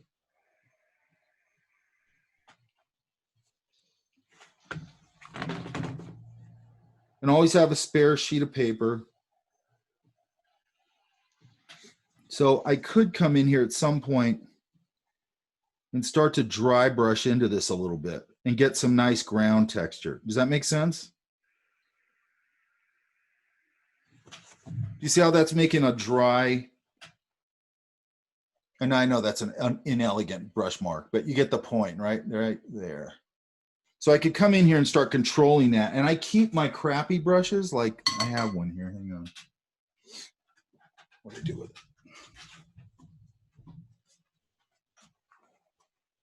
So always keep your crappy brushes, because now I can go, this one's pretty crappy.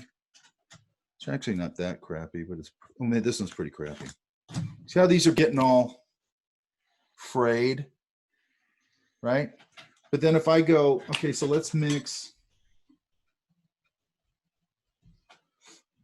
Let's go with this green again. I'm just gonna mix some kind of green. Okay, so I'm taking this out of the well pretty dry.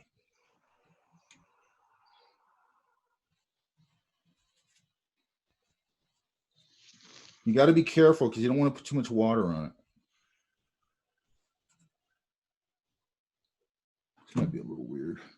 That's not too bad. So maybe now I can take this. Yeah, and I can start scrubbing into this a little bit. And I can start to build some nice actual little leaf textures. Let's grab a little more.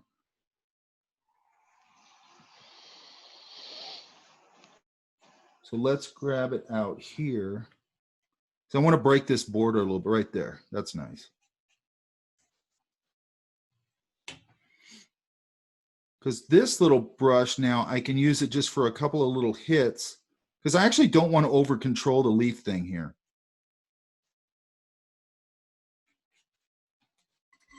You can see we're starting to get these nice little brush marks on the end. It's jumping out a little bit on the camera, but on here it looks actually pretty solid. Does that make sense? Yes. Yes, it does. Okay, so what are we talking about here? This is, to me, this was important when I was learning all this stuff. What you tend to think of when you're, at least for me, when I was looking at this stuff when I was growing up or trying to learn it or whatever, I would look at these things and I would always think, oh, this stuff that these people do like that, it's all about this. It's all about this kind of tight mark making, and it's actually not. It's actually going in and knowing enough technique with your brush work to make this, you know, and then you can tighten it up as much as you want, but you're going to get this nice natural underpainting underneath it all, which is going to support the whole thing and make it feel a little more organic. Does that make sense? Yeah, so I'm assuming this is where a sketchbook comes in handy. Oh yeah. To really kind of, all right. Yeah, you can go and try dry brush. You can go in and just play around a while.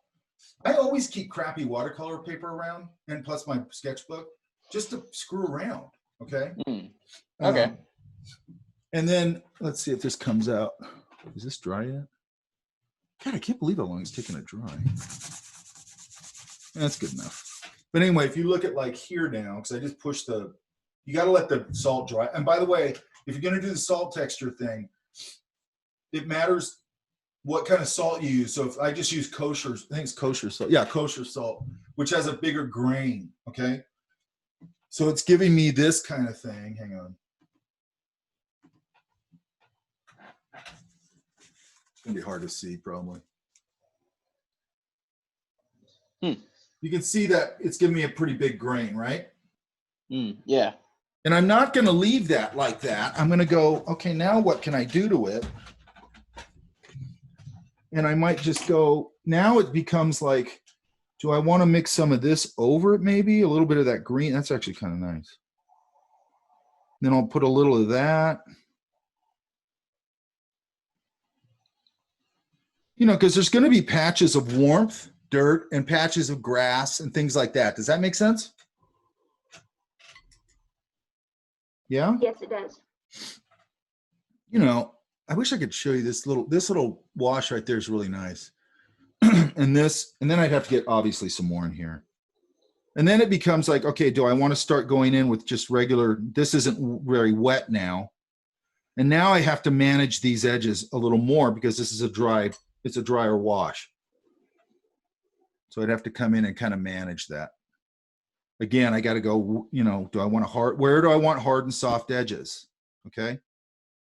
That's really important, you guys. If you've got to start thinking about your hard and soft edges. Okay. So you can see I just brushed off that thing and it gives me that nice texture down there. So there's a couple things when it comes to ground. We can pull these things. Let's see if we can still do it on here. You know, and I might push my brush. I might come in here and go this way to make a different mark. Because right now I'm just trying to create sort of an organic thing. Mike, could I ask a question about the clouds? Sure. So when you make them like that and they're so soft, would you go in and define them anymore or just kind of leave it like that? No, it depends. If I like one thing I might do okay, there's a bunch of things I might do. That's usually my starting point. Okay? Okay. And then I might mix like, I might have to re-wet this to do this. It's going to be way subtle. It's going to be hard to see. I might come in on some of these parts and now start to add a little bit of warmth to it, which is just tiny bits of like really watered down, maybe a little magenta mixed with orange, because I want to keep them fairly pure. Mm-hmm. Because they're so watered down that I might start going in and washing over these little areas with a little bit of warmth. Depends on what my light is like in this environment. Mm-hmm. But I might, yes, I'm probably like, I like these. Like if I like them, I leave them, right? But it's hard for me to leave it alone. But anyway, I'm starting to warm it up down here a little bit, right? Mm-hmm. And I'll start, you know, I might warm it up. I might go in just with a little bit of this. Where is it? Right here. My palette's, hang on. A lot of times I'll go in really thin and light one side of it with some warmth where it's catching the sun, just like that a little bit. Can you see that? A little bit, yes. Yeah, I'm just starting to warm up this side a little bit. Okay, it's getting a little muddy. Actually on mine, it's actually not that muddy. It's just the camera. And, you know, and I might come in here and warm that up a little bit. Okay. There's the answer to that is, I need a rolling chair in here, by the way, because I'm always going back and forth. The answer is, it's like, I kind of put it down, I look at it, and sometimes I just go, ooh, God, I love that little wash, I'm done, right? Or I might kind of come into the interior and re-wet the area and put a few, you know, shapes on the interior.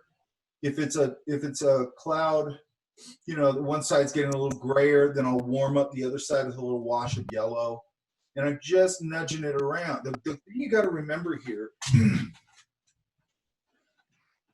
like, don't think about finish, to be honest with you. I mean, just kind of, but it's like there's a certain part of this, and I'd never like to say anything that sounds hippy-dippy, and maybe this does, but you got to kind of go along for the ride a little bit. Once the point to me of getting your technique down in this way is that you can kind of go along for the ride. Does that make sense? Yes, it does. So you've set up the situation. It's like I always talk about. You set up the banquet hall, right? Now you get to dance. But so if you have a good, strong design, good color plan, and now it comes into that hard and soft edges thing. By the way, you guys, that's if you come out of here with nothing else, you've got to know that. You've got to know you don't want all your edges soft. You don't want all your edges hard edged. Okay. If I get a shadow cast off my nose, it's probably going to be a harder edge shadow because that's a fairly structured thing. My cheek is never going to have a hard edge. It's too soft to curve. Does that make sense? But with a thing like a tree, it gets into like, now I'm going to keep building it. I want to build it nice and soft underneath. And then I can come in, just like we started doing with the dry brush, but I can also come in with more harder edge shapes on top of all that, okay, to sort of define like edges. Does that make sense? But I've got a variety of edges, okay? So what you usually see when people are first starting painting, illustration, is they blend everything. They blend everything together, okay?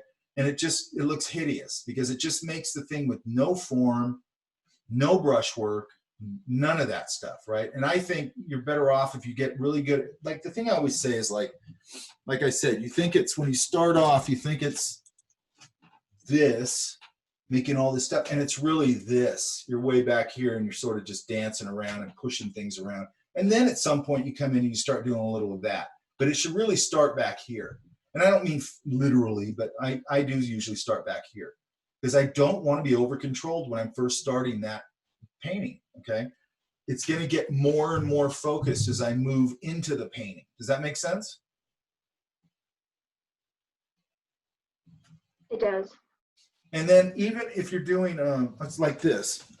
So like this technique, so you saw how I put the watercolor paper or the plastic wrap in there, right? I have one here. Hang on, here it is. I'm like a cooking show. I already have one in the oven. All right, so now I have this shape. Hang on. Okay, but what I usually will do with this kind of thing is I'll start going, hang on. Right. So was that all done with plastic wrap? Yeah. Wow. So while it was wet, I see bamboo. While it was wet, While it was wet, I just did that.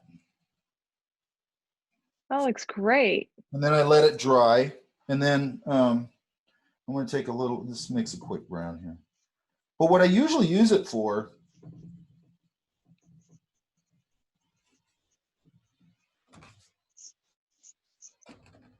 is background information. So now I can go, yeah, it could be bamboo.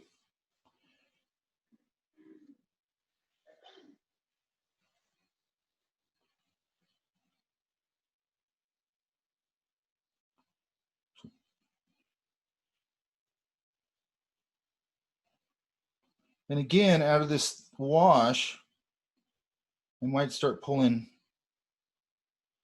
branches and things.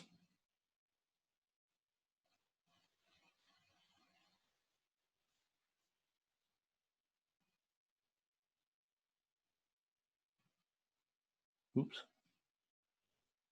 You know, get some nice shapes going here. That's an ugly shape right there. But oh well. And also I might go, you know, put some imperfections in it. I also might, if it's still wet enough, I can come in here, maybe even get a little bit of texture in there with this. So it's making like a nice little texture in there. And then I can let that dry. But what, okay, so here's the point. Like I can start building, keep hitting the camera. I can start building this foreground stuff over this stuff, and really it's going to disappear back there, but it's going to feel like sort of forest noise. Does that make sense? Yeah? Yes. And then I might, while it's still wet, Or I might wait till it dries. I might go, I want to get a little more warmth in there.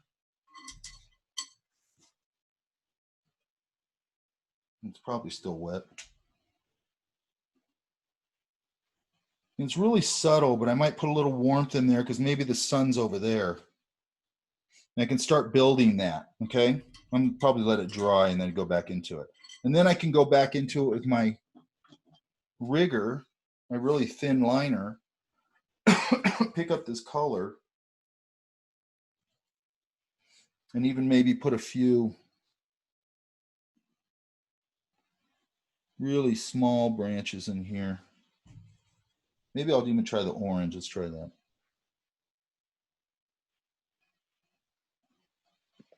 That's a tough angle with your camera because your hand is blocking most everything until you pull Do away. it this way. There you go. Maybe if you stand on your head. Okay, I can do that. Okay. Okay, just, you know, I'm just pulling out simple little things, right?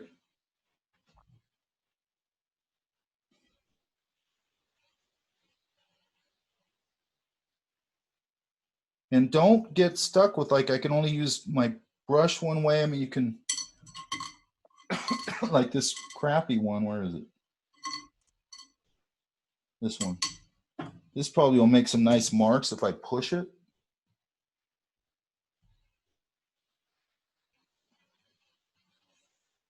Yeah, make some nice marks. Because it's all jacked up. So I could get some nice ground texture probably with this. Especially when it starts to dry out, I can get some really nice ground texture. You know, I could also go back into this wash while it's still wet and start pulling out maybe more of a silhouette. I could start to build sort of another little branchy idea here. And I'm just pulling these out of the wash. And I might go back in with this and start pulling things out of it. I like to pull stuff out of washes.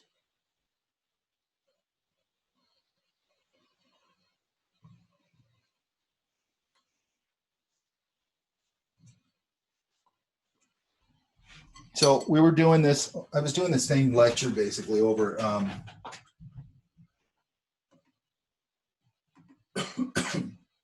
over at Disney.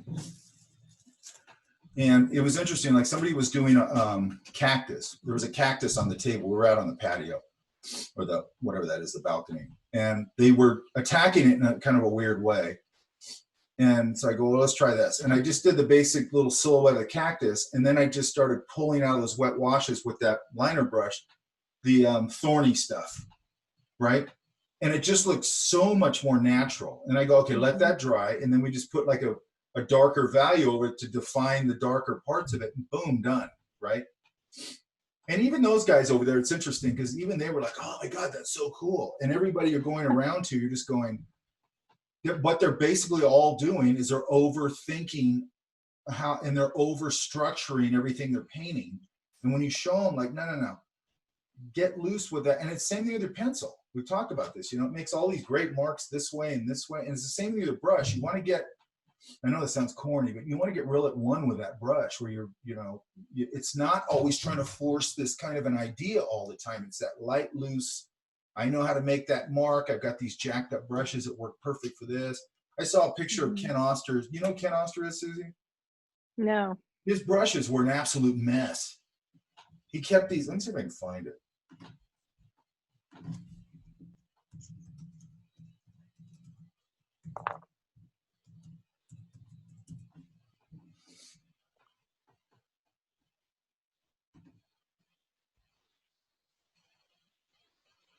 There's a really good one of them I found years ago.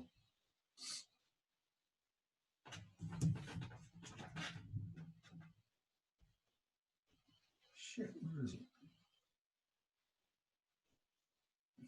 I mean, his are really far gone. Hang on.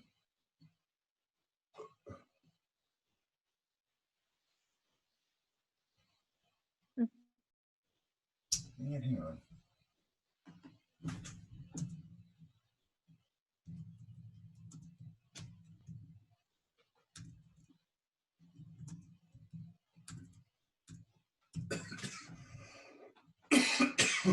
Man, crap, I can't find them.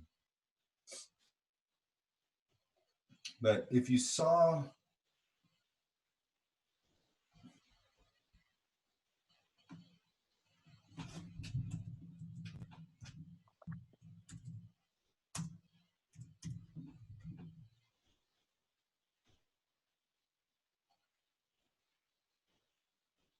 yeah, I can't find it. That sucks, man. It was a really good picture.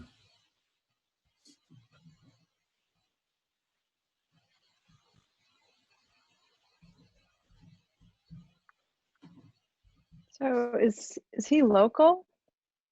He died a few years ago. Okay, I do see that now. Celebration of life. But if you look at his paintings, God, I love his paintings too, by the way. Like a lot of them are really,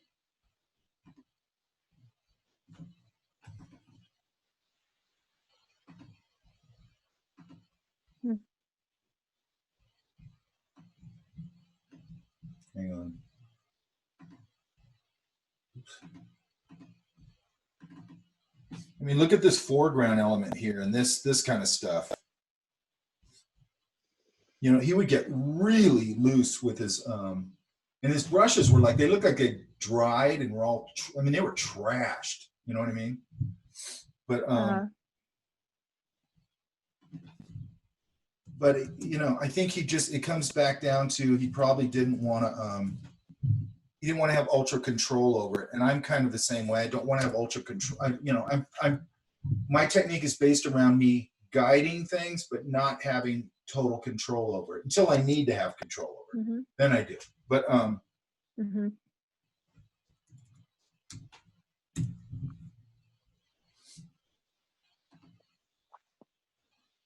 yeah, it sucks he died, man. This guy had a perfect life. He get up in the morning. He lived in Laguna. His studio was over in Laguna. Probably still is. Get up in the morning, go get coffee or whatever. Check out the surf. Go surfing. Then come back. You know, maybe have some more coffee. Go back to the studio and paint all day. Like that's the stuff, man. But he would just get crazy loose with this stuff. You know what I mean? But it's all there. Yeah. It's all there. That's what I love about it. There was one he did of Laguna. See, because, he did a lot of Laguna. Let me see if I can find it. He did this one of Laguna where it was like crazy loose like that. But when you looked into the painting way in the background, you go, holy crap, you can see like that little street back there and a couple, but it was all just indication-y. It was like unbelievable stuff, man.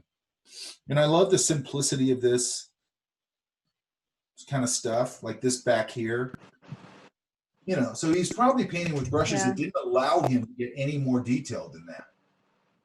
And that's a stylistic thing. You could like that or not like that. That's fine.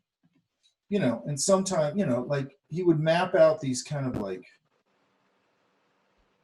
Mike? Are these oil paintings? Yeah, these are oil. Okay. Big fat oil, big fat juicy oil paintings. But I mean, look how little he's putting on this face.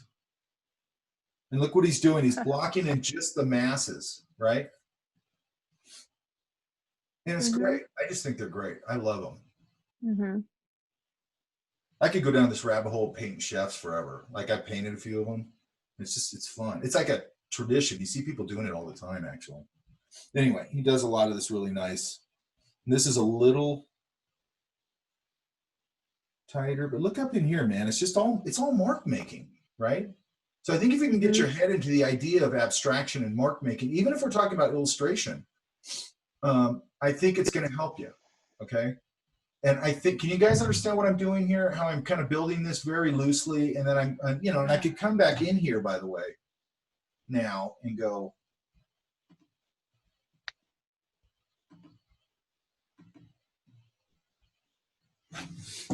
on this other stuff. And then obviously this would be my start, right? That's a nice start for some sort of foliagey stuff, right? Right. And then I could come back and, to any of these that I'm playing with.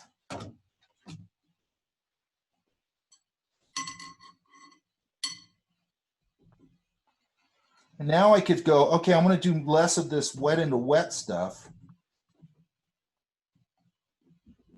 I'm gonna go with a bigger brush. Hang on. And I might have to get a little less loosey-goosey at this point, but I could come in here now and start to go, okay, I'm gonna start defining some of these edges and give it a real, you know, sense of there's some form going on over this and probably down here, and start to block out depending on where my light is. I can start to build that. And then I'm also going to come in here probably with this crappy brush again.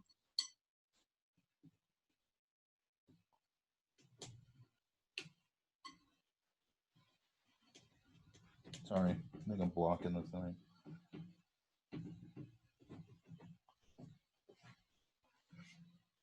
And maybe just start playing with these edges a little bit and start creating a few like little leaf shapes there.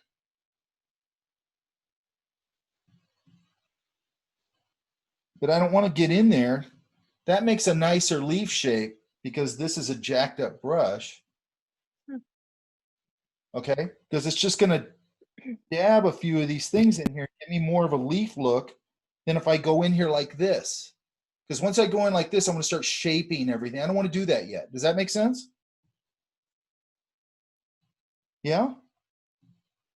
Mm-hmm. Yeah, get some down here, whatever. Is that a pretty stiff bristled brush? That jacked up These are one? all soft brushes, but you could play They're with all it. soft. A bristle's Okay. fun to play with, by the way. Okay. A bristle will be a real easy way for you to get this sort of dry brushy texture. Okay. Don't be limited by going, oh, I can only use watercolor brushes for watercolor. No, that's BS. The Okay. bristle brushes will give you some really nice stuff. Okay. Most Okay. watercolor, you think of soft brushes. Okay. So this is drying up. So now, you know, if I wanted to, I could probably mix up some kind of, I'll put a little of this. Keep hitting my head on this thing. And, you know, this will probably be too strong, but I could come in here. Now I could come in here and add color over this. It's really strong, but that's okay for now. Because the stuff underneath it's dry now, so I'm not going to disturb those cool washes I got, and I can get a little bit of warmth in there, right? So I'm starting to build my shape. You know, then I, you know, and here in the foreground, I could build some, you know, foliagey things, and all this will start to just become background noise back there. And another thing you can do that I've done is once you get used to doing this, sometimes I'll take this and go, this is a forest environment. So I want it more verticality to it. So I might kind of do this with the paper. And then when I put it in, kind of put it in, so I'm getting a little more vertical striations. Does that make sense? Yes. And again, if you know, this is kosher salt. It's going to give you a bigger grain. This is Himalayan sea salt, which I don't want to use for this. Oh, and then if you use that like Morton's, it's going to be a very fine grain. Okay, hang on.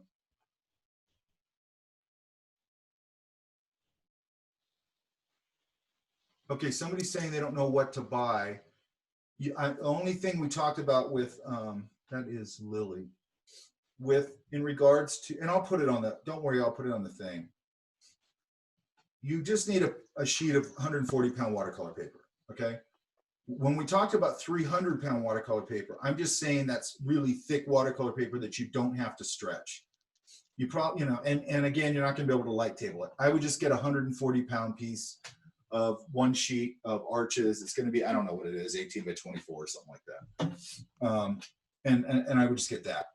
I wouldn't overcomplicate it right now. Later on, you could try 300 if you want to do that. Obviously, it's up to you. Okay, what else I want to talk about here? Mike, I have a question. Yeah. So this whole drawing, this theme that's been running in my head is tied to artists that are very graphic artists, flat. And, you know, I could, and so I'm trying to get away from, I don't know if you could see this. Well, hold it up. You know, something, I like this palette and you know, this kind of crazy 70s thing, but see how flat that is? And yeah. This is not, what we're doing is not appropriate. The only thing I'd say about that is, let me switch here. Well, I mean, not to say I want everything super flat, but I'm trying to make the connection between something that looks really dimensional, and then you've got the 70s very simplistic wobbly line flat stuff. Oh, there we go. The only thing I'd say about that is you could incorporate both those elements, because you have a lot of shapes and everything. What they're doing in there is they're usually creating a pretty flat drawing or a pretty open drawing that doesn't have a lot of interior information, and they're sort of filling those areas with flat color. And if you like the flat color, I don't mind that. I just want you to kind of get a handle on what we're doing here. So you have, and here's the reason partly also that I think technique and all this stuff is important, because you're probably not going to be the same artist 5 years from now you are now, or 2 years from now. Okay, hopefully we're not. Hopefully we're always evolving. I think that's what you're supposed to do. And you know, and I've known people, and I probably said this, but I've known people who, like I knew a guy out of Cal Arts, I might have said this, he was a teacher of mine, right? And not a very good one, but he went to Cal Arts, and the Cal Arts program was one of those typical, you know, fine art programs where it's like, hey man, you fill up eggshells with paint, you throw it at canvas, cool. It's like that kind of stuff, you know, where you're going, okay, there's no fundamental knowledge here, okay? And then they were crafting a lot of things and fabricating a lot of things. I don't have a problem with that stuff. I like it. But the problem then was, he's like, when I talked to him, he was still pretty young, and he'd had shows at MoCA. I mean, he was a pretty big dude. Then he goes, I want to shift to painting. I go, well, shift to painting. He goes, I don't know how to paint. I go, what the hell did you do at school? He goes, that's not what they do. And I didn't know that at the time. I didn't know that, like, conceptualism hijacked all the universities and all that stuff in the 70s and 60s and all that. And they wiped out fundamental training. It's another reason I wanted to do this class, okay? This isn't just about, this is about paint handling, okay? Yeah. About learning how to handle your materials, because if you don't know how to do that, you don't know anything, okay? Right. Just don't. I agree, because I don't know how to handle paints. Right. So, any type, I don't. I feel like I'm producing things with my hands tied behind my back. Yeah. It's frustrating. Once you put a methodology around it, you'll see how much faster you get better. Because now you have some methodology around what you're doing. You're not just, like I said, what I did was just, I was walking around with a blindfold on in the dark room with a shotgun and hoping I'd hit something. You know, that's how I started, okay? And that's why I was so hungry for this. The one thing I knew was, like, I need to know this, because I need to know how to handle all these materials. And then, you know, painting. And what we're talking about here are hard and soft edges. It's huge, okay? The reason everybody worships at the altar of John Singer Sargent is partly because of his brushwork, okay? He'd draw this beautiful hand, you know, and you look at it and you go, oh my God, it's like 10 strokes. Like top of the hand, boom, plane here, bam, bam, separates the fingers, boom, done. Like, and you can incorporate that into all sorts of illustration and whatever you want to do. And even if you're doing what you're saying, like, okay, I want to do this a little more flat 70s thing, well, you can still modulate that wash inside of that flat area. Like, you might even go, like, the example I always use is, like, if I'm painting a car on a tree-lined street in a nice day, blue day, and it's a red car, I'm gonna, the red on the, that's around the ground, like the doors and the side of the car and all that stuff, is gonna be, I'm gonna have that pretty warm, right? I might even flood just a touch of, like, orange in there, whatever, just really subtle. And then the roof, the hood, and the trunk, I'm gonna cool that red off just a hair, right? So I might do that in my initial wash, where I start off with this warmish wash, and then just over the top of it, I get into that little cooler wash. And it's super subtle, or I can make it not that subtle. But what it does is it places that car in that lit environment the way it's supposed to be. And if I don't do that, there's a danger of it feels like I cut that car out of another scene and pasted it in, because the lighting information isn't reading, okay? Now, you could also do it from the stylistic point of view after a while, because this is what's going to happen, hopefully. You'll go down this rabbit hole. We'll go through this methodology. You'll start feeling comfortable with these mediums and things. You'll go, I really like gouache. I really like whatever, right? Acrylic, who knows? Or I really like mixing watercolor with gouache, you know, or watercolor with acrylic or whatever, because I do that all the time, right? And you'll start going, and then you might go, I like to modulate the wash this way inside of that flat thing. Maybe it's a totally stylistic choice, but you're making choices. You're not just going, I'm just putting a bunch of color in there you're kind of going like, somebody might look at that and go, and like I did when I was a kid, I'd look at that stuff and go, how do they know how to do that? Why is there green there? But it totally looks cool. You know what I mean?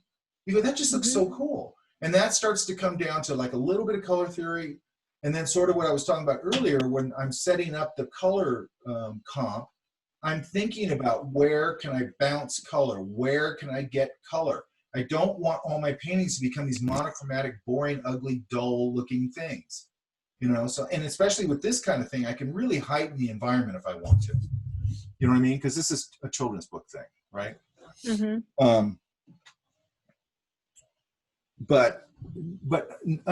So understanding how to handle the brush organically and things like that, I just think that's super important.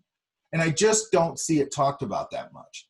And it's the same thing with drawing. I always talk about, like, there's a 3-point way that I draw. It all came to me subconsciously, just because I draw all the time. But I went, you know, oh, I like, you know, this is the way I like to draw. What, it keeps me loose, right? You know, and it's just not talked about enough. So it's always, and I always say this, I probably said it in here, like when you're playing baseball and you're in Little League, which I never did, you know, they tell you how to hold the ball. They tell you how to hold the ball if you want to throw a knuckleball. They tell you how to hold the ball if you want to throw a curve. It's on and on, right? But with drawing tools and painting tools, we don't talk about that. It's ridiculous. And you got to find your own personal style of doing that. I'm showing you a lot of ways that I can kind of, again, guide the medium without overbearing on the medium where it just gets all stiff. Because that's the bane. I'd say that's the worst thing, that when you're first learning, that we all make stiff paintings. And what I'm trying to do is at least make you aware of it and sort of how I approach it, which is, again, you know, I didn't invent it, but I kind of landed on it, but I didn't invent it. But if I can make you aware of that this early on, it means you're going to get there faster. Does that make sense? Because nobody told me that. Like, all they did is they go, look at the brushwork of John Seeker's art. And yeah, they told me a lot about hard soft edges and all that stuff. But I wanted a broader discussion where it's like, oh, part of this equation is how I hold the brush. You know what I mean?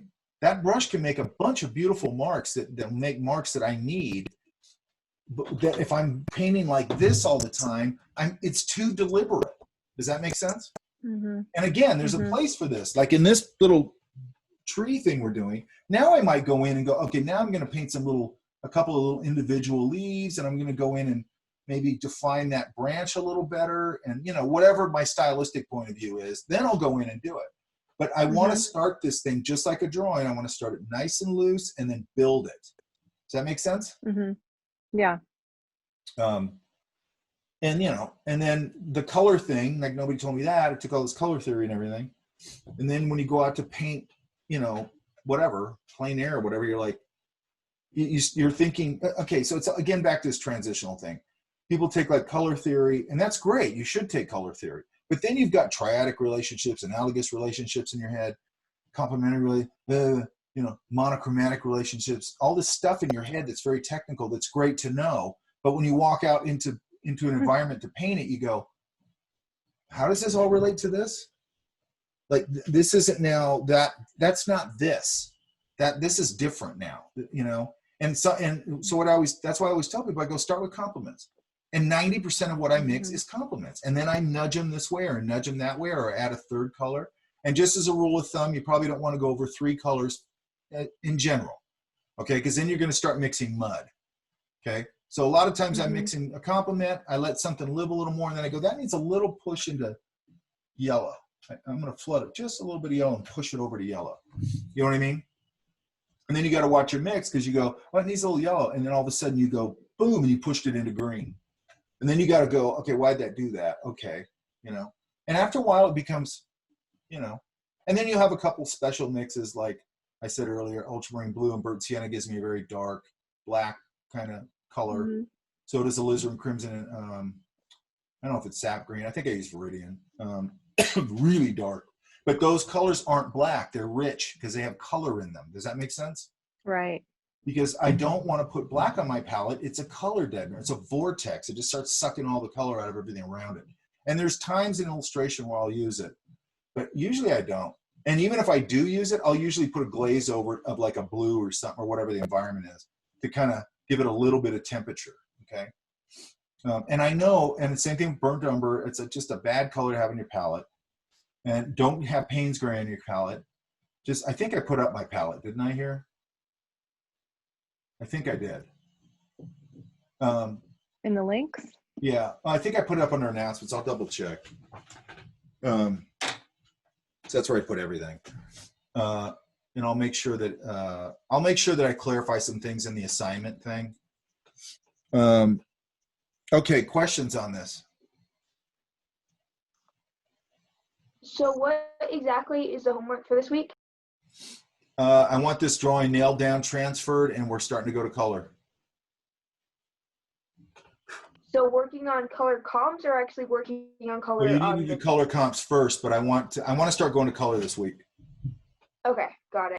But what I would do, let me put up the video of me actually working on kind of more of an apples to apples thing of what we're doing, which I'll hopefully, again, I'll try and have up no later than Monday, at least the beginning of it, and the transfer process and all, or the transfer process and the paper stretching process.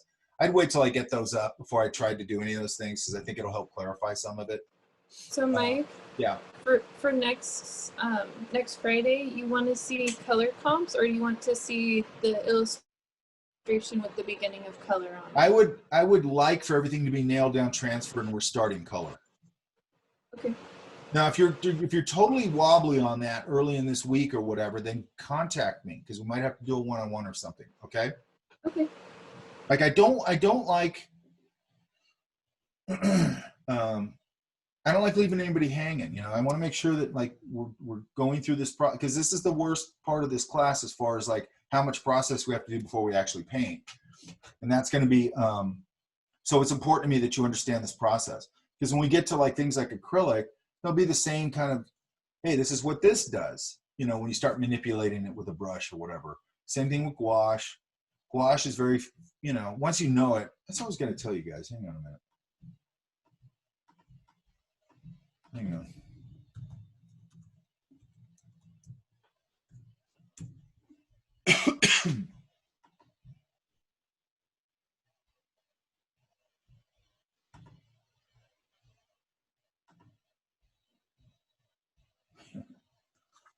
All right, hang on. Oh crap, I totally forgot his name. Oh.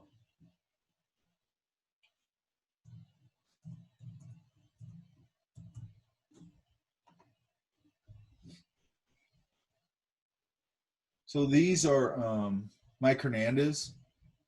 You know, I'm not sharing my screen, am I? No. No, you're not. These are Mike Hernandez. These are all gouache, okay?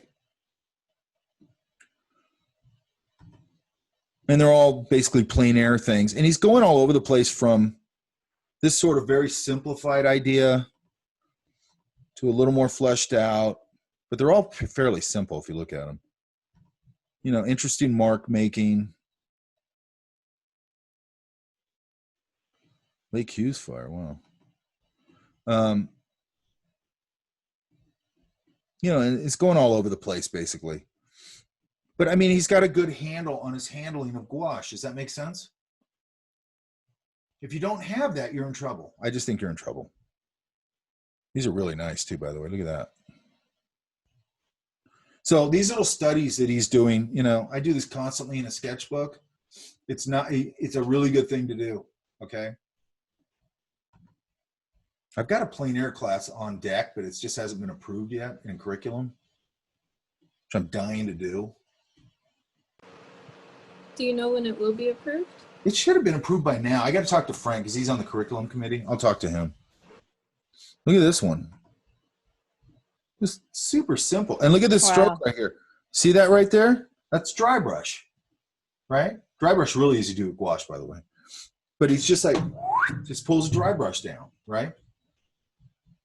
Just a bunch of mark making, probably with a big brush back here. And by the way, when I go out and do these things, I've got some really big brushes that I use for this kind of thing. Because they're, I'm going to put down, I'm going to cover my canvas really fast that way, or my sketchbook. So I have some that are like this. I have one that's this big. And I might be working on my sketchbook with something that big because like I might knock a tree in with that because it again, it doesn't let me get all fussy. I can just kind of dance that thing around, and then I can push it around. And then I can add some color to it and a highlight and all that kind of stuff. And it's kind of, to me, it's the same way. Like, and I'm not trying to change style or whatever, but I think it's good to go down this rabbit hole and learn these things and then apply it to whatever you want to do. Like Susie wants to do this, 70s style stuff. Cool. You know what I mean? But when you modulate that wash, you're going to know why. It's not going to just be this mystery of like, oh, that worked. And then you do another one, you go, oh, these 5 didn't work. Because that was my life. Right. I know this stuff, But just really nice. And I think this guy's a concept artist or something. But this is an interesting one here. Anyway, really nice stuff. But again, like gouache is another one. Gouache really is one you really need to know how to handle. That way you don't go down that horrible learning curve of making a million really, really muddy paintings that look like crap. You need to know how that medium works, okay? Okay, does this all make sense? Yes. And by the way, you guys, I'll go over that next week maybe. I would approach everything, it's how I approach probably everything, but especially watercolor. It's a very silhouette-y medium. Okay, so if you notice, we're basically creating sort of the silhouette of the tree, then we can go in and start adding the shadow values. I'm just constantly or even this thing here. Hang on.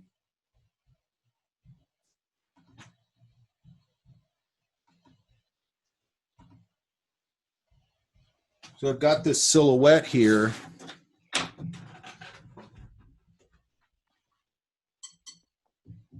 So now whether it's a reflected light or another color, I might come over here, the light's up here. I might come over here and start adding a little bit of a shadow value in here and start giving this thing maybe a cast shadow, and it probably needs a little cool in there. That's way too much. Hang on. Maybe even a little bit of that.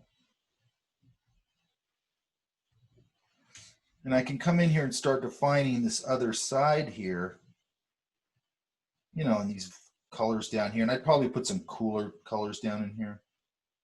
But I start working into this just from the idea of the lights up here and coming this way. Does that make sense? Yeah? So even if I'm doing a silhouette of a human, it's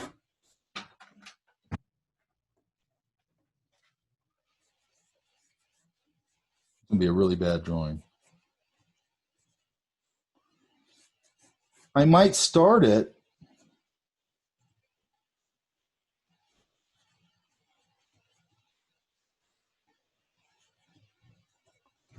I don't know if I'll be able to do this quick enough. Hang on. It's gonna be a horrible flesh tone, just so you know, because my palette's all dirty now.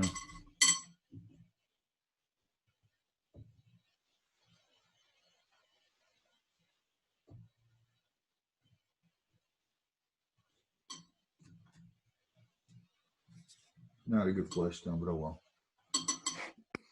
well. I'm still going to come in here and think of this whole thing, and I'm going to look at where the temperatures shift and all that kind of stuff. Like maybe here.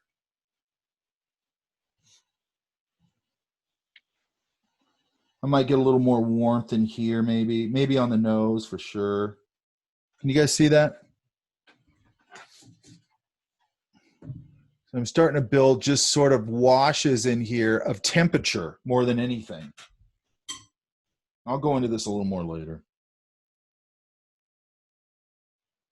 Especially the nose, I want to get some temperature. And then I'm going to probably go in here to a darker mix. This is probably going to be too wet right now, and I'll probably just build the eye socket shapes before I go in and build any sort of actual eyeball or anything. And if he's really far away, and I'll put a little value here under the nose to define under the nose and under the mouth, right? And then again, I'm going to manipulate these washes a little bit. Way too light on this side. Let me see if I can convey that to you. Let me pin this real quick so I can't see what you're saying.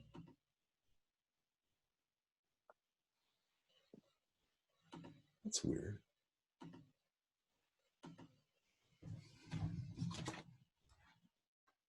See, I'm just putting in shadow values and silhouette, and there's a little bit of warmth right there. It's hard to see around the cheeks and on the nose. And I'm just washing that in while it's wet. Okay, then I can come in here and do the same thing with, I'm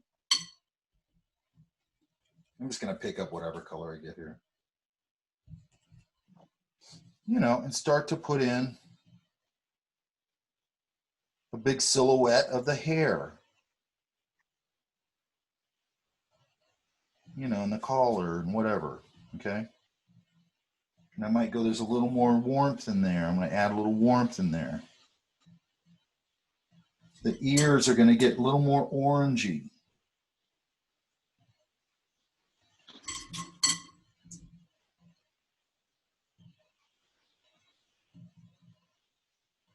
Sort of define the planes of the face over here a little more. You can see we're just starting to get the basis of a head shape in there. Does that make sense? Yeah. Yeah. Oh, wait a minute. Okay, does that make sense? Hang on. Now I'm pinned again. Hang on.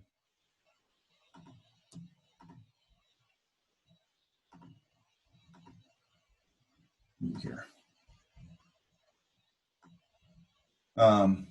Okay, does that make sense from a silhouette point of view, how we're moving into the silhouette? Yes. Overall shape. Go ahead. Sorry. I didn't want to. Go ahead. You finish. I don't want to interrupt you. Overall shape. And I'm looking at these shadow values and structural shadows and things like that. Then I can go in and build, like, you know, the dark of the ear, you know, but I want that whole wash to start to define everything. And also, I was flooding a little warmth in the cheeks and flooding a little warmth in the nose. I'm really building that thing up from an abstract thing, but I can build that up to super tight. Does that make sense? Okay. Shape, smaller shape, smaller shape, smallest shapes. Okay. Done. But do you still suggest a wash underpainting, like a warm toned, I don't know, like an ochre or something, and then you go in and you do those shapes, the silhouettes here's the that? thing. Here's the thing with the underpainting. Like you'll see it in the video when I do it. That is like such a light wash, it's almost invisible. Okay. Okay, it's not really going to affect anything other than it gives a little. Okay, so with the part of the reason you tone, I'm just going to call it the canvas, even though it's not canvas, because I tone everything that I paint on, right? Even digital usually. Wherever I like don't cover the canvas, there's going to be nice little pops of warmth because it's the stuff underneath, which is just nice. If I have a spot in it where like I'm getting that glare on my head and I leave that white, well, it's not going to be white. It's going to have just a touch of warmth. You'll perceive it as white, but it'll be just a little touch of warmth, okay? Because light has color in it, okay? So I'm just sort of looking at it from that perspective. Light up here right now doesn't have any color in it because we're really close to the fire. And the color out here right now is just super, there's no color in the light. It's really weird. Everything's gray and the light's gray. It's really ugly. It's been for like 2 weeks. It's just like, man, I'm sick of it. I'm really sensitive to light. It's terrible. Like I love light. I love color and all that. And it's like when it's just like endlessly dull like this, you're like, God, it's just, and then the country's falling apart, and then it's like all this stuff converging. You're just like, God, man, it's so depressing. But anyway, does that make sense? So the idea of silhouette in relation to the face and all that. The face to me is important. That's another thing I was doing over at Disney, and they were, you know, and these are guys, and it's interesting because people go like, those guys don't know this. And I go, they're trained as digital. Most of them are digital animators, okay, and they can draw a little bit like animators and stuff, but not. Like they don't know how to paint. They don't know how to really, you know, a few of them could. And what was interesting about it, and I've said this to you guys too. So we were painting the animation building, but we were looking across the street to the main studio lot. And anyway, so I went there and talked to him. I showed him that video. I didn't show him the video, but I did the same thing that's in that video. I go, here's the 5 or 6, 7 washes, whatever it is. I showed him. It took me about, I don't know, 20 minutes, half an hour. And then I go, okay, let's go outside and paint. And they're like, that's it? I go, that's kind of it. I go, you just got to know when to use what wash, and then make sure you're drawing strong and all that. But and color and all that. But and then when we went outside, like one guy goes, oh, this thing sucks. He was getting all frustrated. And I go, can I paint on it for a minute? So I paint on it for, I don't know, 3 or 4 minutes. And he goes, man, that looks way better. And I go, did you notice I hardly did anything to it? Because I didn't hardly do anything to it. You know what I mean? It's very simple stuff. But it's just stuff you got to know. Otherwise, how do you know? Right? So the same thing I said with Gary, man. Gary would show me stuff and I go, oh, that's how you do that. Okay. So I was, on him all the time going, show me how to do this, show me how to do this, but like the idea of silhouette to me is really important. It's one of the main things that I use, no matter what medium it is. If I go and paint on location, I'm putting in those big abstract silhouettes and then I'm working into them because that's what locks my whole painting together. And it's the same thing with this. If I build that face like that, it's going to kind of lock all these shapes together, right? Like I can go in and like finish that guy out, give him a little information inside the eyes. And it depends on how far I am. If he was far away from me on a sunny day like today, that might be all I see is the value inside his eye socket. Okay. And the value under here and the value of his nose being cast, maybe the side of his nose, maybe. And then the warmth and all the temperature and all that. But and also, do you see why I wash in the warmth like on the cheeks and the nose and that orange on the ears while it's still wet? Because now I'm getting soft transitions around the face, which is really what I'm going to get. Okay. Now, after I paint that, I can go in and put the little hard cast shadow off the nose or any of that kind of stuff. But anyway, that's how it works. Okay. Does that make sense? Yes, it does. It's a lot of stuff to ingest, but once you start, get a crappy, and doesn't even, I mean, it's better if it's or go get, like I have this. I think I showed you guys this. I got this over at, and they have, this is Fabriano, I think.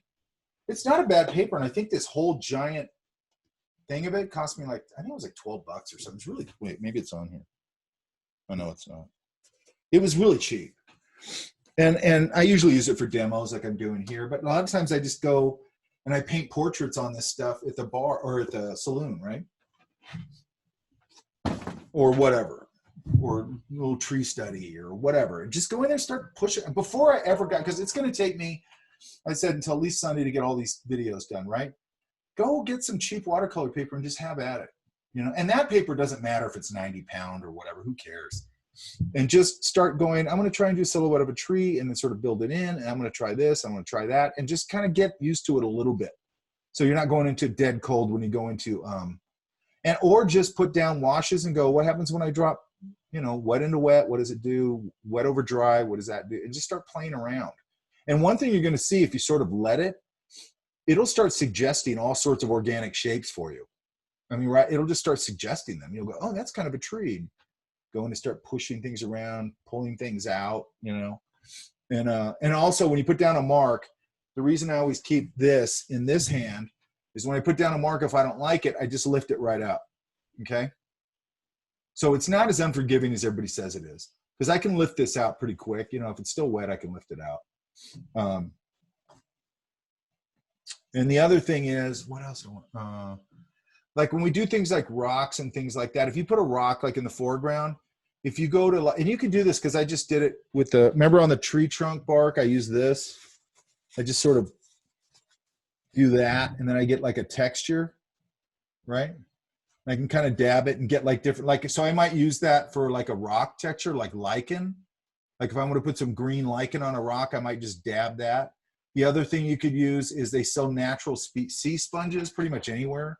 Like I think Michael's probably has those, and I just tear off little bits of them. And the reason the sea sponges are nice is they're not uniform. They're just random. And I've used those for like little textures on rocks and things like that. Okay, Again, you don't want to overdo those things. You don't want to get gimmicky, okay? But I think you can see why, if you use this correctly, I can just create a bunch of noise in the background, right? That's all the forest is a bunch of noise. It's the first round of information, and then everything after that back there starts to become noise. It's just a lot of stuff, okay?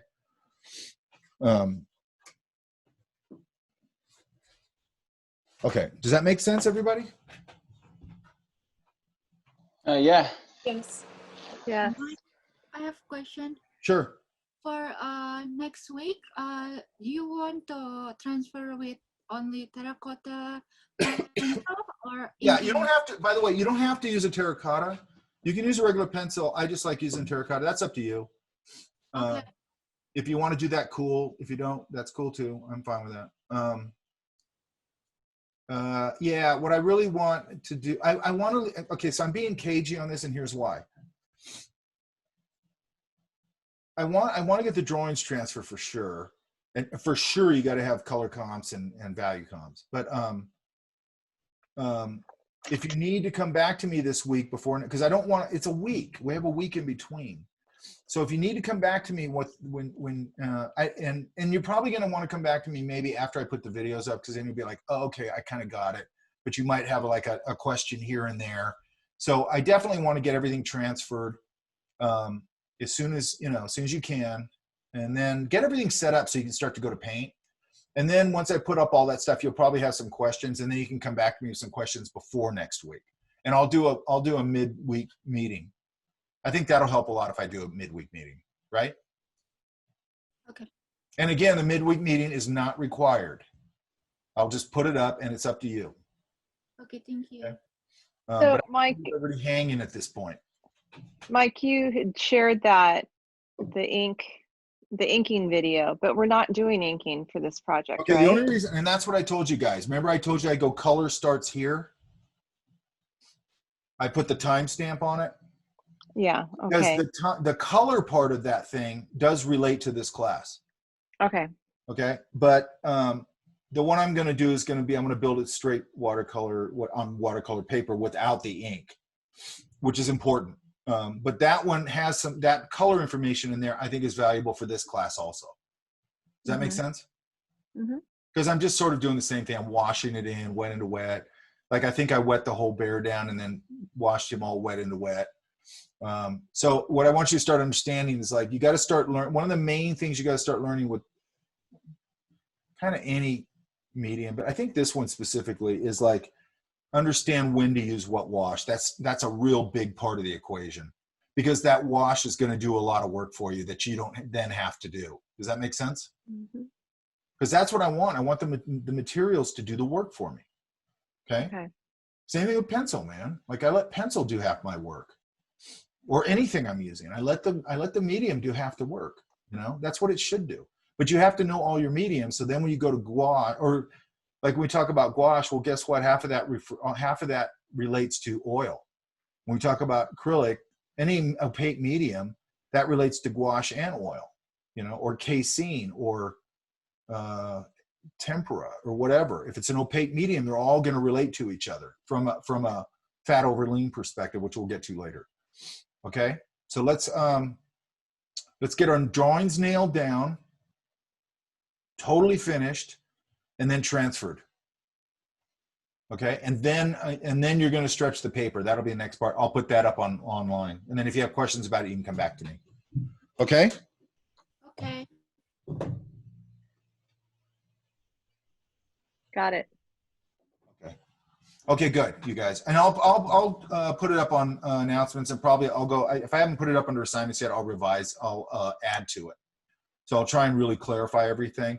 And I want to know if I put my palette up here or not. And by the way, you don't have to get my palette. If you get an inexpensive watercolor set, that's totally fine. And it doesn't have my palette, but I like to put it up just because I have a very logical palette to me anyway. Split primary, green in there. I call it a primary, even though it's not. Split green, warm, cool green, warm, cool blue, warm, cool red, yellow ochre, burnt sienna. Now I keep brilliant orange on it. I didn't used to, and now I keep a purple on it. And I I think that's it. Right? So I have Perol red. What's my warm red? No, that's my neutral red. Oh, and then I have a cool red. Alizarin crimson, ultramarine blue, cobalt blue, cad yellow, lemon yellow, cobalt blue, ultramarine blue, and those are all warm cool of each other. Okay. And then again, burnt sienna, yellow ochre, and if it's an opaque palette, white, and that's it. Okay. And then you can put, or I can put, now I put orange on it because it just saves me a lot of time. And I put dioxazine purple on it because it saves me a bunch of time. But I don't really have to have those. I can mix those. But I mean, it's still 10 colors or something. It's not that much. And without those, I think it's 8 or 9. Smaller the palette, the more harmonious your colors are going to be. Right, Camille? Mm-hmm. You making a sandwich again? Okay, guys, I'm going to let you go. I got to get started doing this stuff. I got a lot of, this video is going to take me a while to get done. And I got to get started on today and then probably tomorrow, and then I'll finish it Sunday, I think. Wait, what's today? Today's Friday, right? Friday. Yeah. Okay, Friday. Okay. Such a pain in the ass. Okay. All right. I'm going to let you guys go. Thanks, you guys. All right. By the way. Thank you. Thanks. Going along. Just bear with me now. Okay. Okay. Bye. Thanks, Mike. All right. See you guys. Bye.